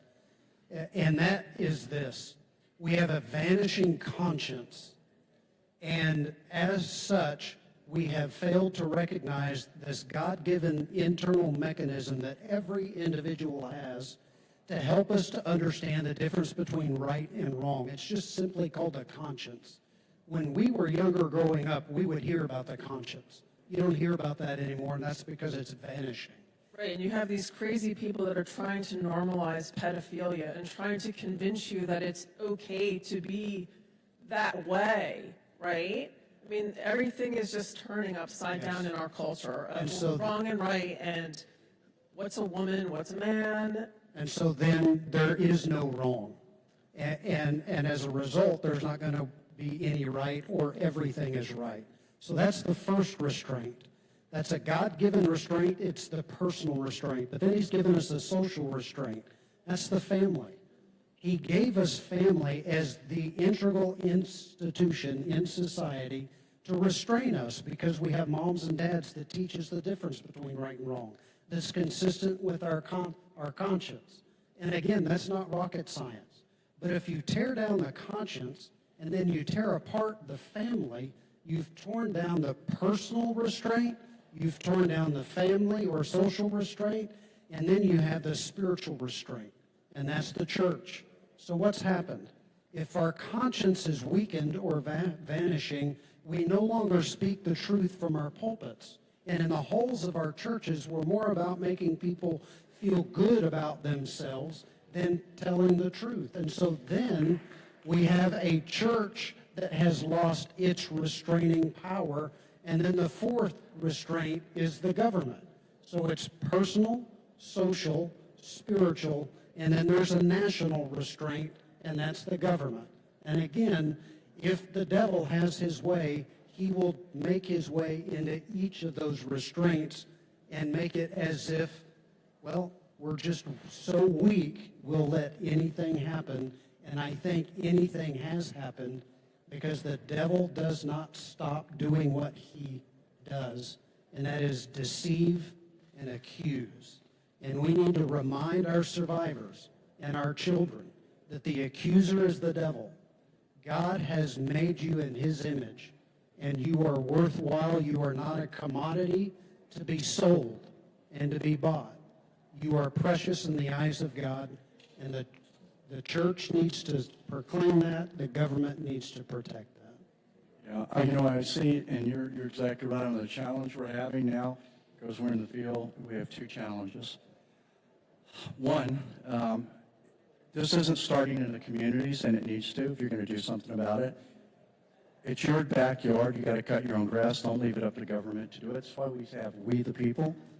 And the second challenge we're having recently, and we're very aware, is the number of pastors across America that are being arrested now for pedophilia or for rape. A lot of it's coming out. So when we try to do a restoration program that includes faith, you've got survivors going, I'm not going to that church. Those people are just going to rape me again. We have a case we worked on where a girl was, she was trafficked all of her life. She went to a very large church in a state, and she was introduced to a female youth pastor, and on a given night, she went over for popcorn and the girls' night over, and she was the only girl that showed up. The youth pastor told her, well, just go get your pajamas on and go change. And she went into a room. She didn't realize there was a lock on the outside of the door. The youth pastor locked her in there, and about 30 minutes later, a sheriff came over, and she and the sheriff brutally raped this girl for 4 hours, started trafficking her again. I remember having the conversation when we were trying to rescue her out of trafficking, how she had been brainwashed to believe, according to the scriptures, that she was a slave. And they showed her all the stuff about slavery and all that stuff, and this was what God's purpose was for her in her life. So when we start asking our survivors to trust in our faith-based community, we've got to clean house first, because this is what I hear constantly when we rescue a lot of people. Now, a lot of the kids, we don't hear from them. This is usually like a 15-year-old or 14-year-old, and they've already experienced rape within their church community. So this is something you have to pay attention to, is like clean up your community, because if we're gonna introduce them to God, then we've got to introduce them to a God that really loves them and separate what God does, like you're talking about, from what man does. It's got to be a point. We just can't take them and just say, here you go, we're turning you over to this, because right now it's probably not going to work real well. Thank you, Buzz. We just have a couple minutes left. Katie, do you have a final thought? So, no, I love this statement, though. You've got to keep your own garden clean, and I think it really is on all of us to engage in our communities. I mean, it's, I live in the Tysons area, which is a really challenging area for this. And again, I mean, it is difficult and challenging. I'm so taken by your story, just the idea that you can live alongside someone for not like it was decades. Yeah, and have no idea. And so I think we all have to be just super vigilant to the signs, however small they might be. And I think the only way that happens is if we're gathering together in our communities, committing to it, and staying alert. Thank you. Final thoughts, sir? I believe that it's really important for us to understand that when God says that he's opposed to the proud and he gives grace to the humble, that if we want his blessings, and so my encouragement to any organization or individual that is combating human trafficking, or you're just trying to be the right person at the right place. You were born for such a time as this, like Esther. If you want to be that person, how important it is to be the humble man or woman that you can be right where you are, because God has your six. He gives grace to the humble. He's opposed to the proud. But if you remain humble and make sure that you're not following the crowd or following the trends or following what Augustine said was going to be our idols that would be our downfall one day, the seeking of profit, pleasure, and prestige. If we make sure that we humble ourselves and don't follow what everybody else is doing, God's got your six. He's got your back. He's going to take care of you. He's going to reward you. He's going to bless your work. And that humility goes a long ways with the Lord. Thank you. I also wanted to thank Frank Russo for being such an amazing partner, and Mercy, the queen of our coalition, and Matt, and CPAC. CPAC is just the conduit for all of you guys, for all the work that you're doing on this issue. So we just provide the best we can to help you guys get your missions done and your work done, and we are so very grateful and blessed to have you. So thank you very much, and thank you guys. Thanks, Cameron.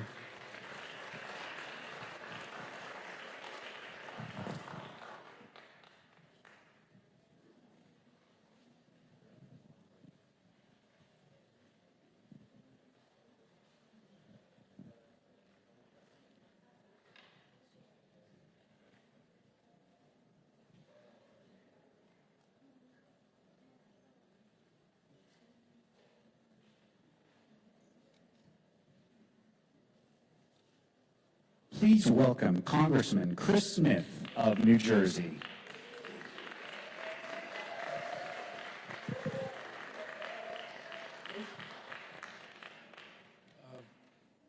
First of all, let me just thank all of you. For those who don't know me, I'm a member of Congress from New Jersey, the 4th District. got elected with Ronald Reagan in 1980, so I've been there a few years. And I want to thank Frank for all the great work that he's doing. It does take leadership, and he is an extraordinary leader. And Frank, thank you, because you are making a huge difference. Matt and Mercedes as well. I mean, it's a leadership that is absolutely needed, because there are problems not just with the issue, but also with getting legislation passed, as I think many of you know. Just by way of background, I began working on human trafficking in 1995. We saw that with the breakup of the Soviet Union a few years earlier than that many of the people that used to be the apparatchiks, the KGB, and the very nefarious actors in the Soviet Union, East Bloc countries, all of a sudden were not just selling drugs and weapons, they were selling women. They commodified women, and we at first thought it was a problem over there, and then very quickly found out it's a problem everywhere, including in the United States. So I introduced a bill. It failed in the Senate. Introduced a second bill called the Trafficking Victims Protection Act. And that legislation took 3 years to get enacted. It was on life support several times.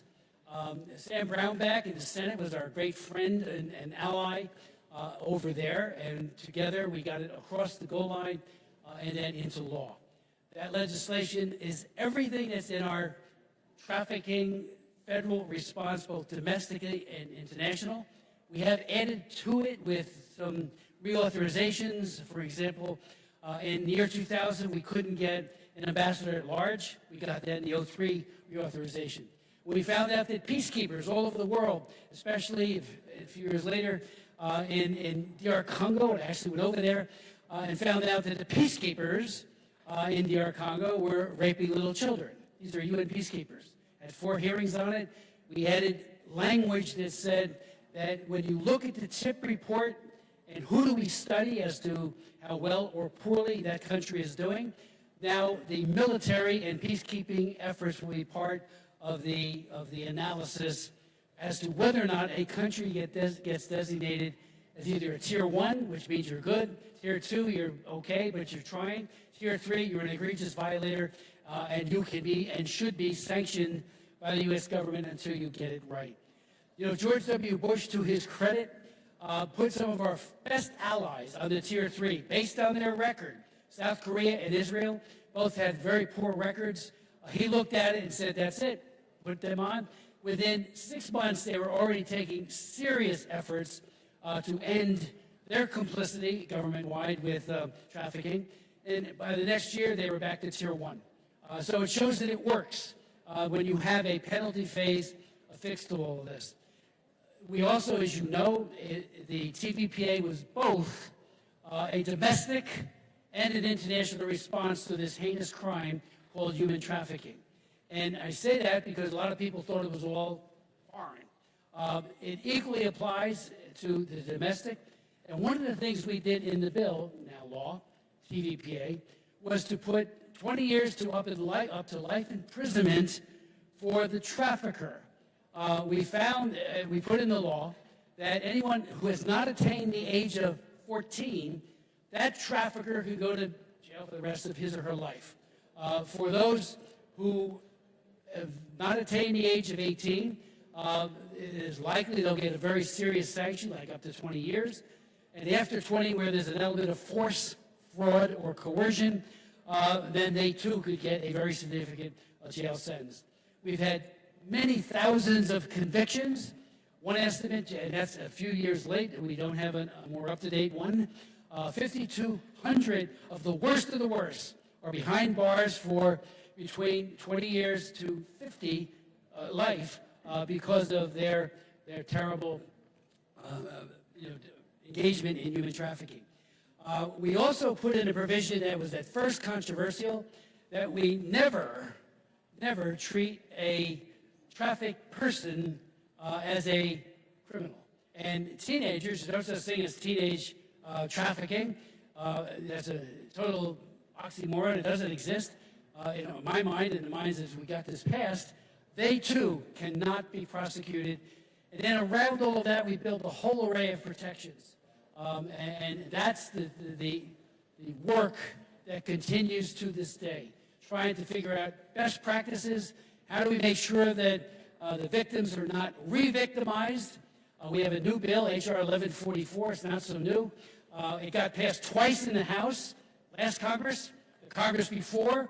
I was the author of it. I couldn't believe it. It died in the Senate because of opposition in the Foreign Relations Committee by Bob Menendez, who was then the chairman.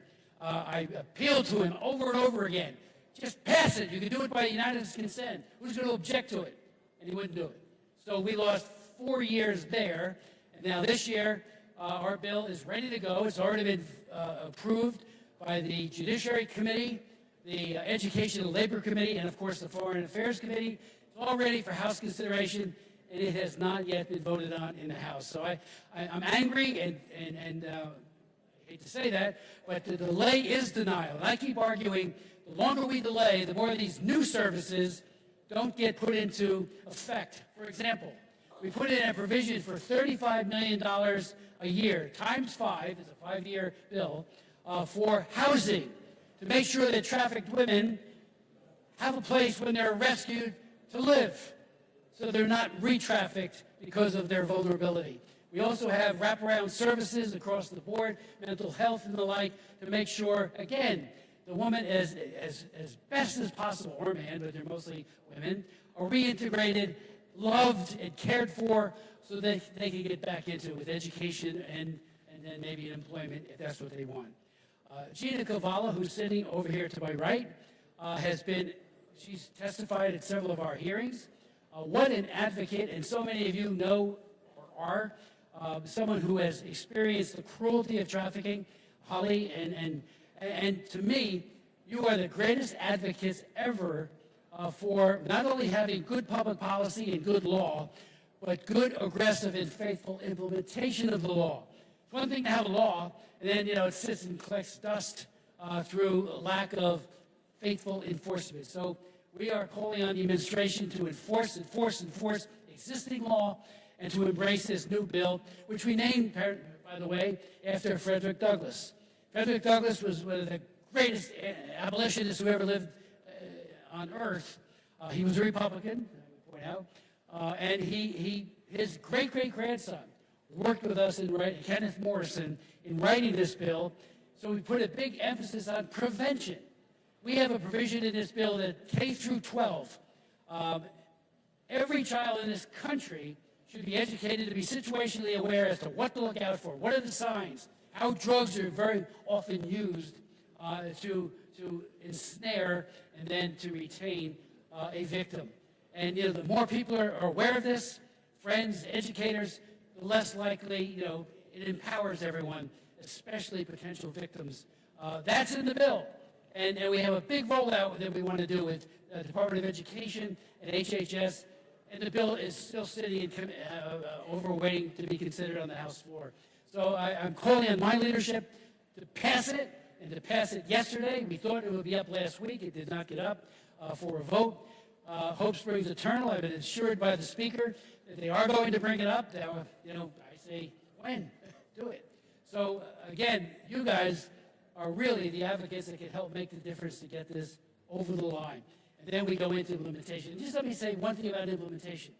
After we got the TPP passed, George W. Bush was the president, and when you talk about faithfulness and implementation, at first they didn't do it.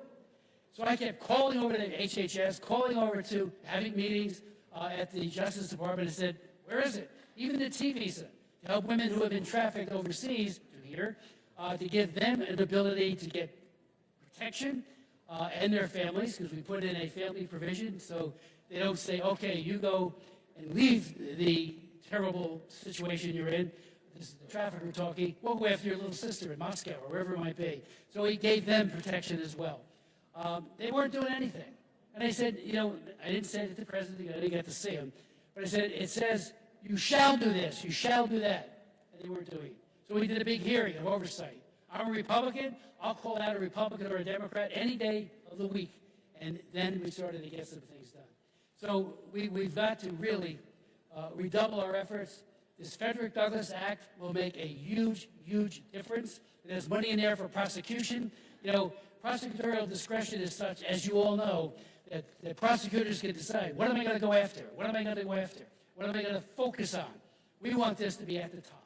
You know, there might be others like terrorism at the top, but don't in any way denigrate this on your list of what you want to do.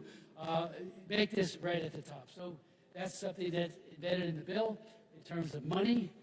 And I would finally just say, I'll answer any questions if that's permitted. I'll finally just say this. Epstein was being prosecuted under the TVPA of 2000. Maxwell got 20 years.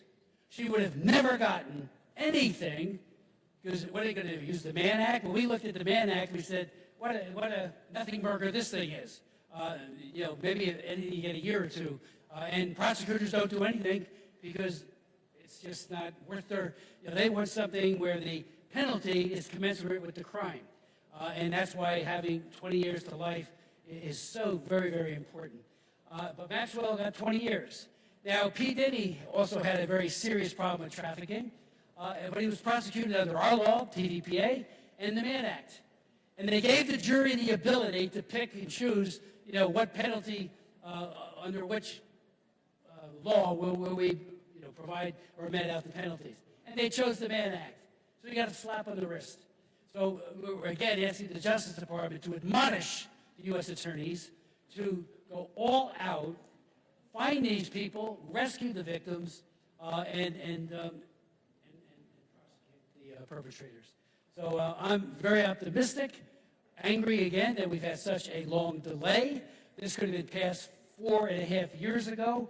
And you know, why is a reauthorization important? One, it tells the administration, I mean, if you don't have the legal authority embedded in the law to do all of this, yes, you can get it, some of it covered year over year by appropriations process, but if you don't have it in there in black and white, it gets diminished, it gets demoted, and that's what I'm concerned about. And also we have brand new things in it, like I mentioned, the housing piece and some of the others that will make a serious difference, in my opinion. I had a woman come up to me after I spoke at a conference that the former Attorney General of Virginia held, and she says, that's me. I had no place to live, and I got re-trafficked. So we've got to meet the needs wherever they are, and this legislation makes a very faithful effort to do so. But again, I can't thank you enough, and I can't thank you know, the Schlapps for doing this and getting us all on the same page. Talk to our leadership, ask them to put it up. Talk to the president, you know, to get this and say, I want this bill. You know, when we did the 20th anniversary of the TVPA in a big White House summit, it was beautiful. You know, a lot of great speakers.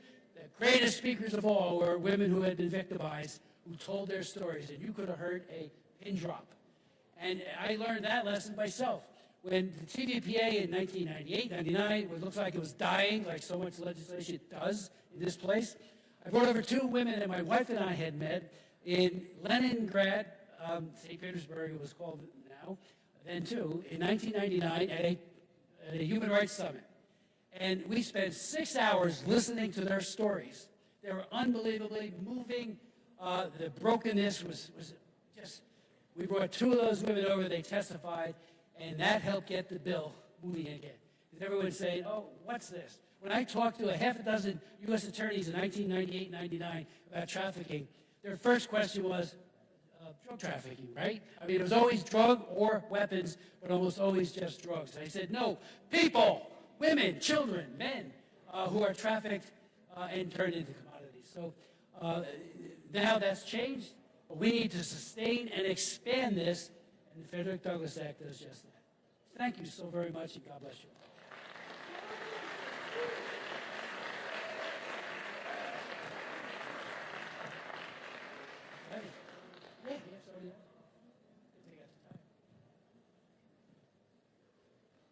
Does anyone have any questions they would like to ask?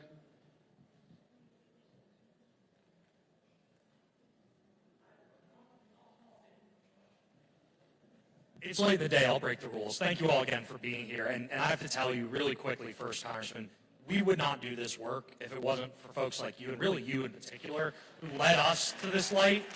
And so CPAC Center exists in a big part because of you and Mary V. Hill and all of your team. It would not be here today without you. Could not agree more that HR 1144 is such a priority. You mentioned talking to the president, talking to members of Congress. I want everyone here to leave today with an action item with a little bit of homework. What does that look like? What do they specifically need to do to make sure that there is pressure and momentum to get that bill over the line? First and foremost, that I have talked to him, almost like Willie Loman, wearing out my here he is again talking. But ask the speaker, and I think the speaker is tremendous. Ask Scalise, I love him too, he's a great guy. But this has to be put on the floor. And again, if you have any contact with the president, it would be great for him to say, I want the bill. You know, he's for it. I've been told that it gets to his desk, it'll be signed. But there's something to be said about pulling it in, putting some pressure on. He does it on a lot of other important issues, and it makes this House and Senate stand up and take notice. So, but and again, he signed our Frederick Douglass Act in 2019 with great flourish, White House ceremony, and then did that 20th anniversary of the TVPA itself, and he was out with his all get out. So we just need that push. And again, what did this Frederick Douglass pass by last Congress and the Congress before? We had 400 votes. I mean, that's a bipartisan, that's a groundswell of support, and it will pass. It'll pass with a huge number if we get it on the floor. Thank you. One question left. I got time for one more question. Go ahead, Katie. I'm going to actually just make a comment. Congressman Smith, I just want to thank you for being such a champion for children, especially the unborn children. You've been a champion of that for decades now, and we appreciate you so much. Thank you so much. All children are precious, including the unborn. And you're going to hear from Jan in a moment. We do have another bill, a trafficking bill dealing with organ parts. Twice now, 2 Congresses. I have a bill called Stop Forced Organ Harvesting Act, and it's mostly Falun Gong and the Uyghurs who are having their average age 28, 50 to 60,000 people killed in China every year. Falun Gong, they take their organs. I mean, it's something that Joseph Mengele of Nazi Germany would love. Our bill would criminalize it. We parallel the language for the TVPA up to 20 years imprisonment. Goes after people that we can't reach in China with all kinds of sanctions, and puts more robust reporting on the part of the State Department. And that passed 406 to 1 more than a year ago, sitting over in the Senate. So that's it. Thank you. And you got to read Jan's book. That's great. Page for better. Ladies and gentlemen, as we conclude today's summit, please join us in welcoming to the stage Frank Russo, CPAC Senior Advisor, Jan Jekielek, Senior Editor for the Epoch Times, and Alan Wilcat, Senior Advisor, U.S. Department of Health and Human Services.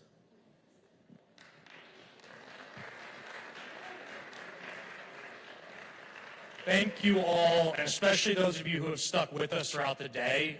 It is an important sign that we are continuing this fight and that we're willing to put up with, I don't know, an extra panel or two. It's important because we want to make sure that you're hearing from all voices within this movement and all sides of this movement. And so I could not have, Congressman Smith, I'm only joking for ethical reasons, the check is in the mail. We could not have had a better transition because, Jan, I want to talk about an issue in trafficking that is unfortunately becoming more and more prevalent and really has been prevalent for years. But until you were able to bring it to light, folks in our community and certainly folks in government were not paying close enough attention. And that's organ harvesting. Can you give us a little bit of what it really is and how we got to this moment where we're finally treating it like the serious crime that we all know it is? Absolutely. And I'll thank you to Chris, Congressman Smith, for speaking about this at the very end. This I call it a killed to order forced organ harvesting industry that could only happen in one place in communist China. I'll explain how it works in a moment. But Chris Smith, Congressman Chris Smith, you know him as a hero of this unbelievably important legislation that's basically used to combat human trafficking in America. He's also the hero and way beyond any other congressional member for the longest period of time dealing with this kill-to-order forced organ harvesting industry. And I remember just a few comments, right? He first documented in 1998 people being killed for organs, but not at large scale yet. And then later in 1999, he was the first to talk about the persecution of Falun Gong practitioners, which ended up being the kind of primary pool for organs. So Chris Smith is kind of done incredible work in Congress over many areas, and I want to thank him for that. So this, I wrote a book recently called Killed to Order. Miraculously, it ended up on the New York Times bestseller list. This issue was something that I would talk to. I've been covering it for 20 years, okay? When I would talk to people about it, they would mentally leave the conversation. That happened a lot, and I'll explain why. So,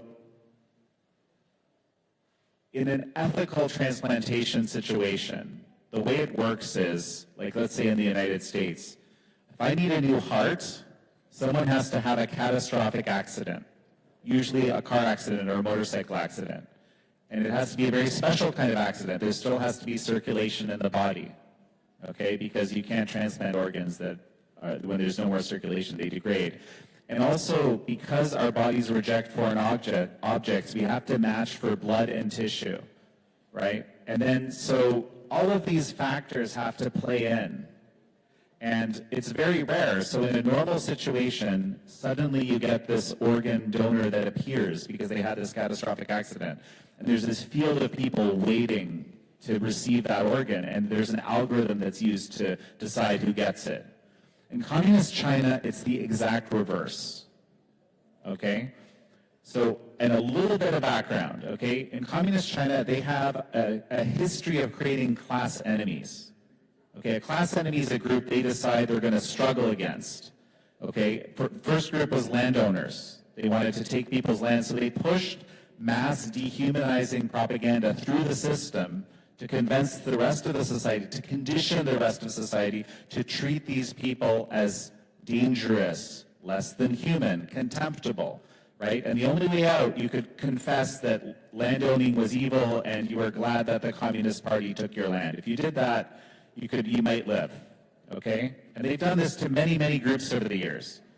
In 1999, they did it to a popular spiritual discipline called Falun Gong, which had grown in numbers. It was very grassroots, very bottom up. It had grown in numbers to be bigger than the Communist Party. 70 to 100 million people were doing it.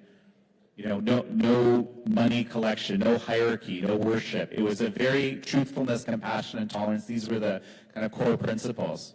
The regime decided to crush it. Eradicate it was the kind of official line. So they black-classed these people. They pushed mass dehumanizing propaganda into the system against them. But this group, for whatever reason, became the first group to actually actively resist being made a class enemy. They publicly said, no, we're not evil people. We're good people. Sometimes you'll see in the Capitol here, for example, people with these yellow shirts that say Falun Dafa is good or Falun Gong is good. That was the response, is kind of the slogan. No, we're not evil. We're good. And so what they did, they incarcerated a massive group of these people. And this is what set up the situation for this kill-to-order enterprise, because they started blood typing, tissue typing, and organ scanning people right there in the prison system, and they created a database. And now if I, as a wealthy transplant tourist, today I can go to China and I can pay 100 or 200 grand, it varies, okay? And I can get my new heart in 2 weeks. And the reason I can get it in 2 weeks is because the moment I pay that money, that transaction is made, my so-called donor, who's actually an innocent prisoner of conscience, is already waiting in a living organ bank, ready to be killed to order, so that I can live with that new heart. It's been going on like that basically for the last 25 years, to the best of our knowledge. It's only increased, and one of the biggest challenges is just having people accept that it's real in the first place. And I might add that Chris Smith authored the first congressional resolution that was passed around this issue that validated it, at least at that level. And he has the legislation he mentioned. There's another piece of legislation in the Senate, S4009, Falun Gong and Victims of Forced Organ Harvesting Protection Act. All it needs to do is get to the floor. It's actually been marked up. So progress is being made, but there's still a lot going on. There's still a lot of problems. Well, and I was going to say, if there's one thing you can leave us with, it is, yes, I remember when you presented to me for the first time, and now we've taken this show on the road to the Office of National Drug Control Policy. We're able to present to the Drug Czar and their staff, to the White House and elsewhere. The good news is that the minute that folks grasp this issue, they begin to want to do something about it. So you mentioned those bills. What is the next step here to make sure that we fight this head on, expose that Chinese Communist challenge, and then win in the end, which is to bring an end to that practice? So there's a few areas where we can make progress. And one of them, even for people who, sometimes people say to me, hey, don't we have enough of our own problems here, right? And we do have a lot of problems here. But the very least we can do is stop our own complicity in this. And I write a lot about this in here. For example, we train some of those transplant surgeons that do this here, right? We shouldn't do that. We provide funding. We provide grants from HHS, even in some cases. I'm writing a report right now as we speak. When I testified in Congress about this, Congresswoman Stefanik requested a whole bunch of information. We're putting that together for her. There's a whole bunch of things that agencies can do. We have university partnerships, okay, hospital partnerships. We offer technologies. It's the whole gamut, okay? We can stop doing all of that. This whole industry is tainted, unfortunately, the transplant industry, because you can imagine what the incentive structures are like, right? You have no reason to develop a proper industry if you have a whole living organ bank of people that you consider subhuman already. By the way, they added the Uyghur Muslims in the northwest of China when they realized they could get away with it. So a whole second group got added. This stuff spreads when you don't do anything, right? And there is this legislation, right? HR 1503, which is the bill Congressman Smith was just talking about. S4009, that's in the Senate. These are both really valuable pieces of legislation with teeth. I won't go into the details of how they work. There's 6 state-level bills that have passed. There's 6 laws now in states that prevent insurance, Medicare, Medicaid, for paying for China transplants. 44 states to go, and I don't see any reason why this legislation shouldn't be passed. And then someone earlier in the day mentioned Rotary, right? Rotary Club. Rotary Club has a dedicated satellite club now that's committed entirely to ending this forced organ harvesting atrocity. And people from all over different clubs around the world have joined it. It's actually one of their fastest growing clubs from what I've been told. So it's very interesting. There's ways for people to get engaged, even if they're not. I guess everyone here is, into changing legislation and so forth. But if you're just into raising awareness, that's been one of the biggest issues, is just helping people understand this is real. And this has been one of their tools. So I actually become a Rotarian recently because they asked to use this book as one of their educational materials. You can get it at killedtoorder.com, by the way, if you're interested. And I highly suggest you do so. It is one of the most difficult, but also you give us a charge to action in the book that is so valuable. So thank you, Jan. Thank you for what you're doing. Thank you for the willingness to bring this fight forward, especially when it wasn't easy, and we're only going to continue to move in that direction. Alan, I kind of yanked you back up to the stage, and there's a reason for that. I think folks here need to hear a little bit more about what the actual experiences are on the ground. And as someone who worked at a sheriff's office for the majority of your career, you understand what we experience and see on a day-to-day basis. We've heard from survivors, we've heard from the community, we've heard from federal law enforcement, national representatives. But I want to talk a little bit about the community and what this crime and what this work means to the community. I think you've got a good story that illustrates that. So I'd love to hear you share that with our audience to close out our day. Awesome. Thank you, Frank. And I'm in the enviable place of being between you and getting out of here. So that's not a very decent place to be. Thank you, Frank. I appreciate that. So I'm just going to share just a quick story, and I think it will illustrate some of the work that's being done. So I spent over 30 years in law enforcement. The majority of it was at the sheriff's office. So I was a sheriff in Florida, in the Tampa area. And one of the things that we would do every year as part of our National Human Trafficking Awareness Month, which of course is January, we would do something called Light Up the Night. So Light Up the Night was on the second floor of the parking garage of an outdoor mall there in Pasco County called Wiregrass. And right next to it was Macy's. So Macy's was right next to this parking garage. One year we were having this Light Up the Night event, and this is back when I had influence with the sheriff's office, back when I was actually working.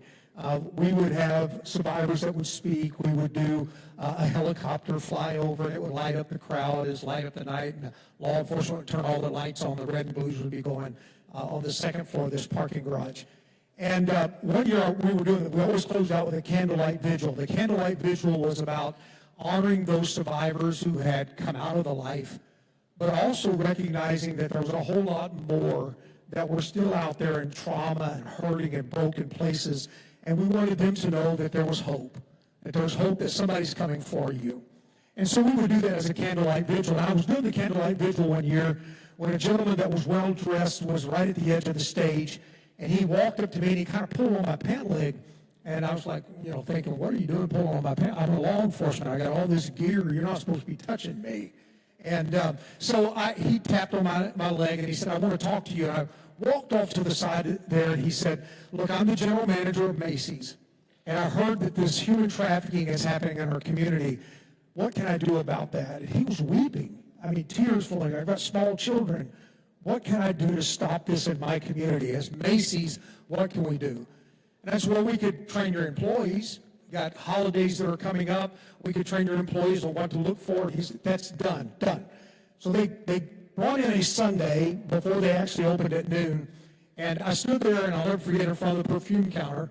And I talked to all of his employees gathered there about human trafficking and what to look for. And I looked over at him, and he's crying again, just weeping. He said, this isn't enough. We need to do something else. What else can we do? And a thought struck me at that moment. In our county and in our area, we had 2 safe homes for minors who had been victims of human trafficking. We had a home for girls that had about 8 girls that were there, and these 8 girls had the most traumatic stories you would ever imagine. The things that had happened to them would make you sick at your stomach. And yet here they are in that safe home. While we're enjoying life, they're trying to recover their childhood. We also had a home for boys. That home was actually founded by Kevin Malone, my good friend. That's actually where we first met. He came to our county, sat down at the sheriff's office and said, we want to put a home for boys in your county. And a lot of counties have said, we don't want a home for boys. They use up resources, but we're asking if Pasco County, and I said, absolutely, Pasco County will support your efforts for this home for boys. This home for boys was called Heroes House. And so we had a home for boys, we had a home for girls, safe homes for these minor victims of human trafficking. What can we do for them? I said, let's put a shopping trip together for them at Macy's. Give them a $200 gift card and let them just go splurge. They've never had anything like this in their life. They've always been told when to get up, when to go, what bedroom to go into. Why don't we give them why don't we give them a chance to experience life? That's easy to do. We'll make sure. They opened up on a Sunday morning, about 9 o'clock in the morning, turned all the cash registers on, the lights were all on. The only thing that didn't work was the escalator between the first floor because it's on a timer, so they had to walk up and down the escalator. Fed them breakfast, brought the girls in first, and the girls began to shop. I was watching them. I was standing on the second floor looking down that escalator, and I'm watching these girls, and you would not believe the joy on these girls' face. They were picking out jeans and leggings and shirts and shoes and jewelry. They were walking up into the break room, and I sat in the break room and watched them come back in, and they would share it. Look what I got. I got this T-shirt. Oh, you're not going to believe what I got. And this one girl, I'll never forget, walked in, and she's carrying this huge box. She comes walking in with this box, and almost bigger than she could carry, and she slams it down on the table in front of me at the breakfast area, and I looked at it, it's a box of pots and pans. I thought, out of all the things you could get, pots and pans? She began to cry. Tears streaked down her cheek and dripped off her chin. She said, I've always wanted to be a chef. And today I get to start my dream. The brokenness, the hope, the dream that came from her. The boys came after that. One of the boys, I'll never forget, stood on the escalator, tears coming down his cheeks. And I looked at him and I said, hey man, what's going on? He goes, this is the happiest day of my life. I said, Macy's. the happiest day. It was like 2 days later or so, I get a ring, I get an alarm on my ring, a door cam. I turned it on my phone and I said, I wonder who this is. It was a lady there, and she's standing there with this manila envelope, and I didn't recognize her. I was on duty, and I didn't recognize her, so I just let her ring again, and I still didn't respond. And eventually, she just put down the manila envelope, and she left. And later that night, when I got home, I opened up the front door and pulled out that manila envelope and looked at it. There was a letter and a note, and it was from the boys' home. It was from the hero's house. But when I looked deeper inside that manila envelope, it was this. This goes with me all around the nation. It was this shirt. I pulled this shirt out and began to unfold it. First thing I noticed was on the front of it, there's the sheriff's star. It's a 6-point star. I've always wore a 5-point, but I forgave him. It says AW for my name. But it was when I saw the back of it.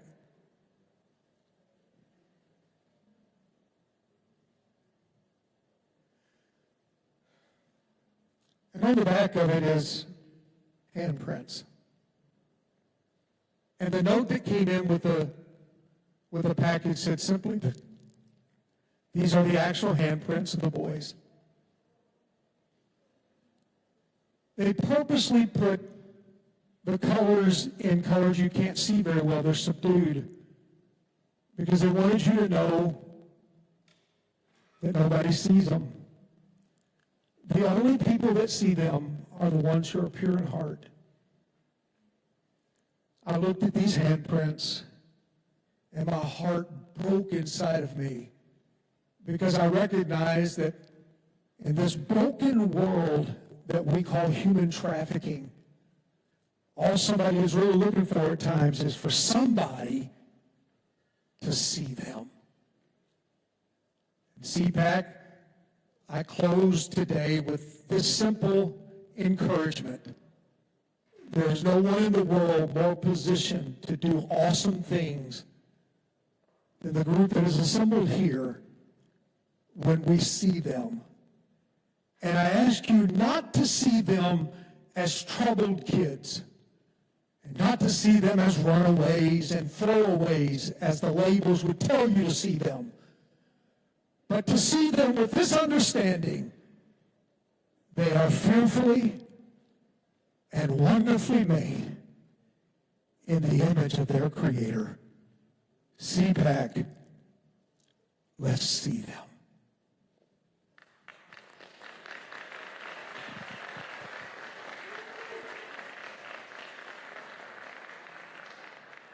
Well, you returned the favor because that's impossible to follow. So thank you, Alan. I want to take just a quick minute here to say thank you for being here. Thank you to everyone who was here earlier. Thank you to everyone who's here now. Thank you for every one of you who I hope will continue to be here for the long future. This conference happens every year, but the work does not stop here. The one thing I like to say in Washington, there's no such thing as a free lunch. You all got to come here for free today. Here's what I ask in return: that you come back next year and throughout the year, and you tell us how we can help you. What can CPAC do to better position you? Whether it's move your legislation, help you meet the right partners, ensure that you're working with your communities in the ways that they need to work with you, working across the aisle, beyond and beyond our borders. We are here because this is not an American problem, but I promise you we can come up with an American solution. So please stay with us. Please work with us. And please know the work stops when the trafficking stops. And we are not done today. We are only just getting started. Thank you again for your time. Thank you again for your commitment. And remember that God has put us on this journey. And I'm confident He's going to lead us to success. He wouldn't have started us if He didn't want that. Thank you again, and we appreciate all of your time, and we look forward to working with each and every one of you.